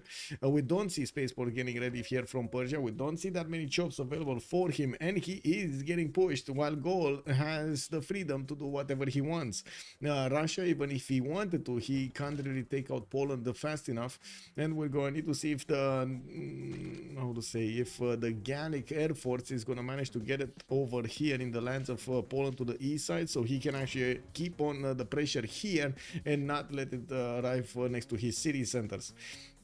We do need to see also if Gran Colombia is going to get pushed and destroyed by the Aztec tank corps from the north. It does seem like they do manage to get in there, starting to move closer and getting those artilleries to train their shots on the tanks of Gran Colombia. Hey. Haide-te jos.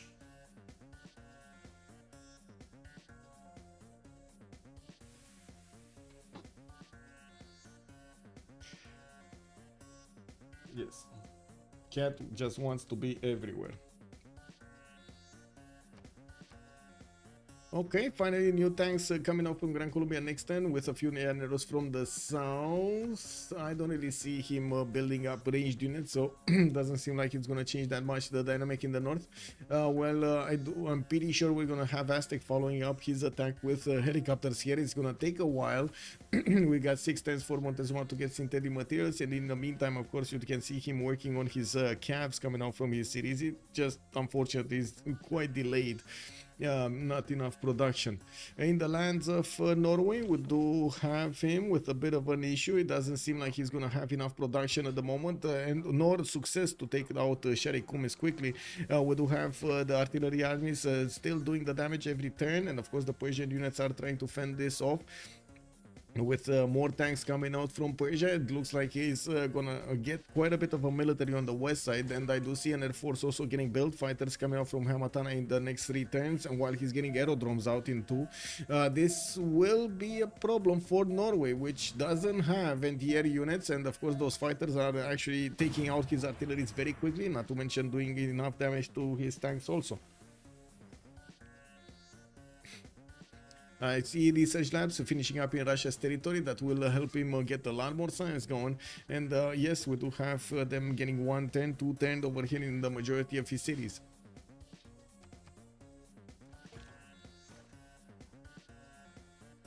Okay, broadcast centers in 2 turns in St. Petersburg, another broadcast center from Moscow in 3 there. So again, finally, we do have more culture coming out from Peter. He shouldn't be that far away from getting, a stronger government. He's still in theocracy.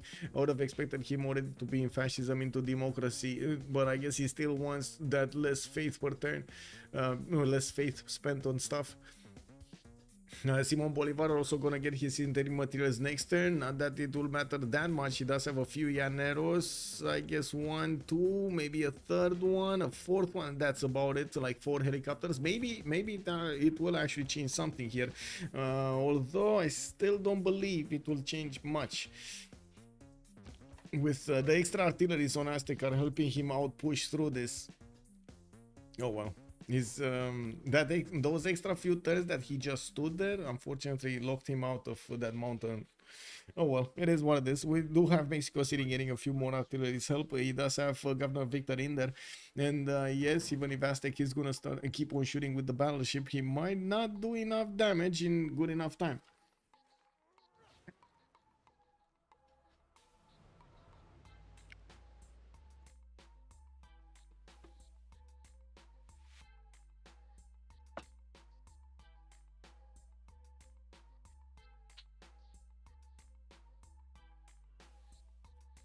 There we go. I distracted Kitty.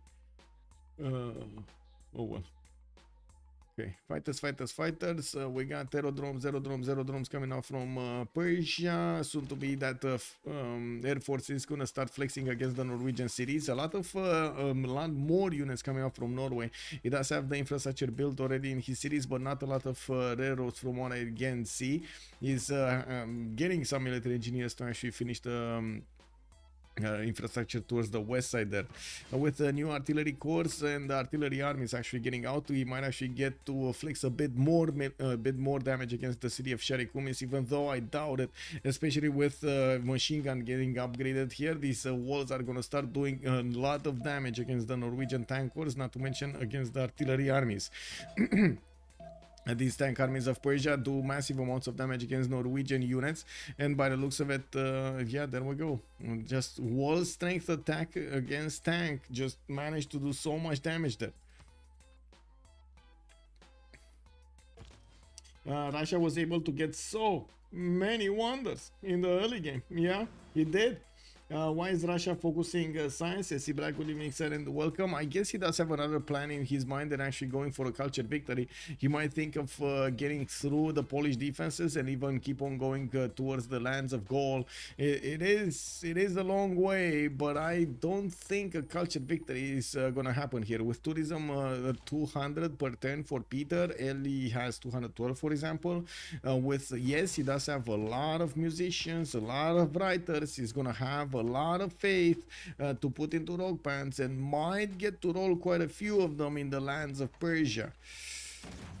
Is it gonna be enough though? That is the question. Is it gonna be enough though to get to the cultured victory? At the moment, to me, it doesn't look like it's going to be enough, especially seeing the production of Gaul finishing up these spaceports quite quickly, and you will see how fast he's going to go through the projects. He does have the science necessary. Maybe a bit more science would be helpful, actually. If he would be on like 600, 650, I think it would be better. But still, it's enough to get him, to carry him next part. He should focus culture victory. They can't beat him in war or science. Yes. They can't beat them in... Yeah, exactly, I see. Yeah, that's true.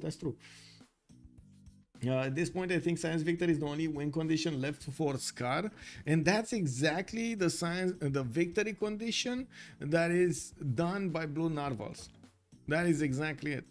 But I gotta point out, not always in the game you do have the information about what your empire, what your opponent is doing. Maybe you can see the spaceport going, but you don't know how much production. Maybe you can see some project is done, but you don't know how fast, and so on. It will take a little bit of time for that information to get deduced from the game, from the events in the game, by Team Scar. We're going to need to see, first of all, if they're aware, and second of all, if they do feel they should compete or not, because they still are kind of down a player here. Unfortunately, Neolaf doesn't seem like he's gonna do much than actually just get a few traders, and that's about it. Maybe a few more settlers here so he can stay alive, try to spread them out as wide as possible, while Gran Colombia is getting pushed quite hard from Aztec side, from the northeast. You can see he has quite a few problems keeping his borders, multiple tanks arriving, battleships on the coast, artillery corps from the north, and soon to be helicopters are getting ready to swim. Yeah, that's a problem. I am a bit worried about Harald though. Whoa, how did he get in here? Wow, how did... Wait a second. Whitesy, how did you open up that tile? What? What? Okay, well, that's a problem. That is a major problem. We got Norway actually managing to get another tile next to the camp, next to the city center of Shah, which is going to allow him to actually shoot with more artilleries against that city center, because why not? He did just army up a second one, and as you can see, the city is getting shelled every turn here, using its strength. The first biplane is out, and this will probably deal the damage necessary for the artilleries to be pushed out there. Looks like another fighter is being deployed towards the west side of his city, Skesmos east, while Norway is deploying multiple tank corps to handle Persia's aggression. We will need to see him actually reinforce this front line and manage to take out these tanks of Persia. Wow. He cannot take them down. That tank army of Persia right now, it's invincible. I cannot do anything. It cannot do anything. They cannot do anything against it. Okay. More fighters coming around, a bit late and a bit slow. 2 and 5 turns to go for, while I do notice in the lands of Gaul here, he's going to finish his first space for next turn in Bagakum and Ratumakos. We do have a few tanks also coming around from him. He was kind of in danger at some point from getting pillaged, but when those units of Gran Colombia was in Cardiff, but he never actually followed up. More Aztec Cav corps are getting out in Tenochtitlan, while I do notice finally Gran Colombia did upgrade his helicopters. You can see the helicopters are kind of useless, aren't they? Like, they die attacking into tank corps, and they kind of die getting attacked by tank corps. So I don't know, man, it's kind of weird. It is what it is. I think we can upgrade Gran Colombia, waiting to upgrade the Cav units from mistake to sin. Yeah. Not gonna lie, that might have been, yeah.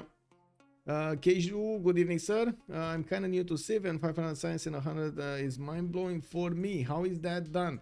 Keiju, I'm basically using as many campuses, as many universities, libraries, research labs, and as many bonuses from your cards as possible. You also need to take into account amenities from your empire. It's quite a combination of factors that are getting it to the higher science. So the campus, of course, you do get it with as much adjacency as possible.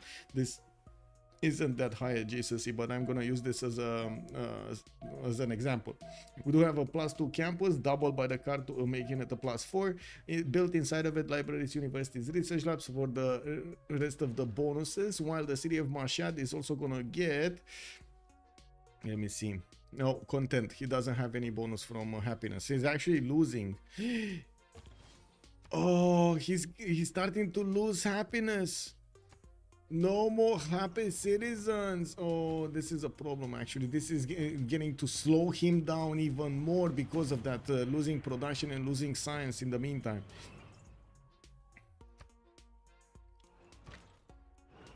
And to complete the idea that I wanted to point out, in the government tab, you're gonna see, you're gonna want to use, first of all, the natural philosophy for the double district adjacency and rationalism. A lot of the players are using rationalism to get to these science numbers.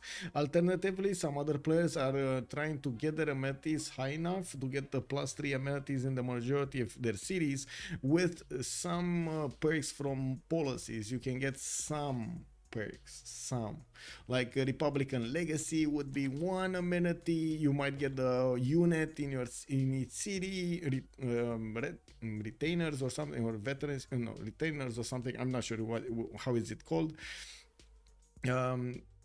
And some other how to say policies in the middle, liberalism, for example, or the one that gives you governor titles from governors established to some bonuses, amenities. Sin recap is the KHN. Well, first of all, we did have Cree settling a city in the face of Poland. So Cree, he had 3 cities. This was what Cree was, right? He had 3 cities. For some reason, he went and settled this one, didn't have a road from it, and it was right next to the Polish city. You kind of imagine what happened to Moscow, too, right? You kind of can imagine what happened to Moscow even before horses got there. I guess I'll have to watch the rest of this on the YouTube replay. Time to me to head out. Have a good evening, Pelikanaf. Philip, good evening. Salty Capybara, hello there, man. Good evening. How are you doing? I'd be happy too if I lived in a world of perma war. Seriously, how do people get ecstatic when there's a constant invasion threat for centuries? Yeah. True. True.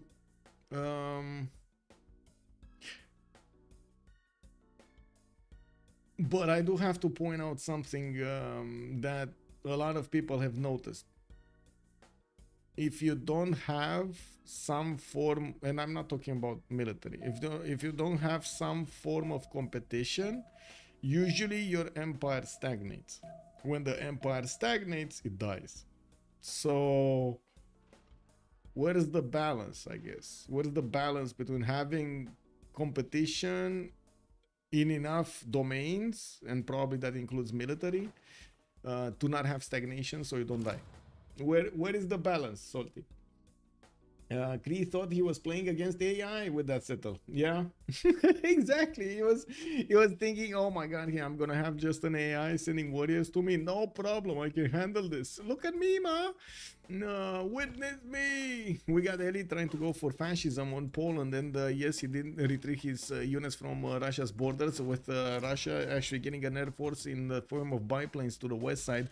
It does seem like we're going to need to see a lot more if he actually wants to do something with them. Russia is also building some form of a defense in Voronezh. He's getting those rock bands towards the north to see what's going on. While you can take a look here, we do have the Norwegian the Norwegian tanks managing to do so much damage. Oh my god, they're actually through. They might get through the Persian defenses. We do have the Norwegian units getting anti-air guns to fend off attacks from those pesky planes of Persia. And we do have quite a few Norwegian tanks that will have promotions. It doesn't look like the armies of Persia will have promotions. Let's actually see if there's gonna be any unit being taken down here. The Sharikumis is half HP in walls, but still 108 strength in his defense. Is gonna be still a long way to take that city down. While I do notice Norway did manage to fend off attacks from Persia from the city to the city of Skedsmo. Now he's getting those anti-air guns to try to push back the Persian fighters or not care about them. With more hangars coming in, with more fighters getting built in the Persian territory, we're going to need to see if this air force is actually going to help him survive. And it does seem like he's doing more than enough damage against the tanks to shred them apart if they come too close. Now we do need to see what will happen here. 5 turns to get launch air satellites, 4 turns to get the launch air satellite from Ratumakos. He's going to get the first project going. This doesn't really feel good production to me. Where does he have his Magnus, and why does he not get the projects in there? He should have Magnus vertical integration. He should have, you really need this vertical integration. You really need this for the production of the space projects. Otherwise, it's gonna be a hell on a day to actually get that. Enough competition to drive and focus economy, but you have to be winning against that competition. Yes, exactly, Dandroid, and that's the catch, right? Where is that niche? You know, where is it? Where is that balance in between these? Yeah, it is a hard bargain, and I gotta say, not all of the times these chips are falling where they need to. They're just, sometimes they're just going all over the place chaotically.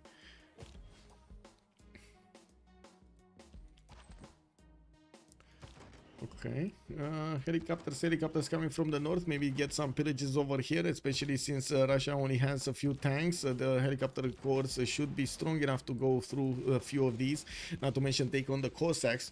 80 crews though are a totally different beast. We do have Russia also starting to get some rock bands into the lands of Persia, while I do notice Norway is trying to protect his back here from a Persian tank. We do need to see if Norway is also going to manage to take that city. That city is approaching very quickly.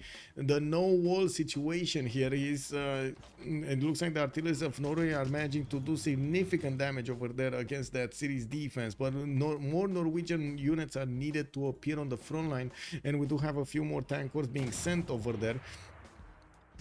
There we go. We got another tank core taken out. Persia is managing to counterattack against that, and he's starting to get to repair his tank armies in the backline with the machine guns shooting from afar. It does seem like Persia is going to have another problem in the northwest of that city center. Looking at Gaul, 2 turns. Okay. He's getting that launcher satellite in 3 turns. He's still in a heroic age, right? He is still in a heroic age. Yes, he is. 2 arms, heartbeat of steam, and reform the coinage. I don't see him actually moving units towards the east side. He just got a line infantry. That's about it. And I'm pretty sure it's for something else. We got some graphic artifacts here also on the screen. Wow, this actually burned the line. Wow. Okay. Looks like also the Aztec military is managing to slowly push through the Gran Colombian defenses, especially with the help of the artillery corps. We do need to see a few more of them, and I'm actually quite surprised we didn't see Gaul sending some balloons to his allies. I'm pretty sure he should be able to build balloons because he has flight, so having that extra advantage on your allies, it would be more artilleries to attack into a single tile, making it faster for any kind of offender to actually go through a defense. Speaker 27, good evening, sir. Where anti-air? That's a very good question. Where anti-air? There's no anti-air. Gaul need the engineers for space with double charge. Yes, he does. He does. I don't know if he can actually get them. We didn't see any being picked up, but maybe he's gonna get lucky with Korolev. Nader Shah did manage to pick Mary Catherine Goddard for the extra diplomatic visibility here. That's gonna be very important. And with Einstein, it looks like he's managing to get a bit more strength on his empire, a bit more teeth over there to chew through his opponent. Is he gonna manage to actually save Sharikumis? I guess this is still in the works. We still don't know. With the rock bands from Russia appearing in his territory, now Russia will have the ability to acquire more tourism. He's on 323 per turn, and I do notice there is quite a bit of there we go, ruckus happening here. Oh my god, did that fighter almost die? Oh, okay, well, that artillery army did manage to keep on shooting against Sharikumis, even if it was 1 HP.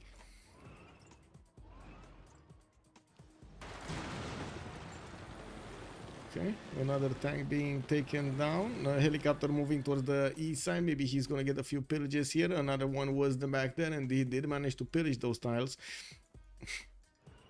I do see a lot of anti-air guns are coming out from Norway. Norway City is getting Alhambra in 2 turns for an extra military policy slot to use, and deploying his tanks towards the north. Maybe he finds something. He has a battery ram actually scouting out his opponent's territory, and yes, the rock bands have started getting their concerts here. This shouldn't be enough faith per turn for a culture victory. It shouldn't be enough tourism per turn for a culture victory. But you know, anything can happen. Wait, they actually tone it down, right? The high roll potential of the rock bands is not as high as it was before, so you can't roll just 20,000 points of tourism every other concert anymore, like it was before, right?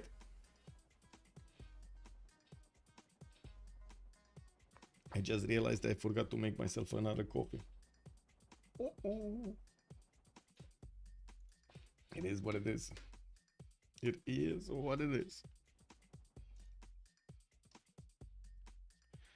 Okay, Russia, more fighters, more air force, getting his natural history museum. This actually tells us that he's still trying to get that culture victory, maybe even before Ambiorix can. But I gotta say, the second Ambiorix starts to finish these projects, he's gonna start to roll a lot of culture defense. He's on 123 right now. He already picked up the tab of being the first one, and he's only 10 out of 54 actually.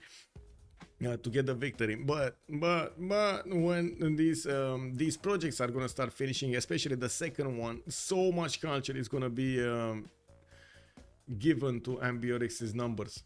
We do have Montezuma also managing to upgrade and send those helicopters into the lands of his opponent of Gran Colombia. Well, you do see these helicopters are going to start pillaging the lands here, getting the mines, getting the improvements, getting also the Diplo quarters. I don't think there's that much danger to talk about the Diplo victory anymore. We're talking about 8 out of 20 points on one side and then another like 7 out of 20 on the other. It doesn't seem like anybody's going to get to the 20 points necessary to get that.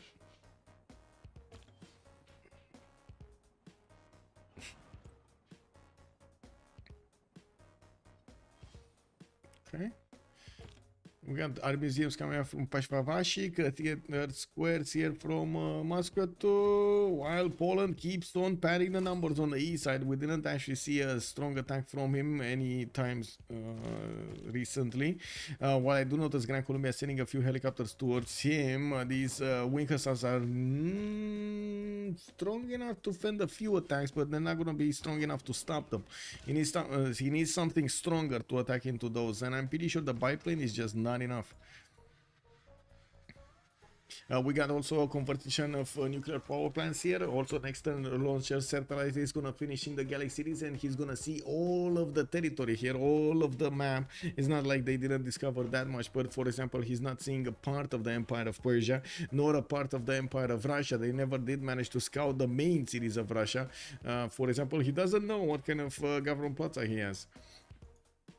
Now we do see a lot more helicopters coming out from Norway, and with his Civ6 next to Shah, it does seem like those success days are over, especially without any more artillery. It doesn't seem like Norway is going to manage to punch through the defenses of Shah. He would need to actually retreat right now. This is the moment to retreat. Cut your losses and get GTFO out of there. Get back to base. See what you can do after. But this is also going to cause another problem. Persia has a significant air force, and I'm pretty sure Norway is gonna need to do something about it. It might not be enough to just have a few anti-air guns littered around here and there on your territory. We got some more airports coming around from Persia. He is gonna get more aluminium per turn from these buildings, but I gotta say he got slowed down so much because of this attack. 588 points of production here on Whitesy. He's on 486 science with 101 culture. It doesn't seem like he's gonna manage to get to the science victory, while his opponent is managing to get there. We do have Ambiotics on what, 60, and Whitesy is on 59. Okay, first time we actually see Gaul having more techs than Whitesy, and I just noticed 2,000 tourism being generated by a rock band for Russia, but didn't manage to survive. 37 out of 130 points over here for tourists. We do have Russia going for synthetic materials, and he does have a significant amount of science and culture. I'm a bit surprised. I mean, he could have definitely tried the space victory without any issues over here to get going, and might have had a much better time doing it than Whitesy.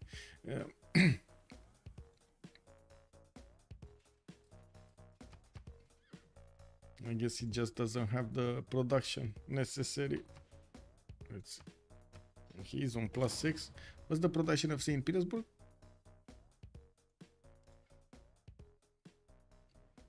105. Okay, per city it's a problem. Oh well. Let's have this +16. Oh, that's in Tver. What is he doesn't have a capital industrial zone? Wow. Oh no, he does, but it's only a +6. Unfortunate. Okay, more nuclear power plants coming around here for Gaul, and I do see Lockthia is keeping his 577 points of science, while he did manage to roll the first project. Now we start to see over here the progress. The first project has been activated, the second one would be moon landing, and then we're gonna go to Mars. We're gonna need to see if Lockthia is gonna manage to get in there. Nanotechnology in 1 turn, ideology in 1. He's getting a Manhattan project in 7 turns from Aduatuca. He's gonna finish moon landing in 7 turns for Bagakum. And we're going to need to see if he's going to manage to roll some of these important great people that could help him on this journey towards space. There are a few of them extremely good, that give you so much more production towards those space projects. What does the tech tree look like? Let me actually take a look at the tech tree here. Okay. Not bad. Not bad, actually. You should be able to reveal these two quite easily. I mean, he's definitely gonna get robotics and nanotechnology, right? He's getting nanotechnology, he's revealing this. Wait, how are these connected? Is this nanotechnology revealing the top one and nuclear fusion revealing the bottom one? Or is it the other way around? I'm a bit confused about these lines, how they connect to each other. I think it is nanotechnology connecting this and nuclear fission connecting this. I think. Anyway, we'll see. Gaul need the engineers with the double chassis. I did see that. Bum bum bum bum bum bum bum. There we go. Okay. Armor is coming out from Gaul, so he can get a bit more of everything then. Looking at Norway on the right side, I do see that he's finally starting to retreat from the borders of Persia. Persia did upgrade more than... Oh my god, this is a terrible mistake. I think Persia just lost the game. Okay, this is terrible. This is close to being a sin, actually. So, modern armor armies are 2 eras over the tank armies. That means you need to get different general for them and also a lot more production into them. This is terrible. This is gonna be excruciating. Excruciating slow. Yes, they're strong, but they don't actually give you a good return on how strong they are. They're not able to destroy opponents. You're better off building 10 tanks instead of two of those. We do need to see if Norway over here is going to manage to stabilize, but I'm pretty sure he should stabilize. Also, another point about the Persian, how to say, modern armor armies. Look how much it takes him to actually get new ones on the board. Yes, granted, he's already building quite a few, how to say, modern armor armies, but come on, let's be real. He's forturning a normal modern armor from his cities. This is excruciating slow. We do have him also getting one of these destroyers in the water. Looks like they do have 4 cities over here in a single pond to get the trade routes going between them. Okay, let's see. Norway starting to get some pillages in the lands of Persia. Poland getting his air force up, still a few biplanes strong. We do have tanks upgraded and moving towards the south. Looks like he needed to fend off an attack in the south or something. We do need to see him getting advanced flight, and right now he's on steam power, getting his Cold War in 2. Lockthia is going to get the lasers also coming up in 2 turns, Cold War in 6, and I do notice he's still going for the Manhattan project with moon landing finishing in 5 turns from the city of Bagakum. That city should have the most production from what I've seen earlier. He's on, oh my god, only 113 production. That seems it's a bit less than I thought. Okay, we do have helicopter cores in Zacapotzalco. More of these modern. Oh my god, he made the same mistake. Aztec is breaking Gran Colombia, by the way. Aztec actually managed to break Gran Colombia. We do have Aztec managing to actually pillage most of the territory here of Gran Colombia, and now he's gonna start taking cities slowly but surely. The artillery cores should carry him through this. It looks like Persia is going to need to fend off attacks from the east and the west, while he's going to somehow need to figure out a way for him to get to his opponent, to Gaul, and take him down. We do need to see also how fast Ambiorix can actually get to his stronger governments. It looks like he's 6 turns for Cold War here. Okay. Oh, Cree actually got a city right next to Russia. Wow.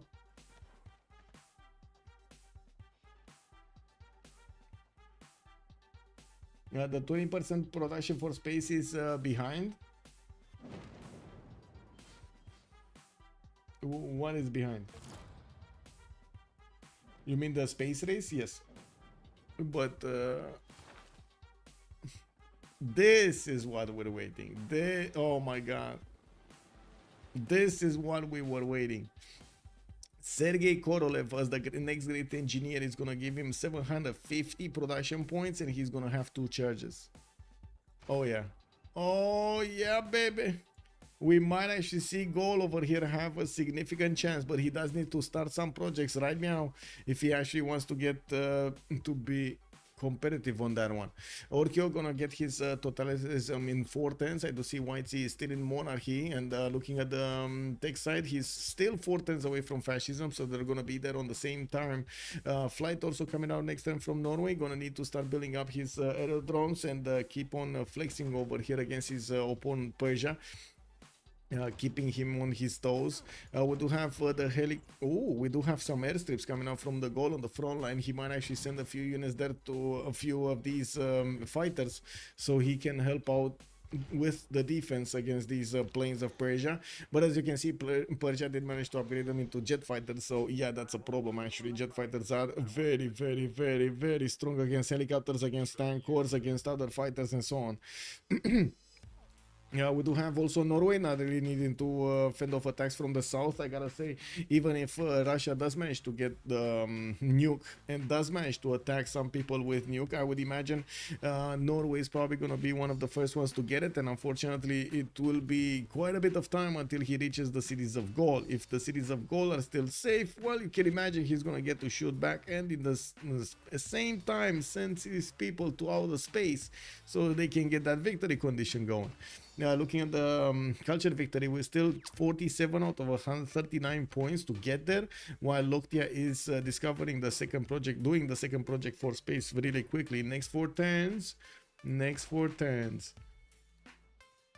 He is on 30 great engineer points a turn. Russia's making 32. If he's not fast enough, if he's not getting extra projects, he's not gonna get that. Is he not seeing this? Okay, more factories coming in. Is he not seeing this? More, okay, more of everything. I guess he didn't see it. But right now, I think Korolev is the most valuable thing that he could acquire in the next 10 turns. Or for the remainder of the game, actually.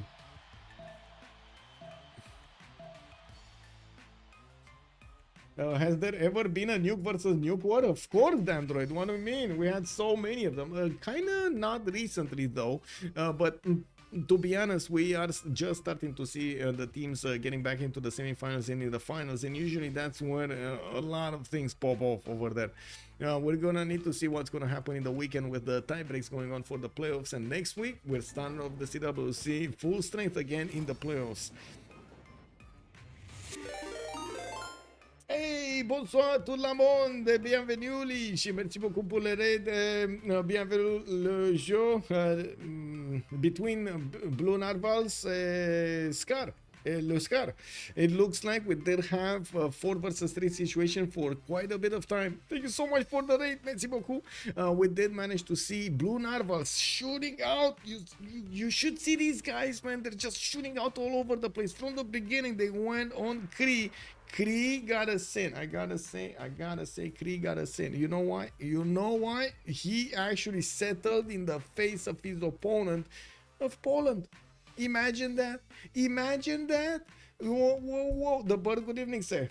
So check this out. Mickey Sivoncic settled over here. Bam. He got a city there to the left side. He got another city to the south side. And then look at this. Poland, imagine Poland had 3 cities, Poznan, Krakow, and Lodz. That's it, right? 3 cities. He was fanny. He was having the ball of his life over here, just sitting on the beaches next to Krakow. He was over there. Ooh, baby, this is so cool.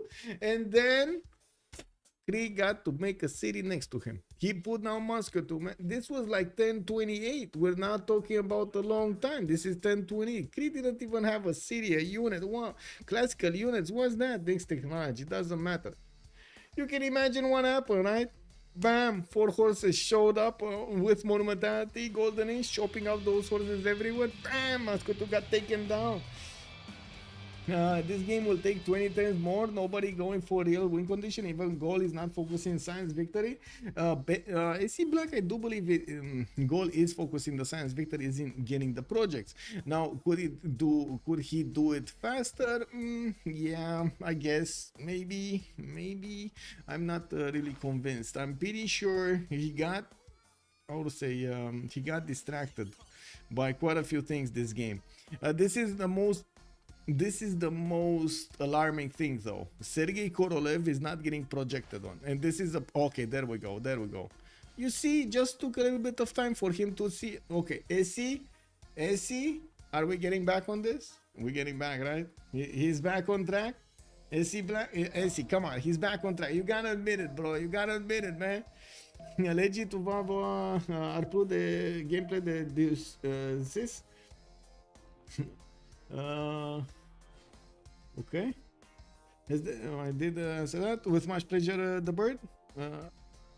Okay, let's see what we have over here. Aztec is managing to punch through the cities of Mexico, and yes, we do need to see if he's actually going to choose to liberate that city, getting another Diplo favor, 100 Diplo favor on his side. While I gotta say, Mexico City over here, that seems like he's going to have a modern armor cores. I mean, if you think Persia is taking a long time building modern armor cores, you should see Gran Colombia trying to build one modern armor. It's probably gonna be next game, coming out next game. Whoa. What is this Smilol Legot? Smilol is the greatest of all time.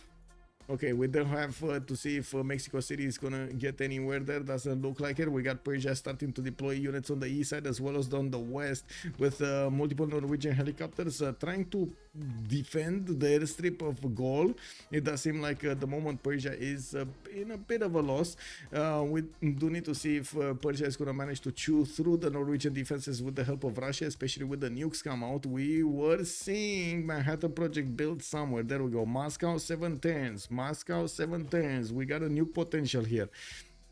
More Theater Square festivals, and I do see a settler coming up from Poland. He's planning something, he's cooking something here, and we're gonna find out when and where is it gonna go down. Looking at the Galaxy cities, getting so many of these with industrial zone logistics projects should put him only a few turns away from recruiting Sergei Korolev. Since he did manage to get the first project, you can see almost done. He's 2 turns away from finishing. If he does manage to get Sergei for the last one, for the exoplanet expedition, that's gonna be insane. He should be able to one turn the third one also, right? He can do both. He can get Mars, and then he can one turn Mars colony, and then get to maybe 4 turn, 3 turn the last project. I don't think you can one turn it with Korolev, right? Do you one turn it with Korolev? Smilo Le Delu. Did Gaul build mausoleum? Of course. Look at it. Beautiful over here next to the city of Bagakum. Yeah. Lockthia seen the engineer. Exactly. You can see immediately the reaction. And so many hairs. I think this is more like a... anyway, it is what it is.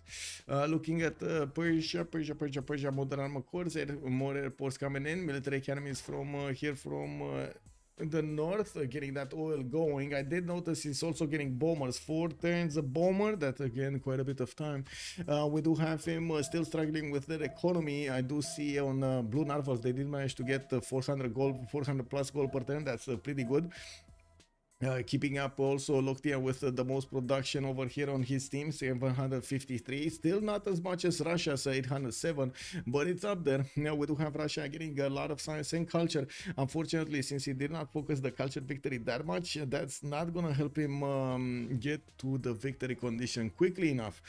He wanted to secure his borders against Poland, secure his borders against any kind of aggressor, and because of that, he did need to do quite a few sacrifices.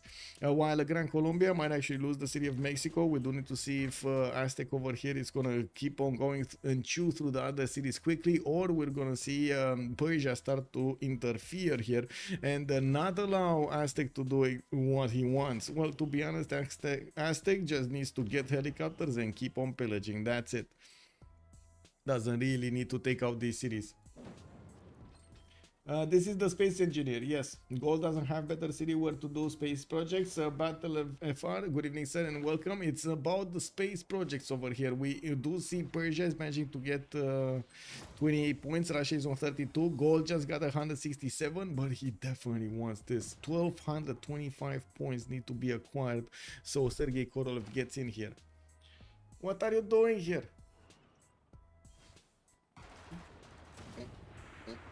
What are you doing? Foul beast! Get out!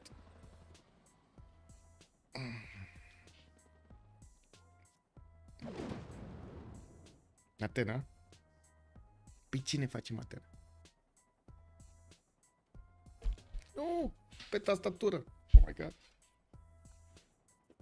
Kick.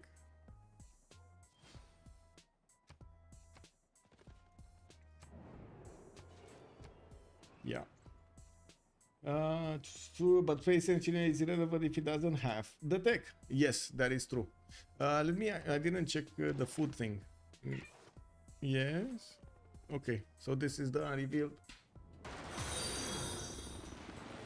Canard Kotsu has joined the round table. Hey, merci beaucoup, Canard Kozu. Thank you so much, sir. Much appreciated. Okay, more hairs on my face because I didn't have an itch. Right? More hairs on my face? Yeah. We do have more universities finally coming out from Aztec, and you've seen how he's managing to do the damage against Mexico City quite quickly. We do need to see also if Persia is going to manage to actually defend his side. I think so, by the looks of it. He did manage to wrap around quite a few jet fighters here, the units of Norway, and is doing quite a bit of damage. Modern armors also coming up from Norway here with some anti-air gun support, so he can keep away these pesky jet fighters from attacking his modern armors. We do need to see a lot more helicopters getting built and maybe even sent to pillage the lands of Persia here, so he does manage to slow him down. Whitesy has been on the back foot for quite some time now, 476 science and 113 culture. He was the top one there, but it looks like Gaul just overtook him. And next time we're going to have moon landing. We're also going to see quite a few projects coming out from Sergei Korolev here. And we're going to need to see. There we go. 236 points of engineers here for Gaul. He does get Casa de Constatazione in 3 turns from the city of Vadoatuca. And yes, I do notice quite a few Polish rock bands are coming towards his cities. Poland is on 376 tourism attain. And I do notice next turn we're going to have...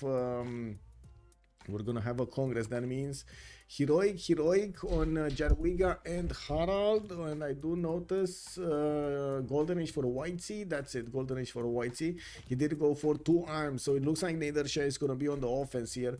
And I do notice Jadwiga is getting 2 arms, a bit of steam with reform the coinage, or yeah, ORKYO got the same. And normal age on Lockthia though, I want to see his goal per turn. He's down to 55. He was making 300 earlier, but now it looks like Jadwiga and Harald are managing to keep them up in the victory, in the economy, no problem. Mars colony in 7 turns here from the goal. Let's see what we have. Yeah, he's just like a few projects away, probably like 3 turns away, 4 turns away from getting that nuclear engineer, that scientist. Scarred wins condition is CV. It was CV. I'm not sure what it is right now. It kind of was. I'm not sure what it is, because they were going for it at the beginning, but then they got distracted, and now Malik is only 58 out of 159. We didn't have enough time for Jadwiga to get going.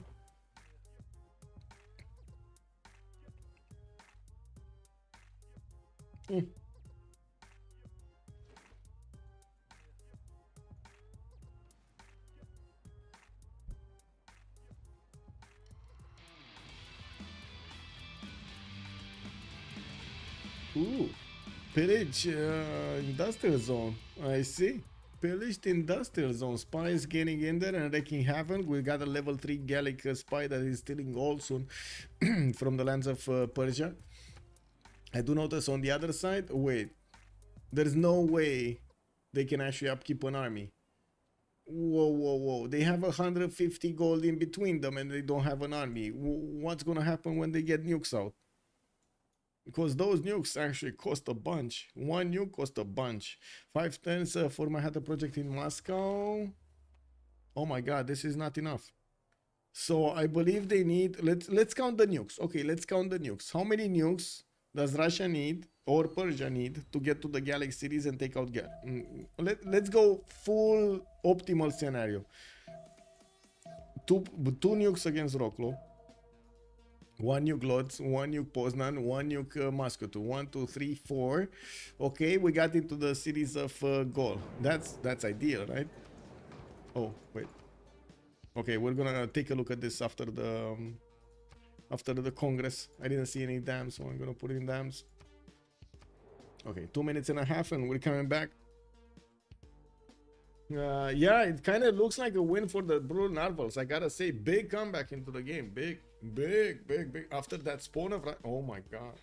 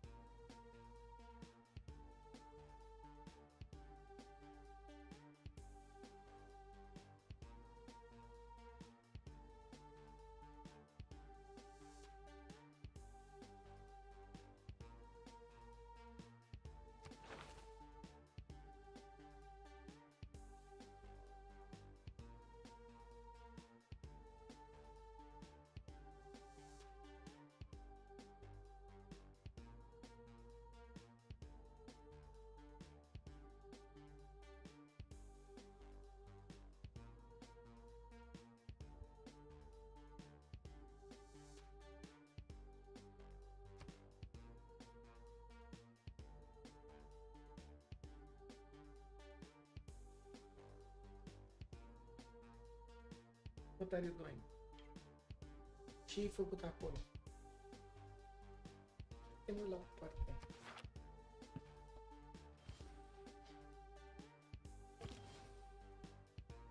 Yes, this kind of a kitty. This kind of a kitty. Yes? The destructive kind. Man, your brothers and sisters were the destructors of you. What are you doing? Oh my god, man. How I'm gonna get this out of her? Huh? Are you gonna grow out of it? The destruction need? Ce-i făcut niciun aici? Nu m-am altos. Wow. Next engineer should give him like one space project plus have the next one. Yes, exactly, Batil. Yes, I think it might be enough. I think that's exactly what I was pointing out with the nukes, right? We got like what, 7 nukes to get to Gaul, 8 nukes in ideal scenario, like 7 to 8 in ideal scenario, and then over here we do have 4 tens for Mars colony to be finished in Lockthia's city of Bagakum. Does he have Magnus? Yes, he did plug in Magnus in there, and so I would imagine he does have vertical integration because that city's production is going higher. 112, no, it's not going higher. Never mind, it was a false impression. Hey. Okay, give me a second.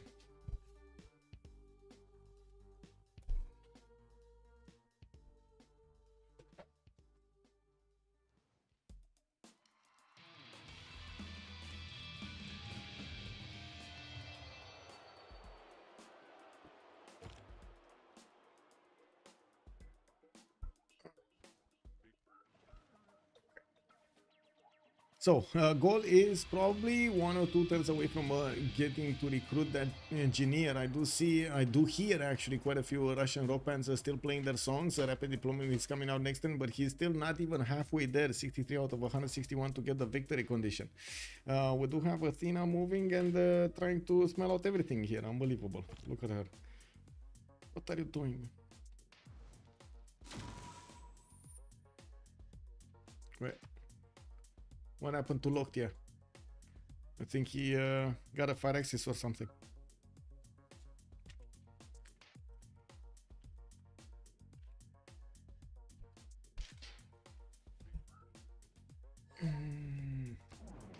I can't see the World Congress, but I don't think so.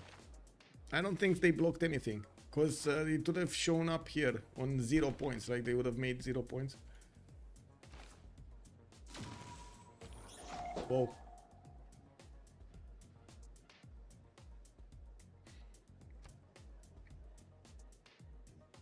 Yeah, I guess they're gonna relobby again. It is what it is. Probably next turn or in the next few turns. We do have the Persian modern armors managing to get the tile, that airstrip away from Gaul and away from Norway, which is going to cause a bit of a ruckus. We're going to need to see a lot more Norwegian units showing up to the party to help fend off the Persian invasion. We do have War Department getting built in Nidaros, and it definitely makes sense that Norway is going to be the one fending off attacks and keep on trading the punches. But with the jet bombers coming out of the cities of Persia, it's just a matter of time until his cities are going to be taken. I don't really believe that Norway is going to manage to come out of this unscathed. We do need to see if Russia is going to finish that nuke. It's 4 turns for a nuke in Moscow. I mean, not even a nuke. This is just Manhattan Project. He's going to need quite a few more turns, like probably another 3 or 4 to get a nuke out from one nuke from his cities. While we do have in the next 4 turns Bagakun finishing up Mars colony with the help of Sergei. He might actually want the last project and even finish this one faster. That would mean he will start to get those projects, but he needs the projects. That's the problem. He needs the projects to get in there. The top projects on the science tree. Yes, Athena just moves everywhere. It is what it is. Hai, stai și tu liniștit un pic. Păi ce ne facem? Casa de Constatación also finishing up next turn will give Lockthia quite a few governor titles. If he actually needs more for governor magnets to get that vertical integration, he's gonna get it next turn from Casa de Constatación. We do have Jeans next merchant. Doesn't seem like in the scientist screen they're that interested in picking these up. And Malik is only 556 tourism. Not enough. It's not enough. And the gold per turn is non-existent over here on Team Scar. This is a major problem. Not only that they find it very hard to actually upgrade their units so they can't pre-build, they find it extremely slow and painful to get those units on the front line to make them effective against their opponents. It's just a totally different time here. War Department coming out next turn for in the 2 turns from Persia, while multiple jet bombers are getting built. It's gonna take quite a bit of time for him to get through the Norwegian cities to get to Gaul. It's not really important to take Norway, not really important to take Poland, not really important to take Aztec, but it is important to get to the Gallic capital and take out his spaceport cities. And this is the major problem. If one spaceport city gets out and still has that laser trained on the out of the expedition, he's gonna finish the victory, and nothing they can do about it will stop it. We're gonna need to see how quickly he can actually get to that last project. This is the question mark that Chad has over here, and we can't see, unfortunately, because of the spectator mode and how it works. We cannot see how far out of the expedition is. Is he gonna be here? Is it going to be one of these 4 ones? If it's going to be 4 ones, it's going to be easy. If it's here, it's going to be extremely hard. I'm going to need to take a look at the engineers once again. Or I should say the session once again. I think we're waiting for another member to join, or no, both joined. I think both joined. Yeah, they got the Team Plus going. What are they waiting? Oh, maybe one of them is AFK or something.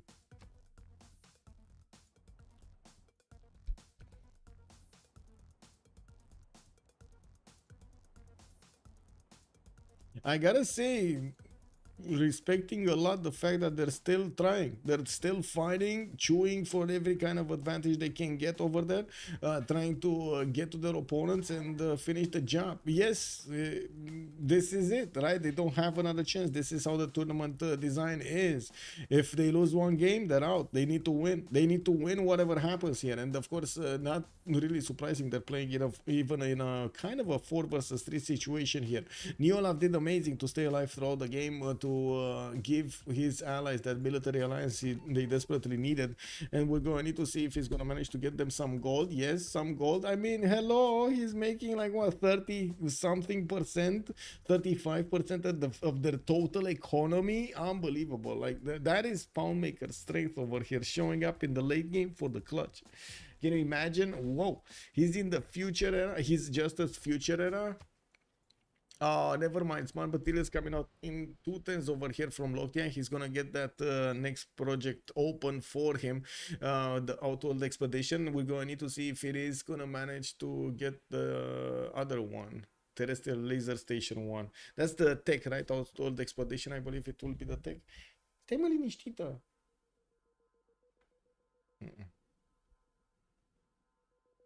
This is the Petney. This is the Petney. I think she's going into another heat cycle, so she's starting to be quite annoying. It is what it is.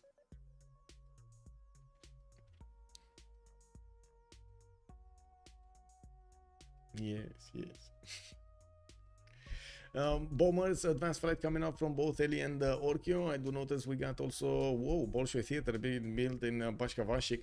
We do have some anti-air guns also coming up on the east side, while I'm pretty sure ELIE is just waiting to get that those fighters upgraded. The biplanes are probably dying to the jet fighters extremely quickly. Yeah, there are 2 shots to these jet fighters. Can you imagine even, like, I don't even know how the biplane is doing some damage, any damage to this Russian jet fighter. I have no idea. How does it work? How does it work? Is throwing stuff at him? Is throwing rocks at the jet fighters and waiting to actually take him down?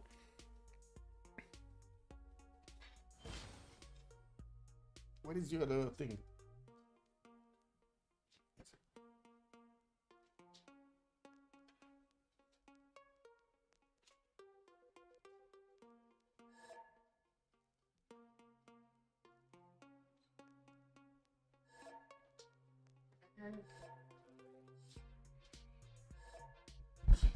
When she comes again, I have this. It is what it is. Oh, I think I need to put this a little bit higher. Yeah, there we go. Okay, so Russia still didn't upgrade any units over here on the west side. He does have a few tanks to fend off attacks, but didn't really need to move forward. I'm pretty sure he's waiting for his nukes to come out. Manhattan project in 3 turns finishing up. While Norway did deploy a few units, definitely he needs to pay attention more towards Russia than on the south side. I do notice Poland is starting to also put some airstrips in the northwest, which is using his military engineers. Definitely is aware that he might actually need to defend Gaul from any threat possible. Aztec did finish off the city of Mexico, and I do notice him moving towards Guayaquil and Espino Legolt. We do have Persia sending a few modern armored armies to fend off attacks, and of course they will do quite a bit of damage against the Aztec armies, but not enough to take them down. Not enough to take them down. That's the problem right now. They're just positioning each other. Now we do have Aztec also managing to finish off a lot of pillages here in the lands of Gran Colombia. He still is ripping apart all of the valuables from the lands of Bogota and Quito. Did Gaul manage to get Sergei?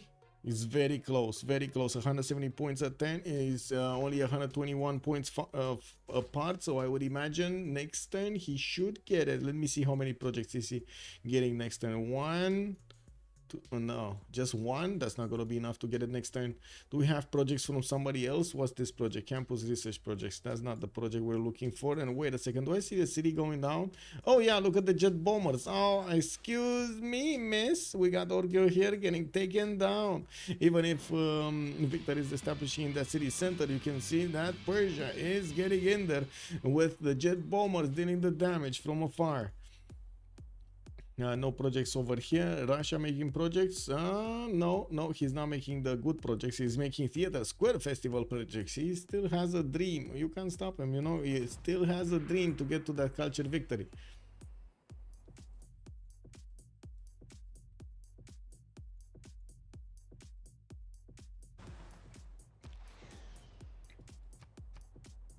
Okay. Oh, we got a few of these things. I would imagine they're gonna relobby. And in the Congress, earn musicians double points. Okay, disrupt rocketry. Okay, that's actually quite valuable if they can actually get those spies in there. Can they get the spies in there? There's not a single spy in the Duatuca or Bagakum. So what are they spying? Hello? There's a spy here. They can't see the city? They cannot see the city. And they didn't check if Bagakum is the Magnus one, did they? Oh, they got bamboozled. Yeah, that's it is what it is. It is what it is. They're probably thinking he's using Aduatuca, right? They bought Correlate for him. He did manage to get it this time. It looks like he is gonna try to what I hope he's actually gonna slow and get the next project. Is he gonna finish? This is very curious for me. Is he gonna actually use one of the charges of Sergei to finish Mars Colony and then immediately put the offer out of the expedition project, or wait the 2 turns for Mars Colony to finish and then use both if necessary for the last project? Magnus, good evening, sir. Where is Neolaf City? He has one over here, Mr. Vasis, and another one over here, Makva Sakahikan. I think he built a third one. Yeah, Picto Kahana, Pimuin. Boom. Yep, he got another one there. Give me a second. Watching. Okay, there we go. Oh, no. What's this? There we go. Okay. It's fine. Put the chats back together again. Okay. War department finishing up next turn also for Persia. We do need to wait for ORKYO to click on the buttons here and finish his turn, and we're gonna need to see if they're gonna want to reload it next turn. I would imagine so. We do have Norway also getting one ironclad to try to beef up the defense, putting some helicopter crews in. Oh, he did manage to actually punch back that modern armor, and it does seem like at the moment he's putting this to a 2-10 where the Persian helicopters are trying to get in there, while there is a helicopter here from Norway that needs to be taken care of. We will need to see. Oh, I see. He's not letting that go. He's not letting that go. That city go. The more time it takes for Persia to actually go in through the Norwegian cities to get to Gaul, the better it is for them, right? So he needs to do as much as possible, as many sacrifices as he can to keep away the Persian units from his ally there. I do have to point out at the moment Persia is first of all having a major problem with oil. Second of all, no more economy. That's it. Poof. It's 5 gold. That's it. That he's not even like, he doesn't even have a military. Like, this is not a military. I'm pretty sure you've seen a lot more military than this in the beginning stages of the game. And they have no more gold. This is a major issue. On the other side, Blue Narvals have all the gold they need, and it looks like Lockthia is gonna also have the ability to use that. Sergei looks like he did actually use it to finish the project, and right now he's gonna wait for it to get it next turn. We do have builders also starting to get bought. Did he go Royal Society? He's going Royal Society in Aduatuca. Biggest question, again, where is the technology for outward expedition projects? Because, again, it's one thing to get the exoplanet expedition. It's another to actually get the projects. The terrestrial laser stations or something that pushes the craft to move much faster. What's the next engineer? Joe Robling, amenity housing. No, Carl Sagan showing up. I mean, does it matter anymore? I don't think it matters anymore. Does it actually? I don't think it matters. Ben, this game has been over for a long time now. Yeah, you're not wrong, but they needed to try, and I can't respect them for this.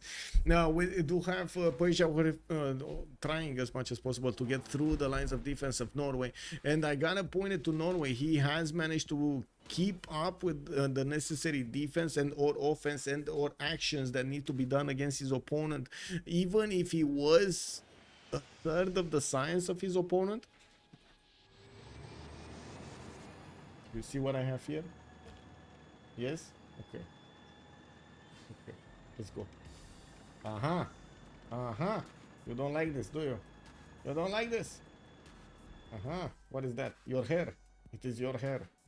Do you know what that is? Your hair. Do you like your hair? You like your hair. Okay, so let me take your hair a little. Okay. Okay, we're good? We're good. Okay. Okay, just a little bit. I'm sorry. Got distracted over here by cat. It is what it is. Okay, so we do have Lockthia with the guidance systems coming up in 2 turns. That seems like he's not the next technology, while I'm pretty sure Russia is gonna get his Manhattan project. There we go in 2 turns. Let's actually see if he's gonna manage to do something about it. The Whitesy is also getting robotics in the next 2 turns. By the looks of it, he's gonna have the ability to get GDRs over there from his cities, which, well, I guess we're gonna need to see them on the map, because I'm pretty sure it is gonna be quite a problem if he does manage to get enough of them to get them into Gallic territory before Gaul gets to that space victory. Okay, I think I just found Toy. Hello? You get Toy? Yeah? Oh, Toy over here. Yeah? No? Give it Toy. No? Okay. Yeah. It is what it is. Okay, now we do have more theater squares. Doesn't seem like that's gonna be a big thing. Malik is losing gold, so he can't really build a military, nor I don't think he can move a military here. The second he actually upgrades stronger units, the second, well, they're negative. We do have Whitesy managing to get a bit of gold, 59 gold a turn, while Neolaf is getting his 50. We do have Issamdude also on 50, so a total of 100 gold per turn throughout their empire, while their opponents are making 5 times that in total. We do have Poland also sending a settler towards the north of Gaul. He might actually be looking to stay alive here, because Russia is definitely going to nuke him, while he's putting down fighters for the defensive screen in the east side. It does seem like there's a hell of a fight here for Norwegian city of Skedsmo. We did have quite a few units from Persia dying, and of course we do see that Norway is going to need to get in there and take out this modern armor army before it gets to touch the city of Skedsmo and delete it from the game. I caught you. You see? Yeah? You weren't paying attention. Yeah,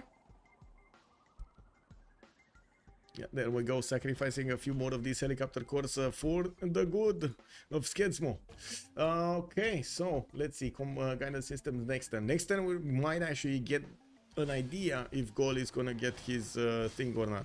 With multiple jet fighters actually getting upgraded here in the borders of Norway, he's gonna get the ability to attack into the tanks much easier, even against these modern armors. But there are some jet fighters here that he needs to take care of first, and we definitely need to see if that's gonna be his first target, or he's gonna try to pick off the ones that he can easily attack into without suffering damage. Why is this jet fighter getting defended here? There's no anti-air gun. Oh, is the anti-air gun registering from Mogadishu, just randomly registering there? Wow.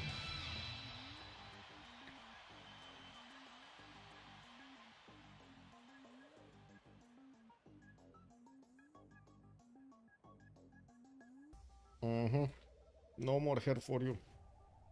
No more hair for you.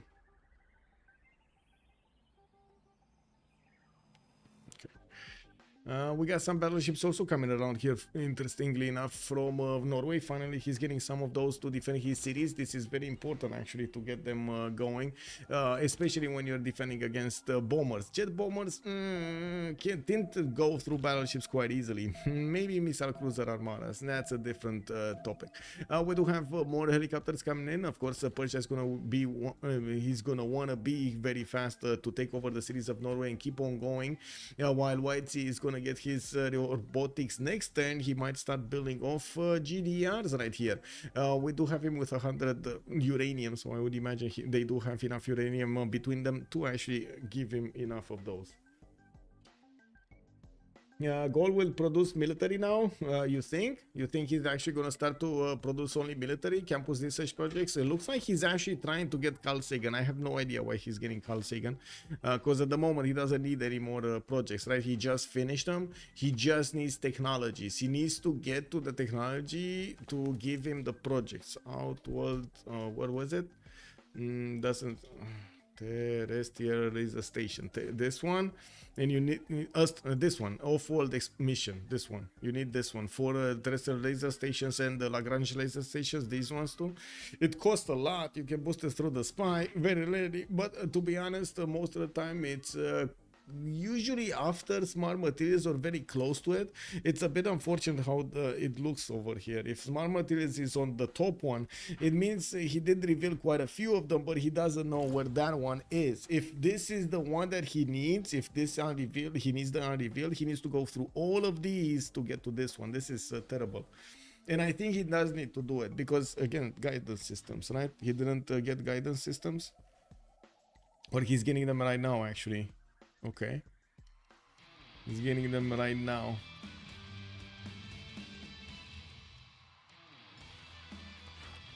Oh, he didn't get robotics yet.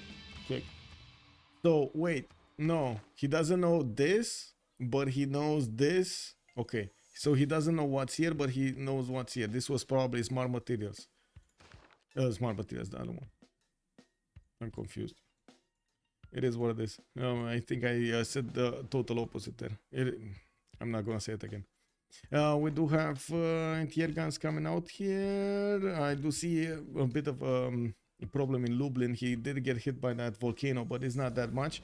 With the project for Manhattan finishing up in Moscow, we would imagine we would see bombs here, tic-tacis, but we don't see any tic-tacis. It doesn't seem like he's gonna have any kind of nuclear bomb being built, and this is a surprise. We would definitely need to see a few more bombs if they do want to get this going. He has been playing those rock bands for a long time, and I do see he's on 85 out of 185 to get the victory condition. That means he did jump over the halfway point, while I do notice some Norwegian cities are getting torn to shreds here.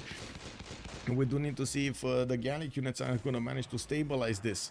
Now we do see the city of Skedsmo is still alive. We might actually see this fighter take out the helicopter, and then no, there's not enough damage, and looks like Norway is managing to lash out and even sit. Oh my god, he gonna pillage the jet bomber from the strip that was actually a Gallic strip initially to the east of Skedsmo. Okay, wasn't that the whole reason that Persia actually wanted to move forward? I guess it is what it is. Skedsmo though does seem like it's gonna be taken. There's like not much that he can do about it, but it was extremely costly for Persia. Like you've seen how much it takes for these modern Aramanis to come out. Of course, building helicopters is gonna be much faster, but even this is slow. Even this 2, 3, 4 turning these, it's slow. We do have Lockthia managing to get to 800 science. He's gonna get robotics next, and globalization also coming up in 6.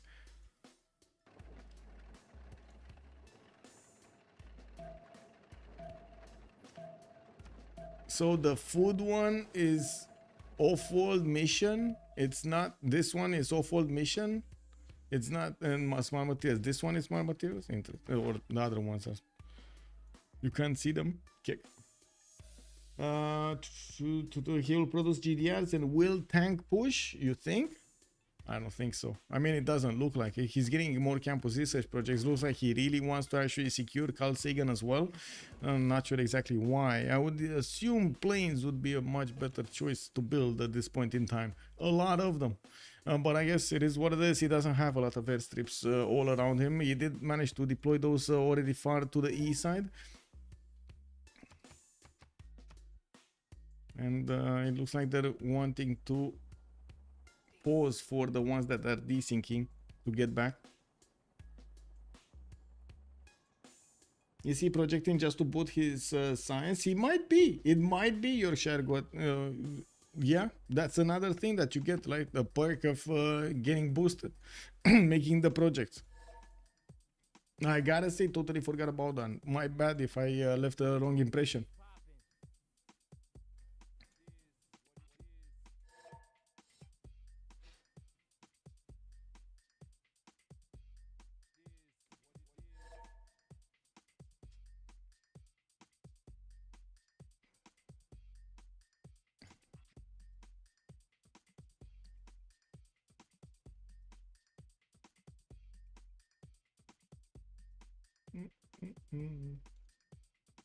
What do we have in the registrations, by the way?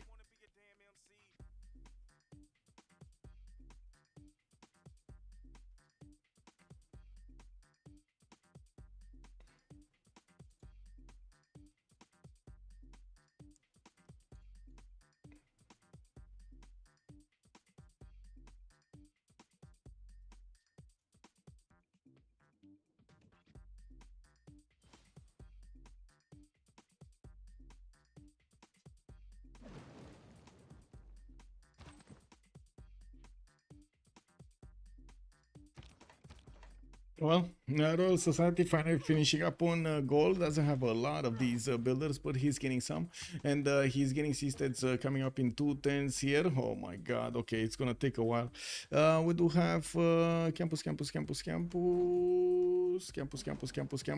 He wants as much science as possible. Looking at the, my god, 6 turns to build a nuclear device. That is forever and a day there.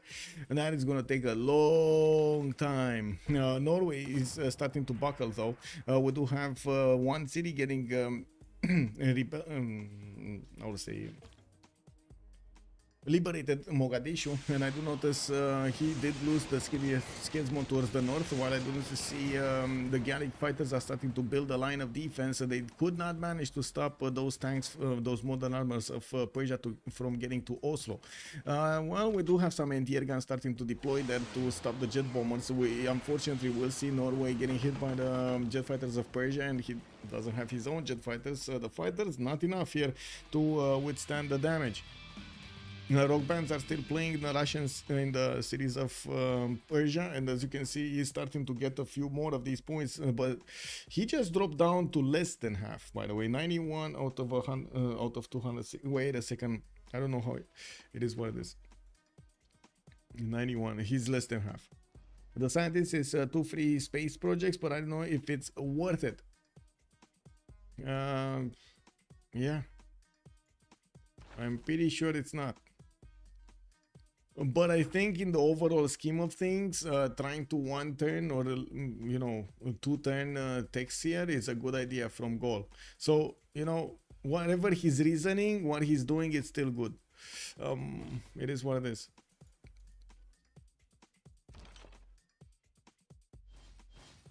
Okay, Bolshoi Theater in Pashkavashik. Okay. Gaul Ranclad Armada coming up in Tervana. We do have moderate is also coming up from Aztec. He kept on pushing into Gran Colombia's territory, and even with those armies coming up from Persia, well, it looks like he was keeping his army alive. I think new ones are coming in. I'm not sure exactly what happened with these ones. Maybe some helicopters did pass through or something, because they work together and now they're split. But anyway. Yeah, we do have the Aztec battleship managing to do damage from afar against the city's defenses of Guayaquil, and I do notice the low oil on Gran Colombia is definitely a problem. We do have nuclear fusion also coming up from Montezuma in 4, very far away from actually getting it to work. I don't see that much aggression coming up from Russia against Poland. Poland is actually lashing out and taking out one of the fighters standing in front of him in the city of Wroclaw? Wroclaw. I think Wroclaw. I hope Wroclaw. Now we do have, okay, Persia needing to do the damage against the city of Skedzmo, and of course Gaul is plugging the way towards the other parts of the empire of Norway. There still are quite a few cities to get to the Gallic lands. Now we do need to see also if Gaul is going to manage to get those terrestrial laser stations soon, because right now he did manage to recruit Carl Sagan and is going to have 2 extra charges to work for his space projects. Unbelievable. Can you imagine? Carl Sagan is just going to be used for laser purposes. Okay, okay, yeah. Accelerator of lasers. Okay, Poland. Getting campus research projects, a theater square festival, some food markets, looking at Russia's territory, building out nukes from quite a few cities, but it's gonna take him a long time. And looking at the economy here, I do notice they're still not better than they were earlier. Issamdude 44, Whitesy is on 85, Neolaf 37. Actually, Neolaf, interesting that he lost some gold. Maybe the city that he was connecting to died or something. He still has his oh, never mind, he doesn't have a city here. I don't know what happened with this one, but it looks like it died a painful death. There is a Gran Colombia helicopter that might have had something to do with it, or an Aztec. Oh, an Aztec helicopter core. Oh, I see another one is gonna be taken out. It looks like Aztec is just sniping these cities like he's not giving it something. Let's actually see what's gonna happen next time. Is Cree gonna manage to chop the walls up in that city center, or is it gonna matter? I don't think it's gonna matter, right? The helicopter core is still gonna smash through. Imagine Russia play for real and focus culture more than science. I think he would have won. He should have won by now. Right now, it's impossible to win. It's like, yeah, no, it's not happening. What I don't think is gonna happen. Log this 207. Still not halfway there. Still not halfway there. But he's getting closer, and I would imagine he does have a few rock bands. Look at this level 3 rock band, which is helping him get so much. He's also getting gold because that's a pop star. It gives him so much gold infusion every time, every successful concert. Okay. Okay, this is where we're at, right? We're watching Aztec over here trying to take out one of the Cree cities, one of the 2 remaining Cree cities.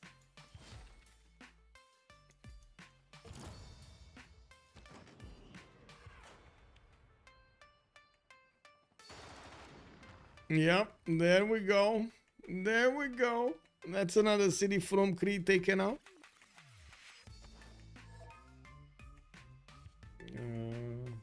Okay, I think ELIE is asking for a relobby next. Fodra. Fodra is need or ask? Which one is it?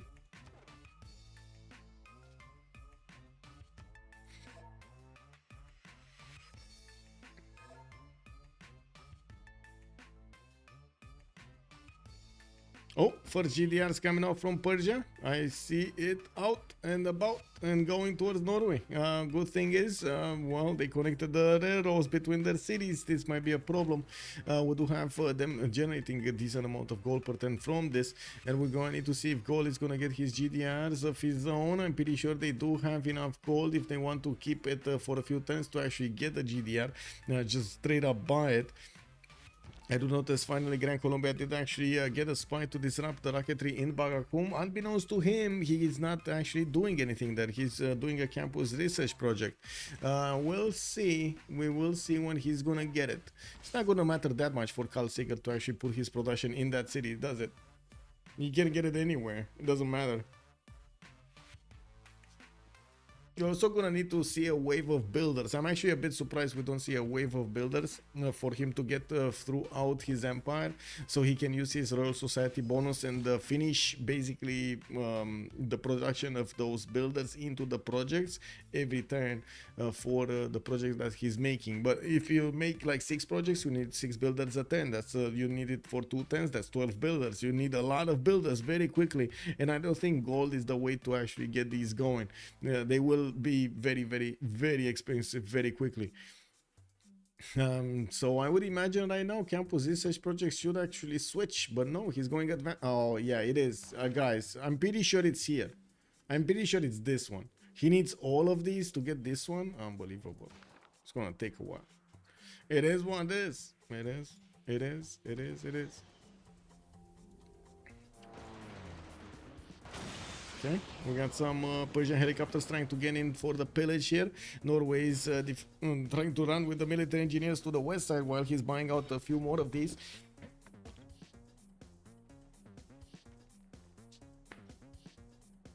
What did I do? Oh, I see. Okay. Level 3 Russian rock bands are managing to get quite a bit more tourism. Okay, there we go. For 4,500 more tourism coming out from Pasargade and Mashhad. And I do see he's also trying to get an encampment there from that city center with Russian rock bands. Still getting that tourism. Unfortunately, Russia is not managing to get there quickly enough. Even if he's getting all of these tourism points, he's 1,224 tourism right now. And of course, getting quite a few thousands from... from the rock bands every turn. I think at this point it looks like Gaul is gonna need to step it up. How quickly can he actually get from the second he actually discovers the last project to actually getting those projects finished? That's the thing he needs to focus on right now. And that's why I was saying about the builders. He really needs the builders. A lot of them coming out from everywhere he has a spaceport, and going of course to everywhere that he has a spaceport. Yeah.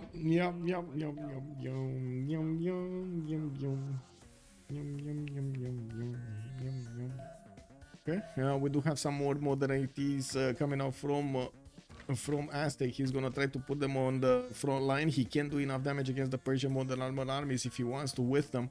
We're gonna need to see if this army that Aztec has will have enough punch to actually take more cities from Gran Colombia. It does seem like also Oslo was a bit too high value of a target for Persia to push into, and yes, we do see that Gaul did lose 2 of his air fighters here.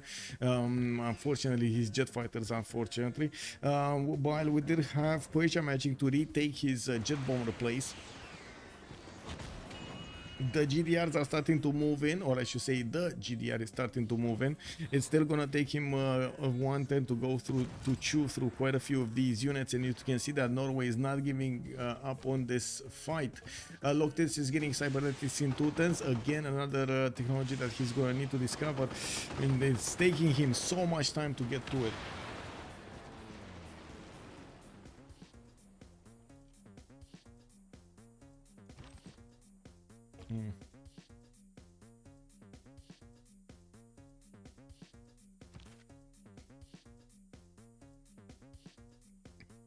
Did Gold get the space build engineer? Yes, the android, he did. He does have Carl Sagan with 2 charges just ready to go. He's just ready to go over here. Oh, and wait, it's 1 charge. Never mind. Wow.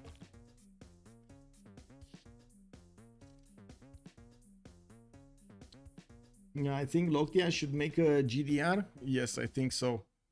And he's not doing it, or buy a GDR. He should be buying GDRs, to be honest. Like, they should have enough gold. Yeah, they have enough gold.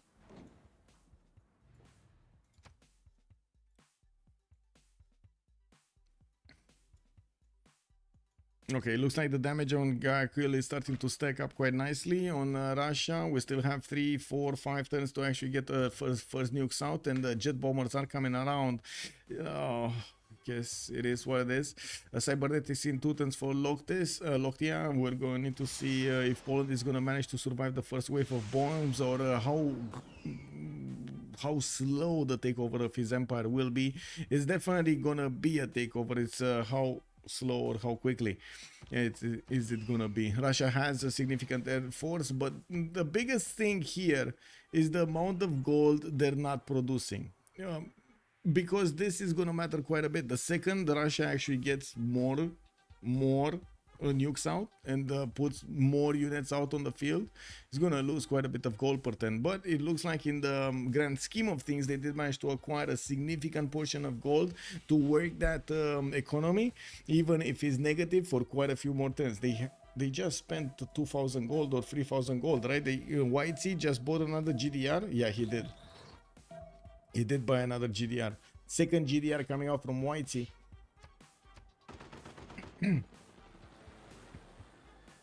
Looks like a helicopter army going after that modern armor again. We do have fascism from both of them. Definitely managed to equal that damage out. Very nice, very nice.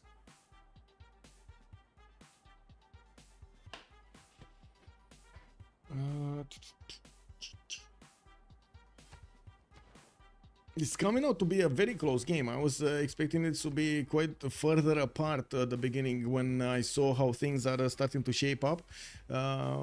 Okay, interesting. Looks like Norway is going to need to get back there with his helicopter army, and I'm pretty sure he's going to need to sacrifice a few units for these GDRs. Rock Band's playing, Rock Band's gaining. More tourism, another 625 that we just saw, and this one, the pink elephant, he did play earlier. Oh man, these are a lot of successful runs for Russia. 123 out of 214. Finally, he got over the halfway point. It does seem like he's 450, 490 losing gold, but it's fine. And I do notice he's gonna soon get his nuclear devices going. Next turn, Lockthia is gonna get his cybernetics finished, and we're gonna need to see if this is gonna be the next technology or not. Well, it's the off-world mission. That's what we want to see. Unlucky tech tree. Yeah, unlucky tech tree. Very unlucky.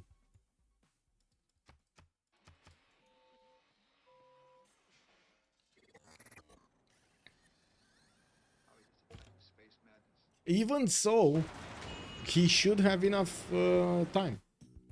He needs to get a defensive spy in Bagakum. I'm pretty sure 100% he needs to get a defensive spy.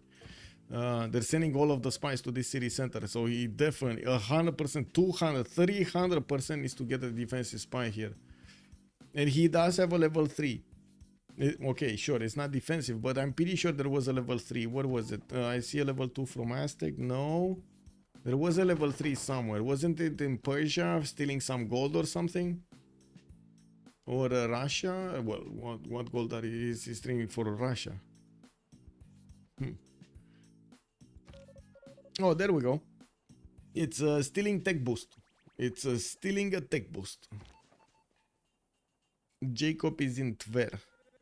He really needs to move it back. Like, there's no other important mission in the game for this spy. More important mission in the game than to be in the city of Bagakum. No other. No other mission.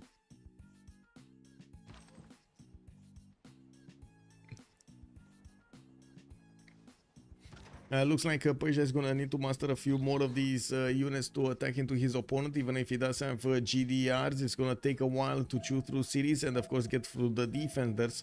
Even if he's one-shotting units here, he's one-shotting basically 2 units a turn out of like 10 of Norway. That's gonna take at least 5 turns, and then the city is not good enough, not fast enough. He needs faster, stronger GDRs. Now we're gonna see him also get a few seaports for the extra gold per turn. They're definitely worried about this. Whitesy did manage to get a bit more. He's on 103, while I do see Issamdude is on 63. Malik is losing 61. Again, he didn't actually upgrade any more units on the west side. Neither did he upgrade in the north. Just got enough military to fend off attacks from Poland, which has been chipping away at this defense since the mid-game.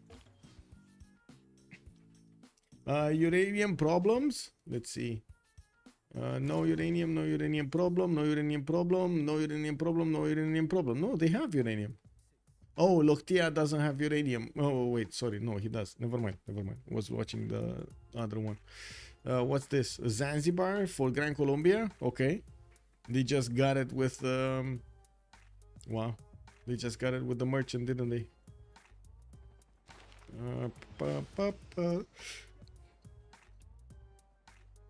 Yeah, this one moved quite a bit. What was the guy called? Is it a merchant? Is it a plane? Is it a fighter? Is it a no? Oh well. Okay, so GDRs are just sitting over here looking at each other. We do have Russia managing to get the first nuclear devices out next turn. Looks like the spy did finish its mission in Tver, and we might see him go back. Predictive systems coming out from Abiorex next turn. And again, that's not next turn, guys. We need to wait another 2 turns for him to get some other technology. We're also going to need him to rebuild his spaceport. I'm pretty sure right now with his spaceport build, he should be aware there are a lot of spies in that city center that he should be taking care of. We do have Abdul Salam coming out next. What was this? Triggers the Eureka moment. Okay, no, never mind. Doesn't need to. Stephanie Wolek is gonna be the next one, and oh my God, Russia's gonna get it. It doesn't seem like he can get it. He got that other one that's definitely useless. This one is definitely useless. But the next one, it would have been so valuable for him to get 100% production towards Space Ace project. That includes those terrestrial laser station later on. Russia keeps on banging on the tourism check. I do see he's on 138 out of 220. He's starting to increase his ability to get these tourism points from everything. 1320 tourism points per turn in his passive empire. But I do see him running all of these rock bands in his allied territory to try to get as many points as possible. There are a few Persian helicopters moving towards the northwest of Norway, and I do notice Norway does have some northern cities there for some oil or energy. I guess it is what it is.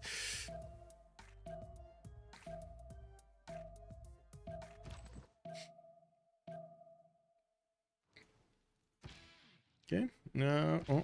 We got rock bands from Poland also starting to play in the territories of Gaul, and I still see that Gaul is not repairing that spaceport. Telecommunications coming out next turn from wait a second, he didn't get telecommunications. Oh yeah, that's a dead end basically. Never mind. Why would he need the telecommunications? Can he attack? I guess he could put a sub in the water on the west side. Has major problems on the east though.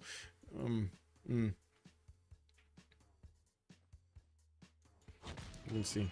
I'm very surprised that he actually delayed it one turn.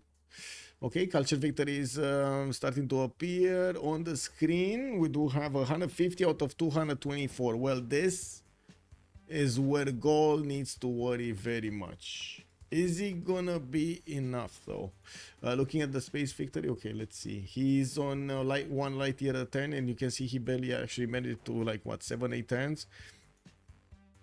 Campus research projects every turn. His finishing takes every other turn, and he was on predictive systems. Unfortunately, as you can see, the tech tree is not helping him at all. He needs to get to the last two ones, and he's not getting there.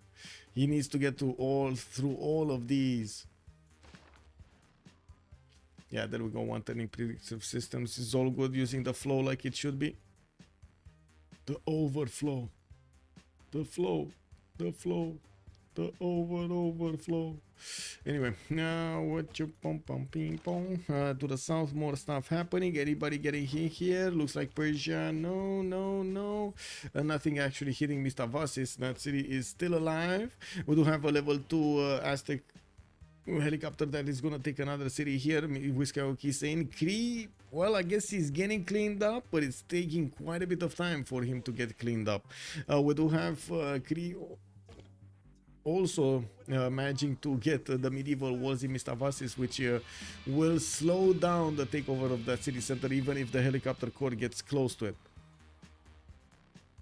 More GDRs coming out from the cities of Persia and getting onto the front line, but yeah, they're taking their good old sweet time to actually get through the defenses here.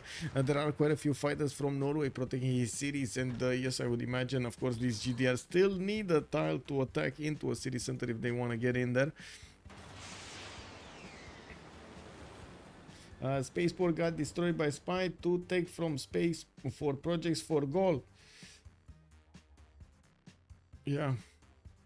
Spaceport's getting repaired over here in Bagakum. Very nice, very nice. 252 science. 952 science. Check. And what's the production right now? Did he get it? Oh, no, he still didn't get it. Or at least... No, he still didn't get it. He still didn't get vertical integration. Or at least I don't think so. This 129 production doesn't seem like he has vertical integration.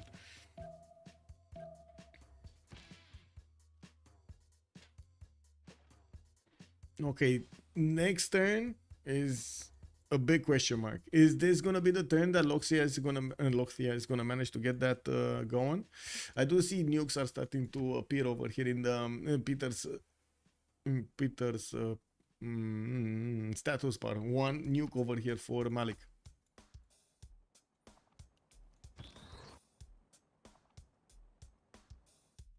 Okay.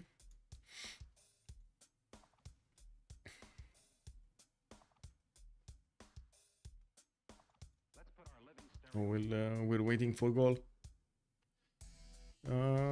Okay, another city goes down. By the way, Gran Colombia lost another city center. Looks like slowly Aztec is chewing through the defenses of Gran Colombia and even the Persian modern armor armies that were sent to help with this. With the newly acquired moderate crews, it looks like those modern armor armies have no chance.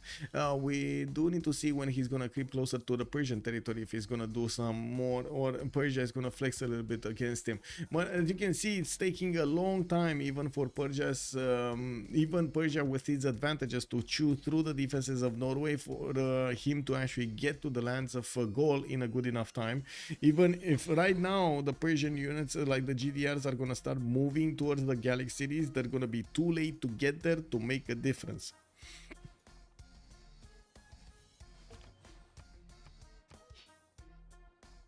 Okay, let's see what's going on here. Still needs to get the spaceport going. We do have the two spies just sitting in that city center, and again, no defensive spy for Gaul. This is very surprising. Daniel Prada has joined the round table. Daniel Morila Prada, hello there, sir, and welcome. Thank you so much for the follow. Okay, more campus research projects finishing up. All scientists, all prophets got picked up. Finally, two turns for Lockthia. Let's see culture victory. Culture victory, 161 out of 229, but this is before the rock plants have started playing, so we might actually see him jump up to 180 maybe. So that puts him, is he getting 15 a turn? Because it looks like he's going very quickly. Is it 15, 20 a turn or something on Malik? Well, computer says 17 turns. Don't ever trust the computer. You need to trust your math.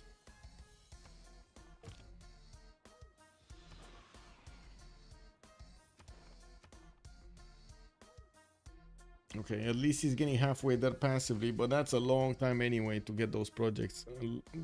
Long time. I think this is the longest time I had to wait between the two sides, like between it getting spaceport and the last project and somebody getting to that off-world expedition. Unbelievable. That's just unbelievable how much it took. One of the unluckiest tech trees ever here for him. Unlucky. It is what it is. Oh, we do have multiple spies coming up from Persia and still no spy coming up from Gaul. Cheers!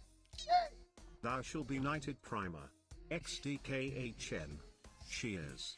Good evening, sir. Thank you so much for the prime and for the 15 months. Much appreciated, sir. Now it's cultural space. Yeah, basically it's cultural space. No more diplo. There's no more diplo. Cultural space. No more I would say no more domination. There's no domination available for them. It's taking too long. That's the problem. Even they will, don't get me wrong, Persia definitely much stronger than Norway. He broke his defense. It will not take more time from now, but it's still Norway got to slow down Persia enough so he doesn't get to Gaul fast enough. That was his whole mission in the beginning, right? And we do see a third GDR being bought and sent to the front line here from the cities of Persia, while he's hard building a few more of them. I had the project also coming up in 3, and even if we did have nukes for Russia, we did not see Russia use them. I would imagine he's going to get the jet bombers to flex against Poland soon, but Poland does have quite a few anti-air guns, and I wouldn't be surprised if he's going to have the anti-air initiative here for Governor Victor, the 4th promotion. This one, and air defense initiative, the plus 25 combat strength. I mean, even if he does have that one, he doesn't have an anti-air gun. Yeah, it's only here. What? Ooh. Anyway, I have a chance to accidentally win like 200,000 points. Wait, did you go high rolling again? Did you go high rolling again, Beasley? Yeah, it's still going on. It's still going on. Yeah.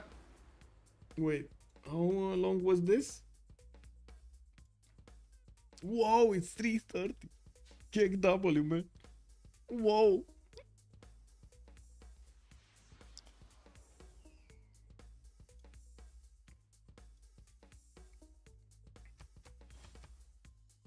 Okay. Campus research projects. Come on, man. Really? Immediately, it is what it is. Like immediately after he put up the spaceport, we did have one Gran Colombian spy just happily jumping in. Hey, what's happening over here? I see there are some explosive events happening. Yeah. He's getting the James Bond treatment. You misclick and voted for Scar for 40,000. Oh my god, that's a lot of points, man. That's a lot of points. Yeah. I want to vote Mr. Paul by like 10 seconds. Oh, I'm sorry, Monstrat, I'm sorry. More badges sometimes. Yeah, I need to put more badges. You're correct. Yes. I need to definitely take a look at every one of those.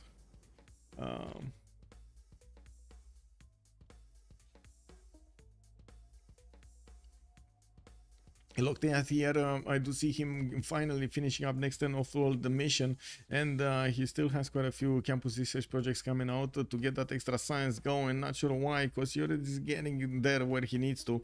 He did manage to get a GDR from Malaysia, and looking at their gold in the bank, doesn't seem like they will have that much gold to buy another one. We will need to see if he's gonna manage to defend his spaceport over there and fend off attacks from his opponent. We do have the city of Aduatuca also not getting spied on because they don't know about it. That city does have less protection than Bagakum, but I'm pretty sure that it's not gonna matter. That one spaceport is not gonna matter that much. We're gonna need to see how many projects he can get and how quickly, but I would imagine it's gonna be around he's still gonna get around 3 to 4 in the next few turns. Oh, yeah, he has time. 175 out of 235. Looks like Malik is not getting as much tourism as he was. He's just not rolling enough. Not rolling enough tourism. 175 out of 235 here for Russia.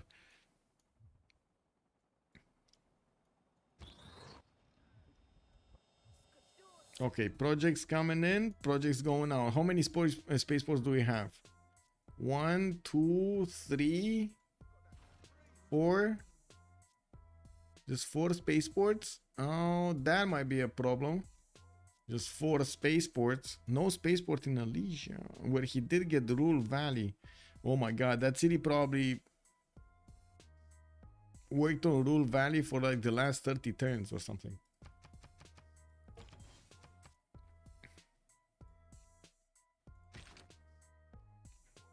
Okay.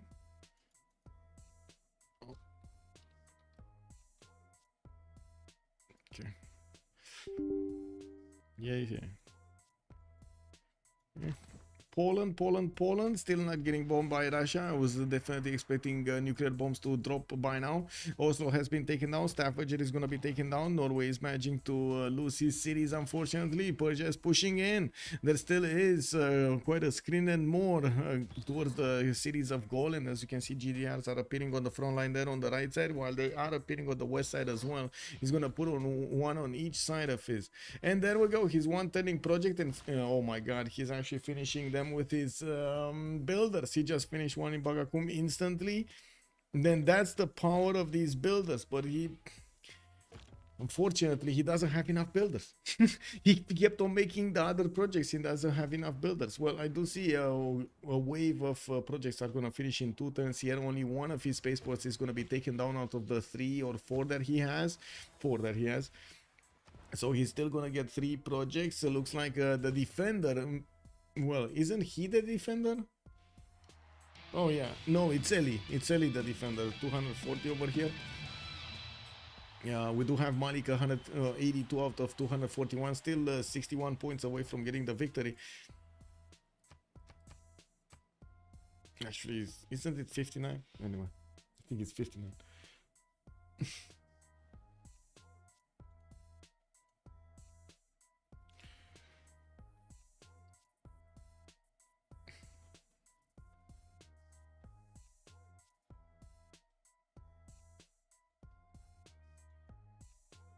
Okay, Do we have anything here? Where's that helicopter going? So another city is going to be taken out. Cree is going to lose another city to Aztec. And well, we're going to need to see if that helicopter core level 3 is actually going to take out Mr. Vasis. I doubt it. There just doesn't seem to be enough time for even the helicopter core to do the damage there. A level 4 Gallic GDRs going to the southwest. This might actually go and finish off Cree here after, of course, he did manage to clean up most of the other cities. We do have a Gran Colombian spy that's going to finish this up rocket in 3 turns. That seems like it's gonna be very slow. I mean, by that time Gaul might finish another 2 projects, and that's enough. That's enough for him. Like, he doesn't need more that much. Like, this victory is halfway there anyway. That's how much time it took from the time he finished the last project and this wave of project that he's gonna need for terrestrial laser station. He's already halfway there with his spacecraft. He just needs to push it a little bit to get it faster than the culture victory, which by the looks of it, it's close but not close enough. If Cree gets killed, it will slow down the culture. Yes, it will. It will, but I mean, he should win. Gaul should win in the next 4 turns.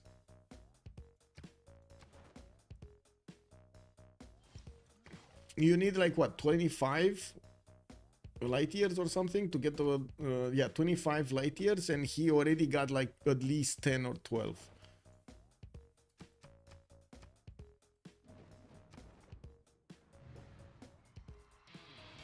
He's moving 4 light year a turn, and he needs to cover another 3 turns, basically. Like another what, 13 points. So 4 turns. Or maybe he's getting another project. That's another thing, right? He's getting 2 more projects. There we go. He's getting the project. That's it.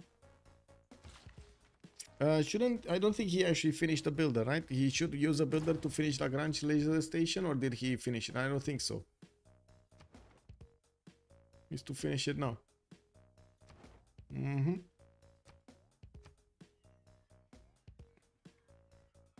It's Jover.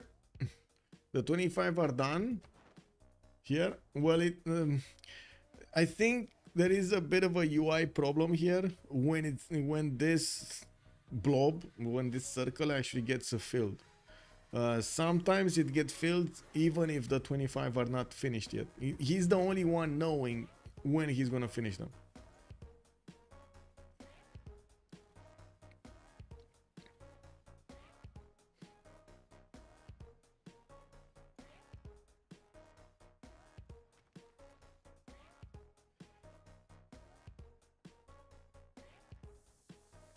Cities here from Norway is trying to stay alive. Look at Norway go.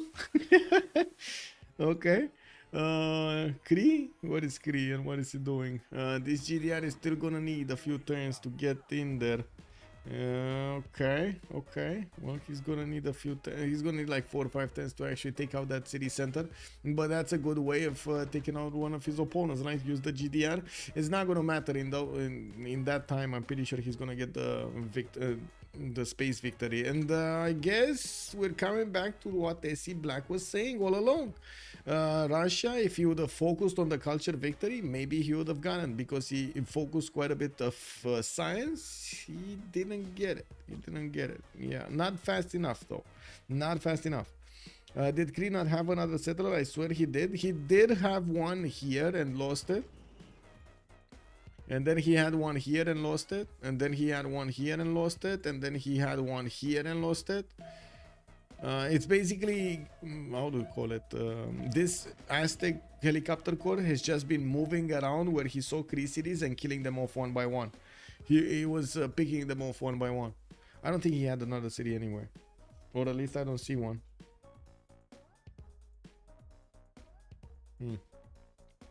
And I gotta say, Russia did not use his nukes at all. I don't see a single nuclear explosion happening here. Is this it? Is this it? Is this the turn that we're gonna see Gaul just jump into space, or is this the next turn? I think it's the next turn, right? Yeah, it's the next turn. It's 6 light years a turn. Yeah, it's all good. It's all good. He got it. And quite a surprise, very big surprise. Blue Narvals coming into this Coupe de Fleurs, managing to get the victory over already players that did manage to score other victories in behind. We're going to see cover them on the next week also, aren't they? Look, culture. What's happening in the culture? It's 200, 250. If we get a tie after this game, oh, that would have been amazing, Arma. Oh my god, and getting a tie turn 132. Oh my god, yeah, it's not tying. They're not tying. It's what, 46 points difference between them. I don't think that's tying. I don't think he's even close to actually getting that victory.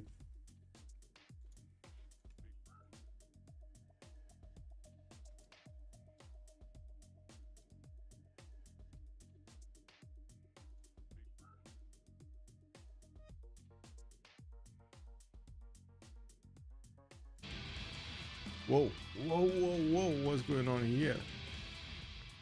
Okay, nuclear devices, more GDRs, more rock bands, but I think Poland is actually playing the rock bands in the lands of Gaul. That's why we hear so many. Yeah, Gaul is even having one rock band, lol. To be honest, at this point, he might as well just shift enter. I'm pretty sure he should be arriving at that destination next turn. We do have him still going for more of these laser stations, and since we don't have anybody with the ability to nuke those cities out of the game, he's just gonna keep on sending the spacecraft.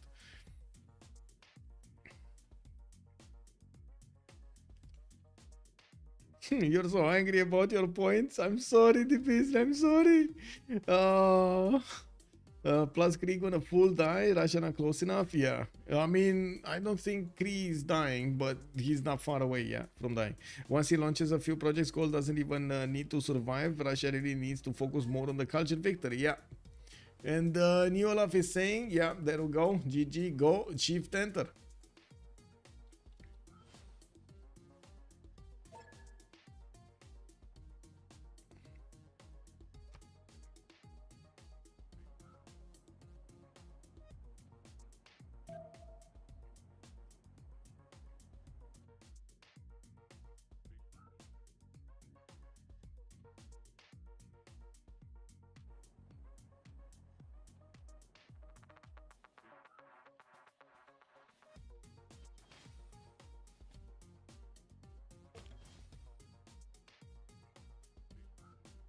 Okay. Still not done yet? Whoa. What's happening here? 8 light years a turn and he's still not there. Yeah, see what I was talking about the UI is just not giving us the correct information over here. He didn't get there. Oh, Neolaf just got taken out. We did have the GDR arriving over there, and it looks like we do have a 4 versus 3 situation.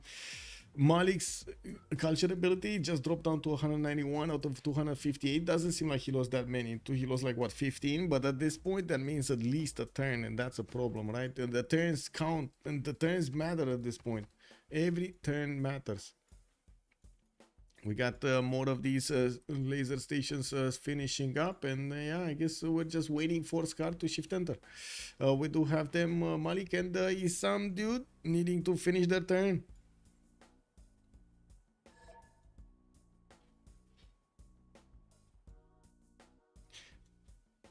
Yep, big GG, big game over here. Congratulations to Blue Narvals. I believe they're actually relatively new, right, in the competition? Or in the competition scene, competitive scene. I asked for a few more details at the beginning, but oh well, it is what it is. Now I'm really tired. I'm not sure if I'm gonna have full energy for the post-game chat.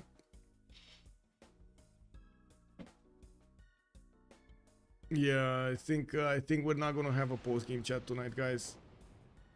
I really need to get to sleep. Why Persia didn't pursue science victory? Good question, Kraso. I don't know.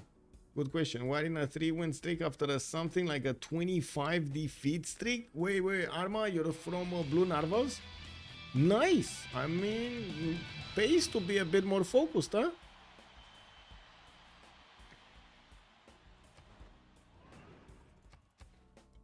Good, good.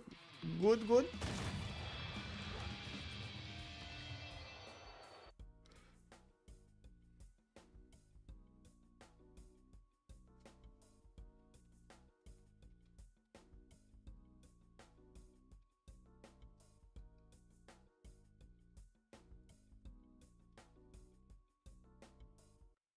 Oh, I just realized I need to do something for the syllable C also. Okay. I see. Got it.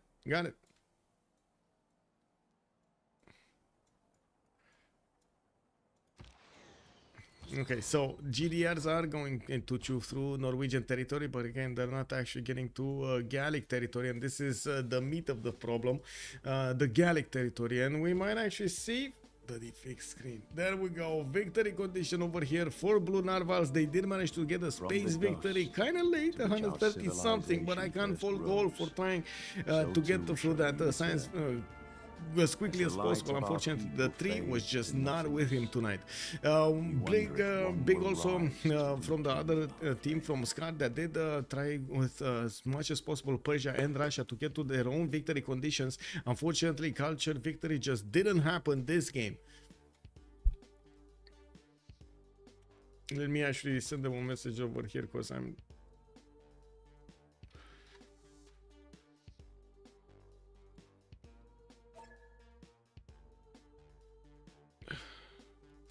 okay.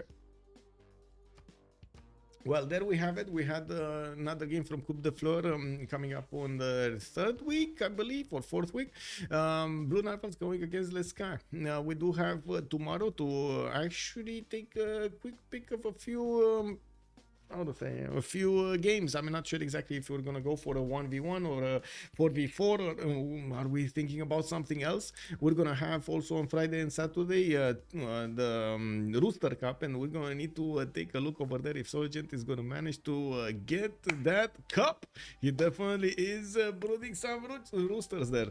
I do hope you also enjoy your time with me tonight. I'm sorry, I'm quite a bit tired, and I definitely need to get my energy back, and hopefully tomorrow we're gonna see each other at the same hour. I do want to thank you also for the subs, for the gifts, for the bits, for the amazingness of your comments over here in chat, and of course on YouTube over there as well. I do hope YouTube is still awake. Hello there, Rod. Hello there, Ruth. Good evening, sir, and welcome. The game, I mean, is just finished. We just had the science victory activated, and we got it done.